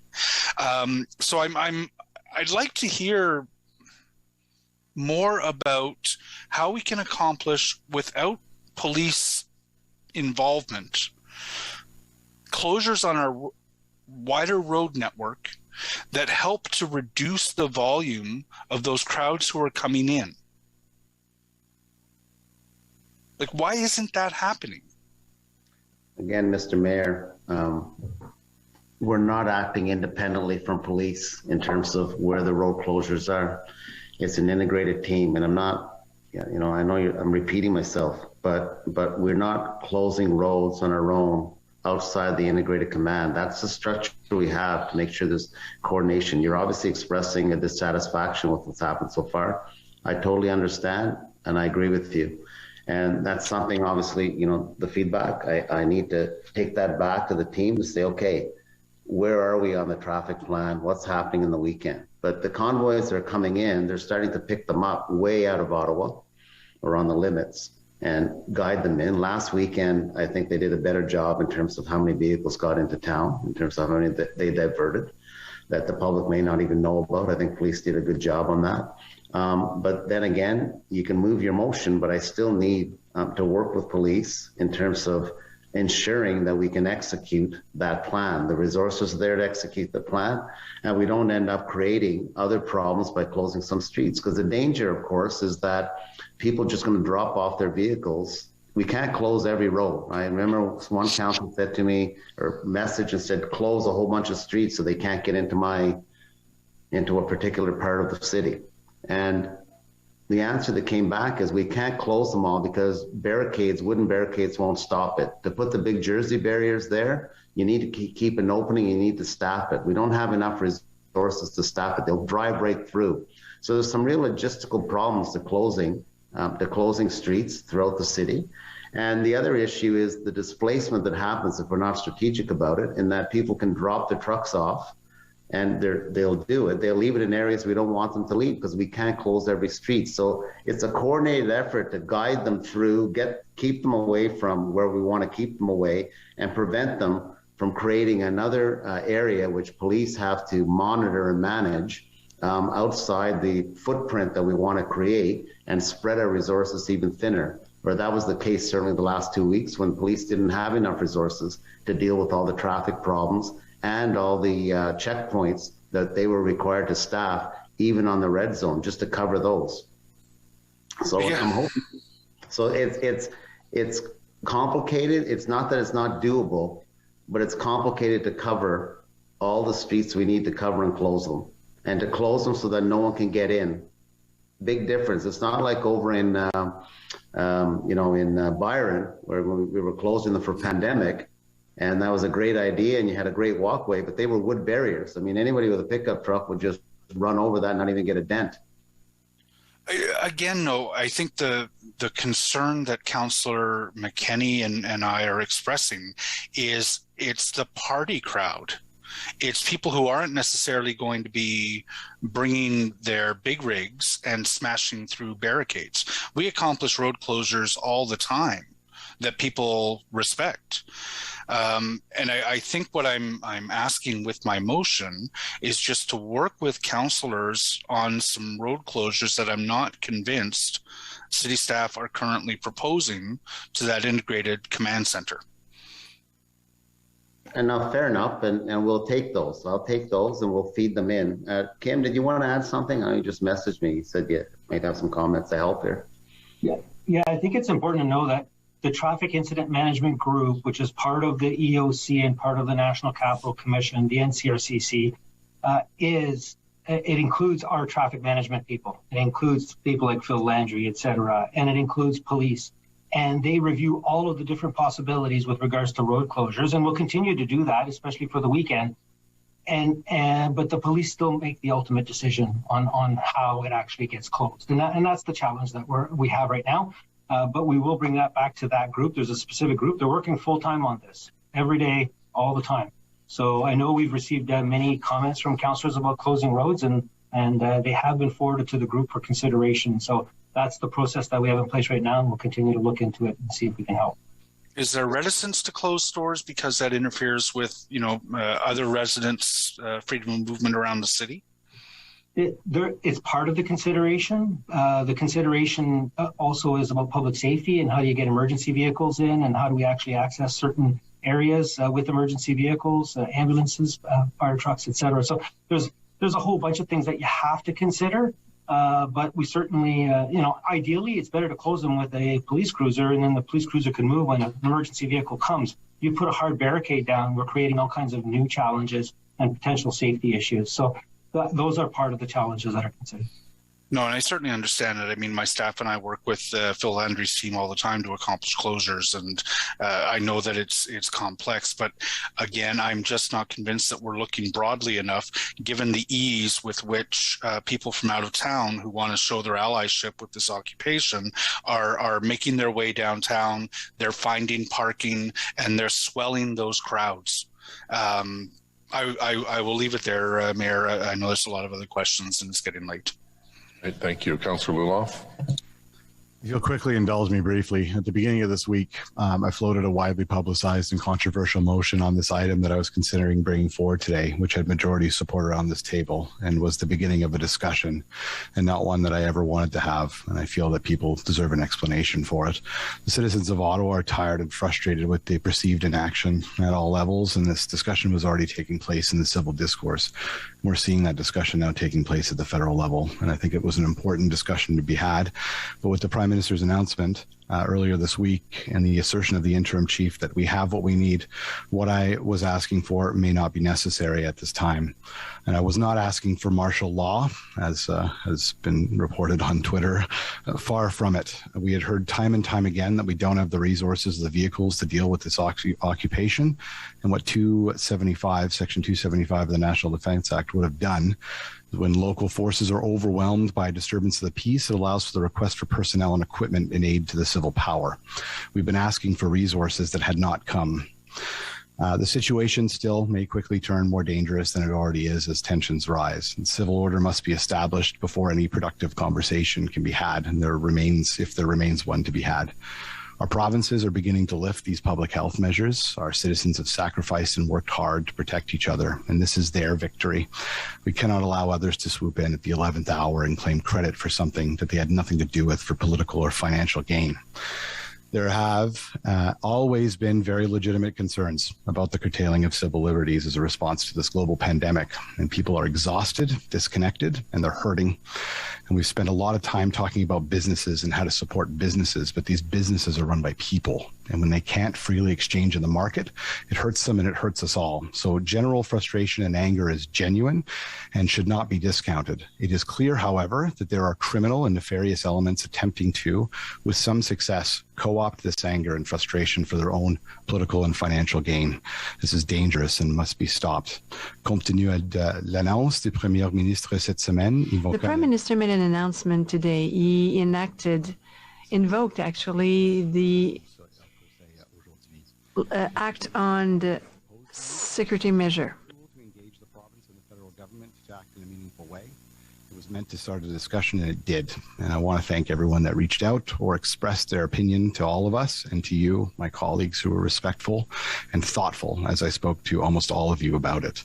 So for now, it's off the table. May it never have to be considered again. I hope with the recent developments, we start to see the results that we've seen in Coots and at the Ambassador Bridge and in British Columbia. I hope this ends peacefully, and I hope that even after this very divisive meeting today, that we can recommit to working hard together to get through this. Thank you, Mr. Chair. Thank you, Councillor. Councillor Shirelli, please. Thank you, Your Worship. Just in the case of, for example, Councillor Leeper's motion, I need a ruling. Is this kind of motion even in order? Since you've declared a state of emergency, and under a state of emergency, you have a command center, and all of the related logistics and orders come from that and come from you, Your Worship, but they are specifically not to come from council. So it seems to me like these kinds of motions are an attempt by council to alter some of the decisions of you as the mayor and of the command center. So I suspect that these motions are out of order, and I'd like a ruling on that. Mr. Clerk, my understanding is you reviewed all of the motions and they in fact are in order. Can you confirm that, please? Yes, Mr. Mayor, that is my opinion. Okay, thank you. Anything else, Councillor Shirley? No. Okay, Councillor Tierney. Sorry. Oh, I think Councillor Shirley had something else there. Councillor Shirley. Yeah, I don't think it's going to help to continue the name calling through the rest of this. By calling people who came as part of the trucker convoy different names, whether you believe them to be true or not, it probably doesn't make them want to cooperate. And so I just ask people to keep that in mind. Councillor Tierney, please. Great. Thank you, Mr. Mayor. Steve, I just want to, first of all, say thank you to all the staff that we forget about during this entire, well, at first it was just pandemic, and now it's occupation, our road clearing staff, our garbage staff, all the people that are out there that are dealing and bobbing and weaving.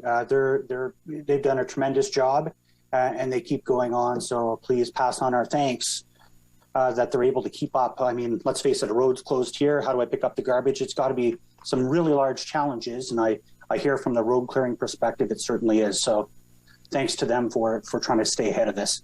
I do have a question. Councillor Hoobley and I had that motion at a special council before about doing the review of what's gone on here, you know, what went wrong. I just want assurances from you because, again, we were looking at trying to get some of these answers back by May to ensure that we're better prepared for the future. And speaking with my colleague, we have opportunities here if we're starting this process now to, from an observatory perspective, to see what's going on. And plus, I know a couple other council colleagues added some questions to that amendment, the addendum, forgive me, that was a part of that motion. Are we still proceeding with that? How is that going to be executed? Mr. Mayor, to the councillor, we have that motion. We haven't commenced that because we're still in it. We still intend to do a review, even if it's a cursory review within the timeline that council passed. So I don't see any issues with that in terms of having something for May, but I don't think it'll be an extremely, comprehensive thing that you would normally do in an after action report, but we should be able to satisfy the intent of the motion. And including the questions that are part of the appendixes as well, Steve? I just want to be sure of that. Yeah, we're going to look at those questions. That's the heart of the motion, and we'll have something back. That's terrific. Thank you. That's all, Mr. Thank you. Councillor Leeper, please. Yeah, thank you very much, Mayor, for your indulgence. I'm sorry to get on the list one more time. I know that I think it was a couple of weeks ago, I heard from military personnel about the logistics equipment that is available to help move trucks. A good list of the equipment that they have and the qualifications of the people who offer it. In light of the Emergency Act, are we able to lean on the Canadian Forces for logistics help and equipment? Are they able to put that in service of moving vehicles or cleaning up vehicles without our having to go to the extent of more formally involving the Canadian Forces in this effort? Mr. Mayor, my understanding from Interim Chief Bell is that they believe they have access to the equipment they need with the Act, particularly through the RCMP and OPP. So they're not divulging what that is or what the equipment and strategies are. I don't believe it's military equipment at this point. I think they are satisfied that they will have what they need to be able to get the job done when that time comes. Okay. Are there any hurdles, though, to using equipment that is normally used by the Canadian Armed Forces? I believe that the Prime Minister did not move into the, I forget the name of the act, David White might have to remind me, the Defense Civil Act. There's so many acts. I've learned a lot about how much legislation there is out there, but I don't believe it would be requested under a different act. And the Prime Minister didn't open the door to military use with the enactment of the Emergency Act this week. So, David White, are you still there? What's the other act we'd have to go through in that legal? I just forget the details. I think what you're referring to, Steve, would be the National Defense Act. There are provisions that allow the Attorney General of the province to ask the military to requisition the use of the military for that purpose. So that bright line still exists. I'm just wondering, when we have military involvement helping with the floods, for example, sandbagging and that's, under what authority is the military brought in for that? It'd be, my understanding would be the same thing. We ended up going through the Attorney General, who went to the federal government, so it followed that path. And then eventually I was put in contact with the Chief of Defense Staff after it cleared their channels, and the Prime Minister agreed. And then we deployed resources, and he assigned a commander in charge of the troops that came here. Okay. No, that's good. Thank you very much. Great, thank you. So we'll now go on to the motions. The first one is Councillor Kavanagh, seconded by Councillor Brockington. Councillor Kavanagh, if you'd like to introduce your motion, please. Thank you. Are you putting it up? Thank you. Yeah, thank you. And I appreciate that when I ask questions about the areas around schools, that these are being considered as a priority as well. We have heard reports and school boards have had to make preparations in regards to school zones. So if you like, I can go right down or read it out, but just move it up a bit, please. Thank you. Whereas the Freedom Convoy occupation of the City of Ottawa is now in its third week with no clear end in sight, and whereas the occupation continues to randomly spread out to other parts of the city, and whereas organizers of the occupation have released statements being unequivocal about their demands, they seek to hold the City of Ottawa hostage as leverage against federal and provincial governments, and that they have no intention of ending their campaign and leaving the city until their demands are met. And whereas City of Ottawa is in a state of emergency in response to the continued illegal occupation of the city's downtown core, and whereas the methods used by individuals participating in the demonstrations to illegally occupy the City of Ottawa and terrorize residents and businesses utilize unprecedented tactics that have no place in a free and democratic society and mark an intolerable departure from what would be considered lawful protest, including reports from Ottawa Carleton District School Board of harassment at an Ottawa school towards teachers, parents, and staff. And whereas a number of schools have been forced to have indoor recesses in order to maintain a safe environment, and whereas schools remain a place where everyone, children, students, staff, parents, and the community feel safe, welcome, and respected. Whereas a safe, inclusive, and accepting school environment is essential for a student well-being and achievement. Therefore, be it resolved that the City of Ottawa condemn the presence of Freedom Convoy protesters in or in the vicinity of school zones. And I thank my seconder, Councillor Brockington. Okay, any questions or comments on the motion by Councillor Kavanagh, seconded by Councillor Brockington? Carried. Update. The next motion is by Councillor McKenney and seconded by Councillor Menard, please.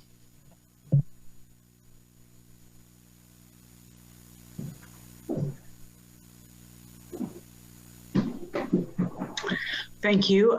Whereas since on or about Friday, January 28th, 2022, hundreds of vehicles and hundreds to thousands of individuals at any given time have illegally occupied the downtown core. And whereas the occupation has impacted every aspect of life in the City of Ottawa's core, including transit, transportation, business, shopping, recreation, tourism, sightseeing, snow clearing and snow removal, work, income, and has impacted quality of life measures like peace and quiet, recreation, sleep, personal security, stress, and safety.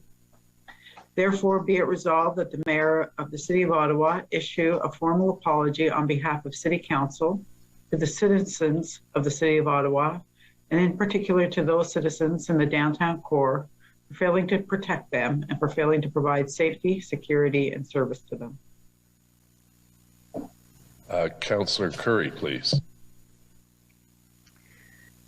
So I think this is a very good motion in terms of an apology. Apologies are very important to people. And I think that the people of downtown really are different from a lot of the zones, wards that we represent and need to be spoken to in terms of apologizing. My only concern about this motion is in the last parts of it, in terms of when we have written to ask for help and it has not arrived in a timely fashion. When the former chief asked again and again for 1,800 officers and they didn't come. I wonder if it is, I mean, I guess I feel it's not really we're not the only people to have an apology. And I would like a real thought on that in terms of wrap up. Does this at all say to the federal government or the provincial government that it is all our fault? Because I really think an apology is a valuable thing to do. And I wonder about that, because it's so frustrating to all of us that all levels of government, and there will be an inquiry to see who played what role, but all levels of government have a role to play in where we are right now. So I guess I just would like to understand that in terms of what does that say to the federal and provincial governments, that we are taking sole responsibility. Well, at the same time, I do see the value of an apology. I just want to understand that a little bit better. Is that to Councillor McKenney or to our city solicitor? Actually, city solicitor too, and definitely to Councillor McKenney. Okay, Councillor McKenney, first. Sure. Yeah. I mean, I guess, yeah, we can't ask other levels of government to apologize. Certainly expect that they will, because they have also been quite negligent in their response to what is happening. Only the federal government that's lost its capital and didn't do much about it, continues not to do enough, and provincial government that reacted far too slowly as well. So I don't see that it's appropriate to put it into this apology. This is from us, but I expect that people who are represented by those other levels of government should be asking their representatives if, in fact, they would be willing to issue an apology at some point as well. I hope that helps explain why I only made it from the city. Yeah, no, thank you. I would like to hear from the solicitor just in terms of what, if there's any concern he might have, but, I think I'll be supporting this. Mr. Mayor, the value of apologies without the concerns around potential legal liabilities actually was recognized in the province of Ontario when they passed the Apologies Act. So the fact that a party makes an apology does not have any legal consequence, but it as you say, it has value beyond that. Thank you for that, because that's interesting. And so I think that's great then. I will be supporting this. Okay. Excuse me. Thank you very much, councillors. On the motion by Councillor McKenney, seconded by Councillor Menard. Adopté. Carried. Dissent. Dissent by Councillor Fleury. No, I didn't dissent. It's Councillor Darouz. Okay, sorry. Next is a fair free transit by Councillor McKenney and Councillor Fleury. Councillor McKenney. Thank you, Mr. Mayor. Just waiting for it to come up. Whereas since on or about Friday, January 28th, 2022, hundreds of vehicles and hundreds to thousands of individuals at any given time have illegally occupied the downtown core. And whereas the occupation has blocked city streets and transit routes throughout the downtown core, and whereas some monthly transit pass holders paid for February passes but have limited use of them, therefore be it resolved that OC Transpo provide no charge, actually I had fare free, so I'm going to change that, fare free bus and para-transpo service to residents and workers in the affected areas beginning on Sunday, February 20th, 2022, and until 30 days after the city is no longer in a state of emergency under the Emergency Management and Civil Protection Act by A, collecting no fares as customers board buses at any bus stop on bus routes 5, 6, 7, 9, 10, 11, 14, 15, 16, 18, 19, 55, 56, 85, and 114. except that fares will continue to be required at the pedestrian entrances to the fare paid zones at Greenboro, Herdman, and Tunney's pasture stations. And B, collecting no fares for paratranspo trips, which are booked to or from addresses in Somerset and Rideau Vanier wards. And be it further resolved that the foregone revenue from the no-charge transit be funded from the Transit Operating Reserve, and the city seek to recover the foregone revenue from other levels of government in the request for compensation from the occupation. I guess this one obviously speaks for itself. We've not had service, really, transit service outside of the LRT in the downtown core since this began. So this is a way of recognizing that and providing fare-free service from now until, 30 days after we drop the Emergency Measures Act. So, thank you. Thanks, Councillor, and thank you. I know you worked with Councillor Hubley on this motion, and yes, Councillor Hubley is the next to speak. Councillor, please. Thank you, Mr. Mayor. I want to thank Councillor McKenney because I know she's got a lot. They have a lot on their plate right now with everything that's going on. But Councillor McKenney took the time to work with staff to make sure that this was something doable. I can tell you staff were honored to be a part of working on this for the people that have been so affected by this occupation. And so I'm definitely supporting Councillor McKenney's motion and hope that everyone else does as well. Thank you, Mr. Mayor. Thank you, Councillor Hubley. Councillor Fleury, s'il vous plaît. Yes, Mr. Mayor, and thank you, Councillor Hubley, for that, and thank you, Councillor McKenney, for bringing the motion up. I want to share with colleagues and the public some of the challenges of getting to bus stops, with many of the bus stops starting or ending at Rideau Center. The challenges of not being able to go down Rideau Street have really forced the detours significantly out of the area. In my zone particularly, we're very fortunate to have the LRT. The LRT is good, as you know, for connecting communities into the area, but it's not good for community routes, specifically in my area, like through Centertown, but also through Rideau Rockcliffe and Rideau Vanier, which have been impacted by the limited access through Rideau Street. So, and we've heard from many residents also how challenging it's been with these detours and how costly it's been for them to select other modes of transportation to get to and from work. So I really hope that colleagues support this. I think it's an important action to relieve some of the pressures that residents are feeling and that employees are feeling getting into employment areas. Okay, thank you, Councillor. Councillor Leeper, please. Very briefly to everyone from OC Transpo, from management to the operators to everyone involved, thank you. This is extraordinarily tough.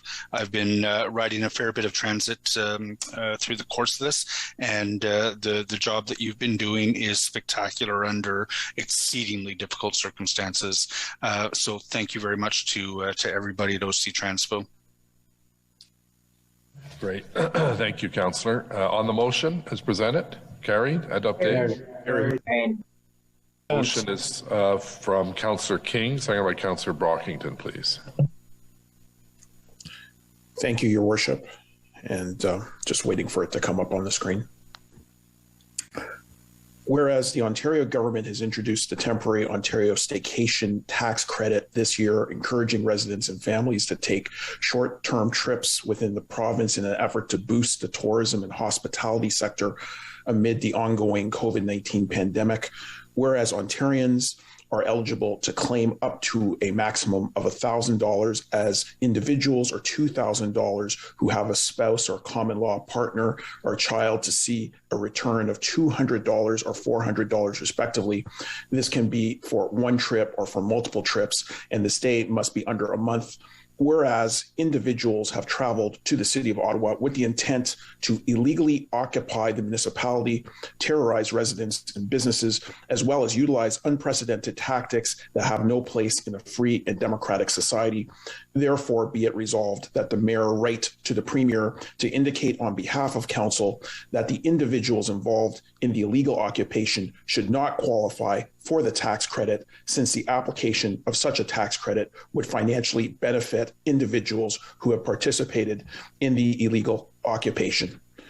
It's evident to me, and in terms of past motions that are at our past special council meeting, my feeling, and I hope it's the will of council, is that we interdict all dollars and financial resources supporting this illegal occupation.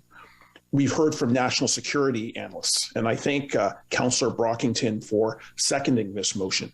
And he even had to point out the ridiculousness of this type of concept. But we've actually heard national security analysts in the press labeling people who come into the city, especially on weekends, as protest terrorists, as protest tourists. They might as well be protest terrorists.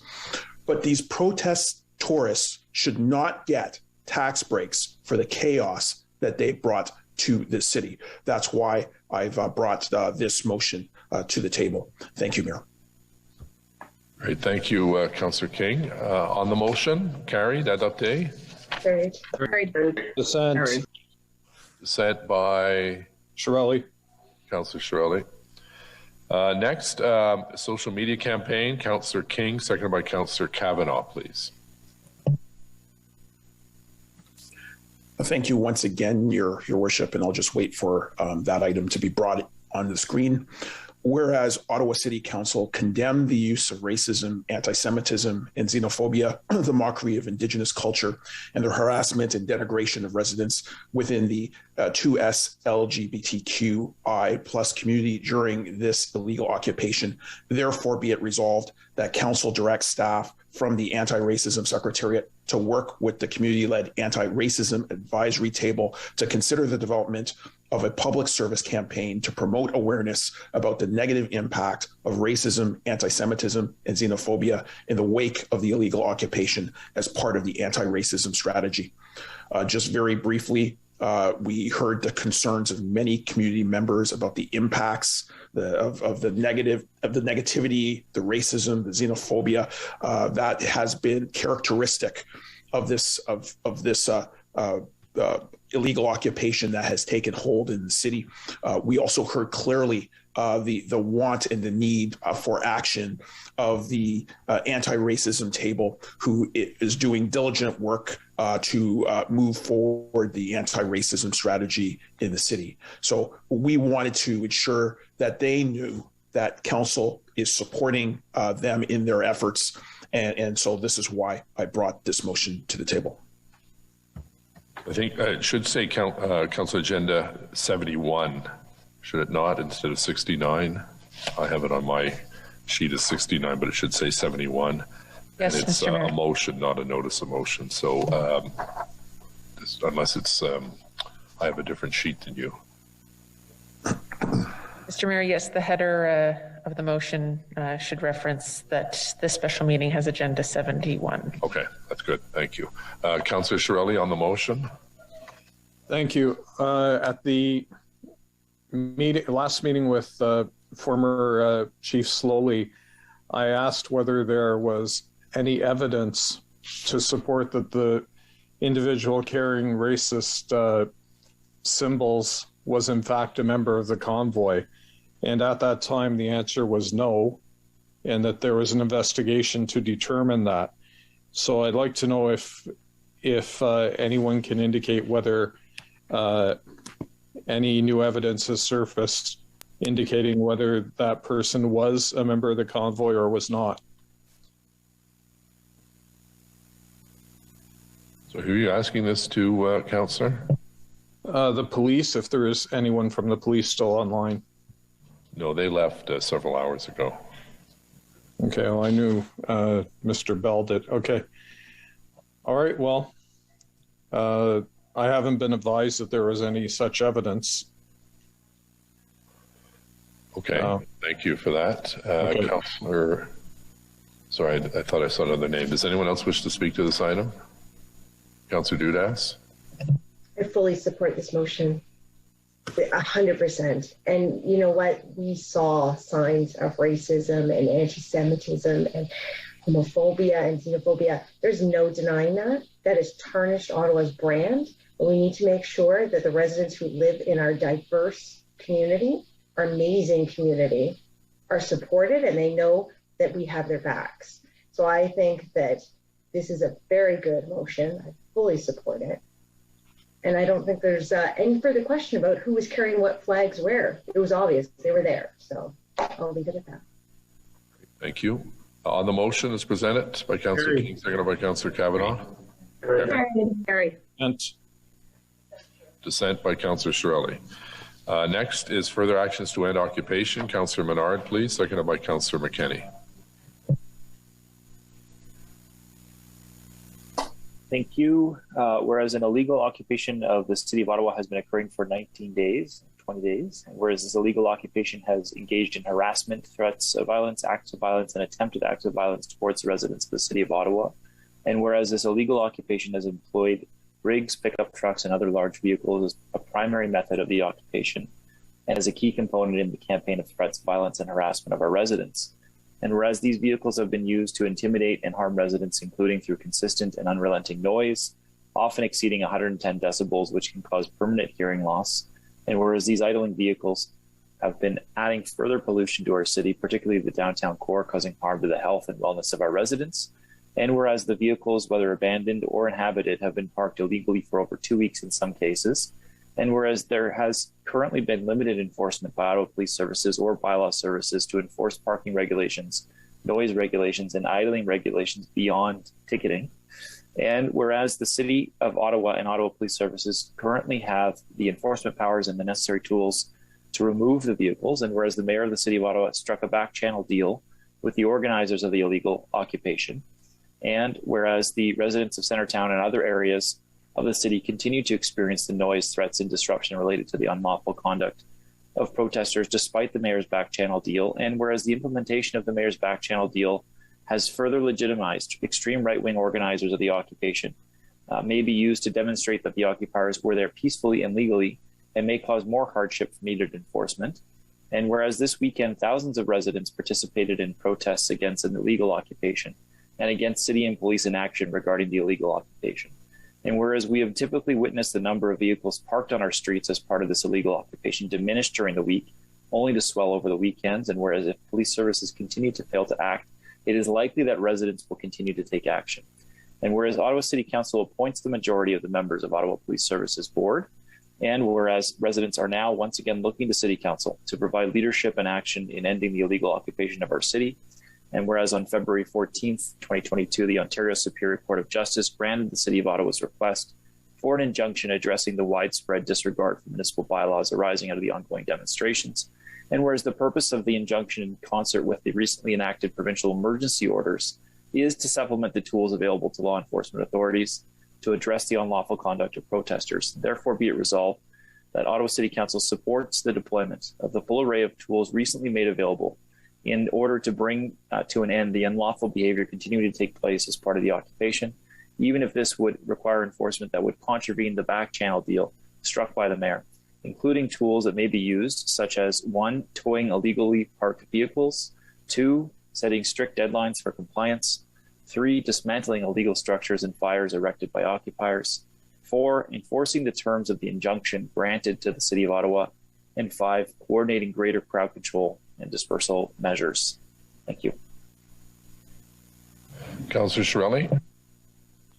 Your Worship, I believe in these cases, council speaks by passing bylaws or not passing bylaws, and then enforcement is in the purview of the peace officers, the bylaw enforcement officers, to do that.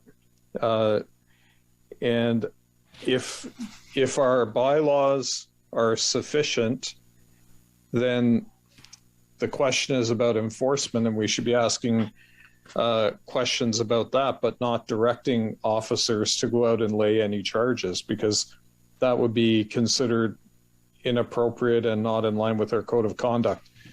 So I'm wondering if the city solicitor can indicate whether such a motion would put us in the path of actually directing peace officers to conduct certain operations. Mr. Mayor, as I read the motion, the operative clause is an expression of support, that not a direction to enforcement staff to undertake any particular enforcement activity or to ticket any particular vehicle or anything like that. And I believe it's also in line with a motion council has passed previously along the same lines. So I don't think you're crossing a line into kind of unlawfully directing enforcement. So that means I could go to a committee of adjustment meeting and indicate what I would support, but I just can't ask them to vote a certain way, since it's the same element of the code of conduct? Mr. Mayor, the actions of an individual council, I would suggest that you seek advice in that regard from the Integrity Commissioner, who's able to provide advice. With respect to the actions of council as a whole, as expressed in this motion, I don't see it as being problematic. Okay. Thank you. Councillor DeRuse, please. Thank you, Mr. Mayor. Question to probably Kim, maybe. Like, what this motion will give you more power, or what this motion will help you to do what you haven't been done so far. I'm just trying to wrap my head around all the whereas. There's so many of them, 2 pages, but I'm not understanding. Can you please clarify to me what this really going to help you to do the job if you haven't been doing yet? Thank you, Mr. Mayor. Actually, this motion won't give us any additional powers that we don't already have. The injunction has been issued, and we already have all of these powers. Our current challenge is getting the police available to offer us security and safety when we go out and enforce these actions. So it still comes down to a safety issue for our staff in enforcing. So we want to have the police available to us to go and enforce them. But and that's always been the roadblock, I guess, if you will. Thank you, Kim. So my question, second question will be to the city manager. Like, you've been doing all that all along, and I'm not sure if this motion really necessary is like, because you've been doing your job anyway. I'm not sure if this motion is just an emotion motion. Thank you, Mr. Mayor. The one thing that, because today I was speaking to the police services, the police forces that are involved, police services that are involved in this, and one of the issues that came up is the Prime Minister's declaration of the Emergency Act basically covers all those things, because it's in fact illegal now to be in that area that police deem to be a protest area. So David White, could you tell us, my understanding is the police lawyers are interpreting the enforcement of the act that's just been enacted by the or declared by the Prime Minister as giving us all those powers and more. So it might be a moot point to give us that motion. Yes, Mr. Mayor, the invocation of the Emergencies Act and the creation of what is in essence a no-go zone, I think it certainly provides a more readily used enforcement tool than our own bylaws in that regard. I think that was the intention, was to ensure that the law enforcement authorities had the ability to establish those areas to prevent people from entering them, but to also move vehicles out as necessary. Okay, thank you. Councillor Dudas. This is not meant as any disrespect to our city staff. However, we have seen that just as there has been a lack of police action, we have not seen the actions of our bylaw officers. And I understand that there's reasons to not put their safety in jeopardy, nor do I want them to do so. I support this motion. I think the timing of this motion is impeccable, being that we now see the ICC stood up and that we're going to see greater police action with them handing out the flyers this morning and giving those timelines. I don't see any problem with reinforcing that we support our staff and that we're going to be supporting our police in actually acting on enforcing the rule of law, including our bylaws, as well as the injunction. So if this acts as a strong reminder and maybe a support for our staff so that they can go out and know that we support them, have their backs on this, I think that this is a good reminder to them that that's the case. Even if it doesn't give you any additional powers, I think it needs to be maybe recognition of the work that we want them to do and to be safe doing. So I will be supporting this motion. Okay, thank you. On the motion as presented, carried? Dissent. Carried. Dissent. Dissent. Okay, DeRuse and Shirley. Next is Councillor Leeper, seconded by Councillor Brockington, please. Councillor Leeper.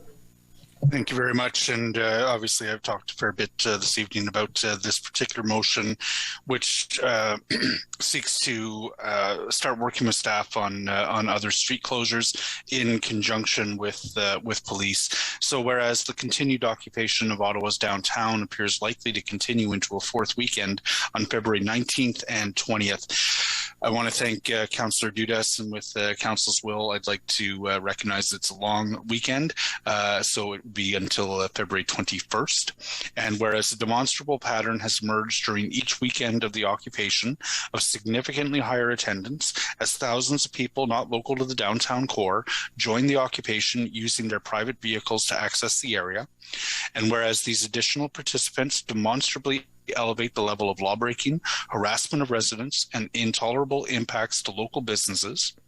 And whereas a significantly elevated crowd level increases the challenge to law enforcement officers of maintaining order, and whereas the preponderance of additional protesters access the site via motor vehicle, therefore be it resolved that Council direct the General Manager of Public Works to work in collaboration with the Somerset Ward Councillor in particular, but also affected ward councillors, to accomplish such road closures anywhere in the city as can be expected to diminish the volume of motor vehicles able to access the downtown core on February 19th through 21st, and that the General Manager of Public Works or designate review these requests with Ottawa Police Services to ensure these can be accommodated as part of a coordinated response to the ongoing city emergency. And colleagues, what I think this will do is, one, just ensure that Public Works are hearing from councillors who have suggestions for road closures, and also to ensure that the priority this long weekend is on taking the measures that protect Centretown. There are a lot of competing priorities with respect to our road network, and above all, I think we need to consider the protection of Centretown to be our most important priority this long weekend. Thank you, Mayor. Thank you. And Mr. Kanalakis, is this, from a logistical point of view, implementable for this weekend? Yes, Mr. Mayor, the councillor has included the work with the Ottawa Police, as I've said earlier, so we will feed that into the center, control center. Thank you. Okay, Councillor Fleury on the motion. Simply to clarify with the mover, when we're saying Centretown, you also mean Rideau Street, Byron Market, and I'm sure Councillor King yes, probably want the baseball stadium. I apologize, it's been a long day. No, absolutely. And if there's a friendly amendment that I can make, that's particularly the Somerset Ward Councillor and Rideau Vanier, I'm happy to put that in as well. I appreciate that. Thank you. Thank you. Okay, on the motion, adopté, carried. Carried. Next is an inquiry from Councillor Fleury. Maybe you want to hit the highlights, Councillor, because I think it's about 3 pages. It's not 3 pages, but I'm glad to submit it for the record. Basically, there are a number of questions that I have that I'm looking for answers for. I'll read the highlights and their sub-clauses, and I'll submit them officially. When did the city first request the provincial government for resources from the city mayor take place, and what was it for? When did the first request for the federal government for resources from the city mayor take place, and what was it for? Number 3, what change in circumstances led the city to declare a state of emergency on February 6th and not January 20th, when it was clear the illegal occupation was making no efforts to vacate the city? Number 4, with the impacts on the occupation, how is OC Transpo detour routes developed and implemented, and the number of sub asks there? Number 5, what is the role of the Emergency Operations Center when it comes to situations that are led by police authority? So I'll submit that to the clerk, Mr. Mayor, and hopefully the integral part can be taken. Okay. Est-ce qu'il y a des autres enquêtes, Madame la... Any other inquiries? Conseiller Cloutier, s'il vous plaît, appointé par conseillère Kitts. Le comité plénier se lève et présente son rapport au conseil municipal. That the committee of the whole rise and report to City Council, and be it further resolved that any motions, vote, and declarations of interest recorded during the committee of the whole session be deemed to be recorded in the council session. And point of order, Your Worship. Councillor Meehan? Mr. Mayor? Yeah, go ahead. Can you hear me? Barely. You have the floor on a point of order. Yeah. Thank you. I'd just like to, before this council meeting ends, I want to thank my council colleagues for expressing their confidence in me and allowing me to continue with the Ottawa Police Services Board, a position I truly respect and have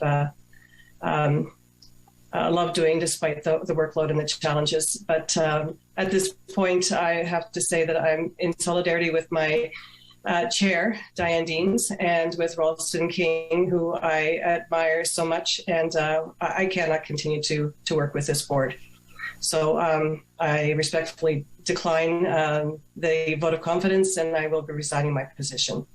So thank you, and that's it for me tonight. Thank you.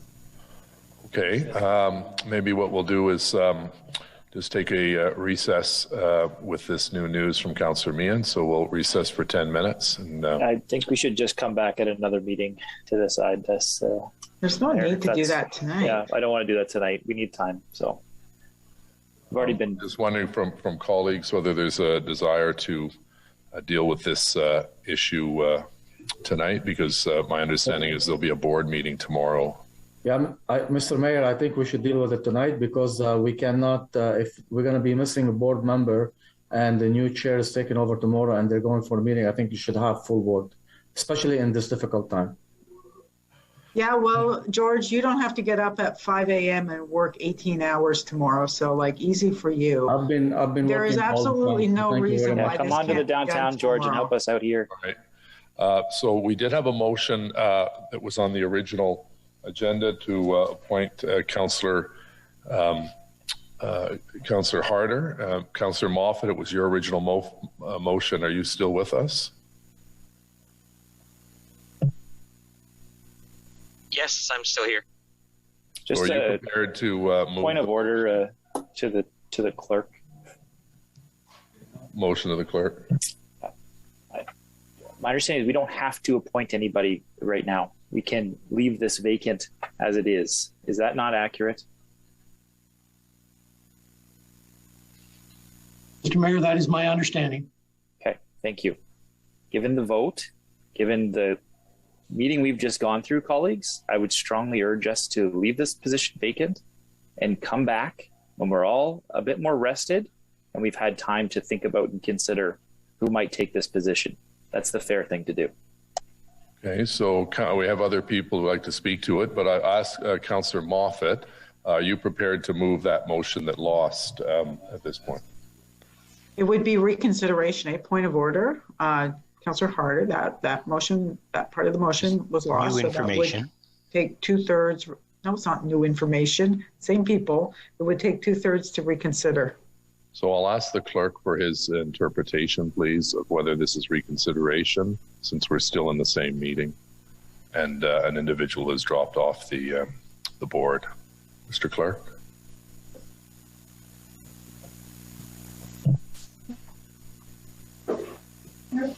No, I'm thinking, Mr. Mayor.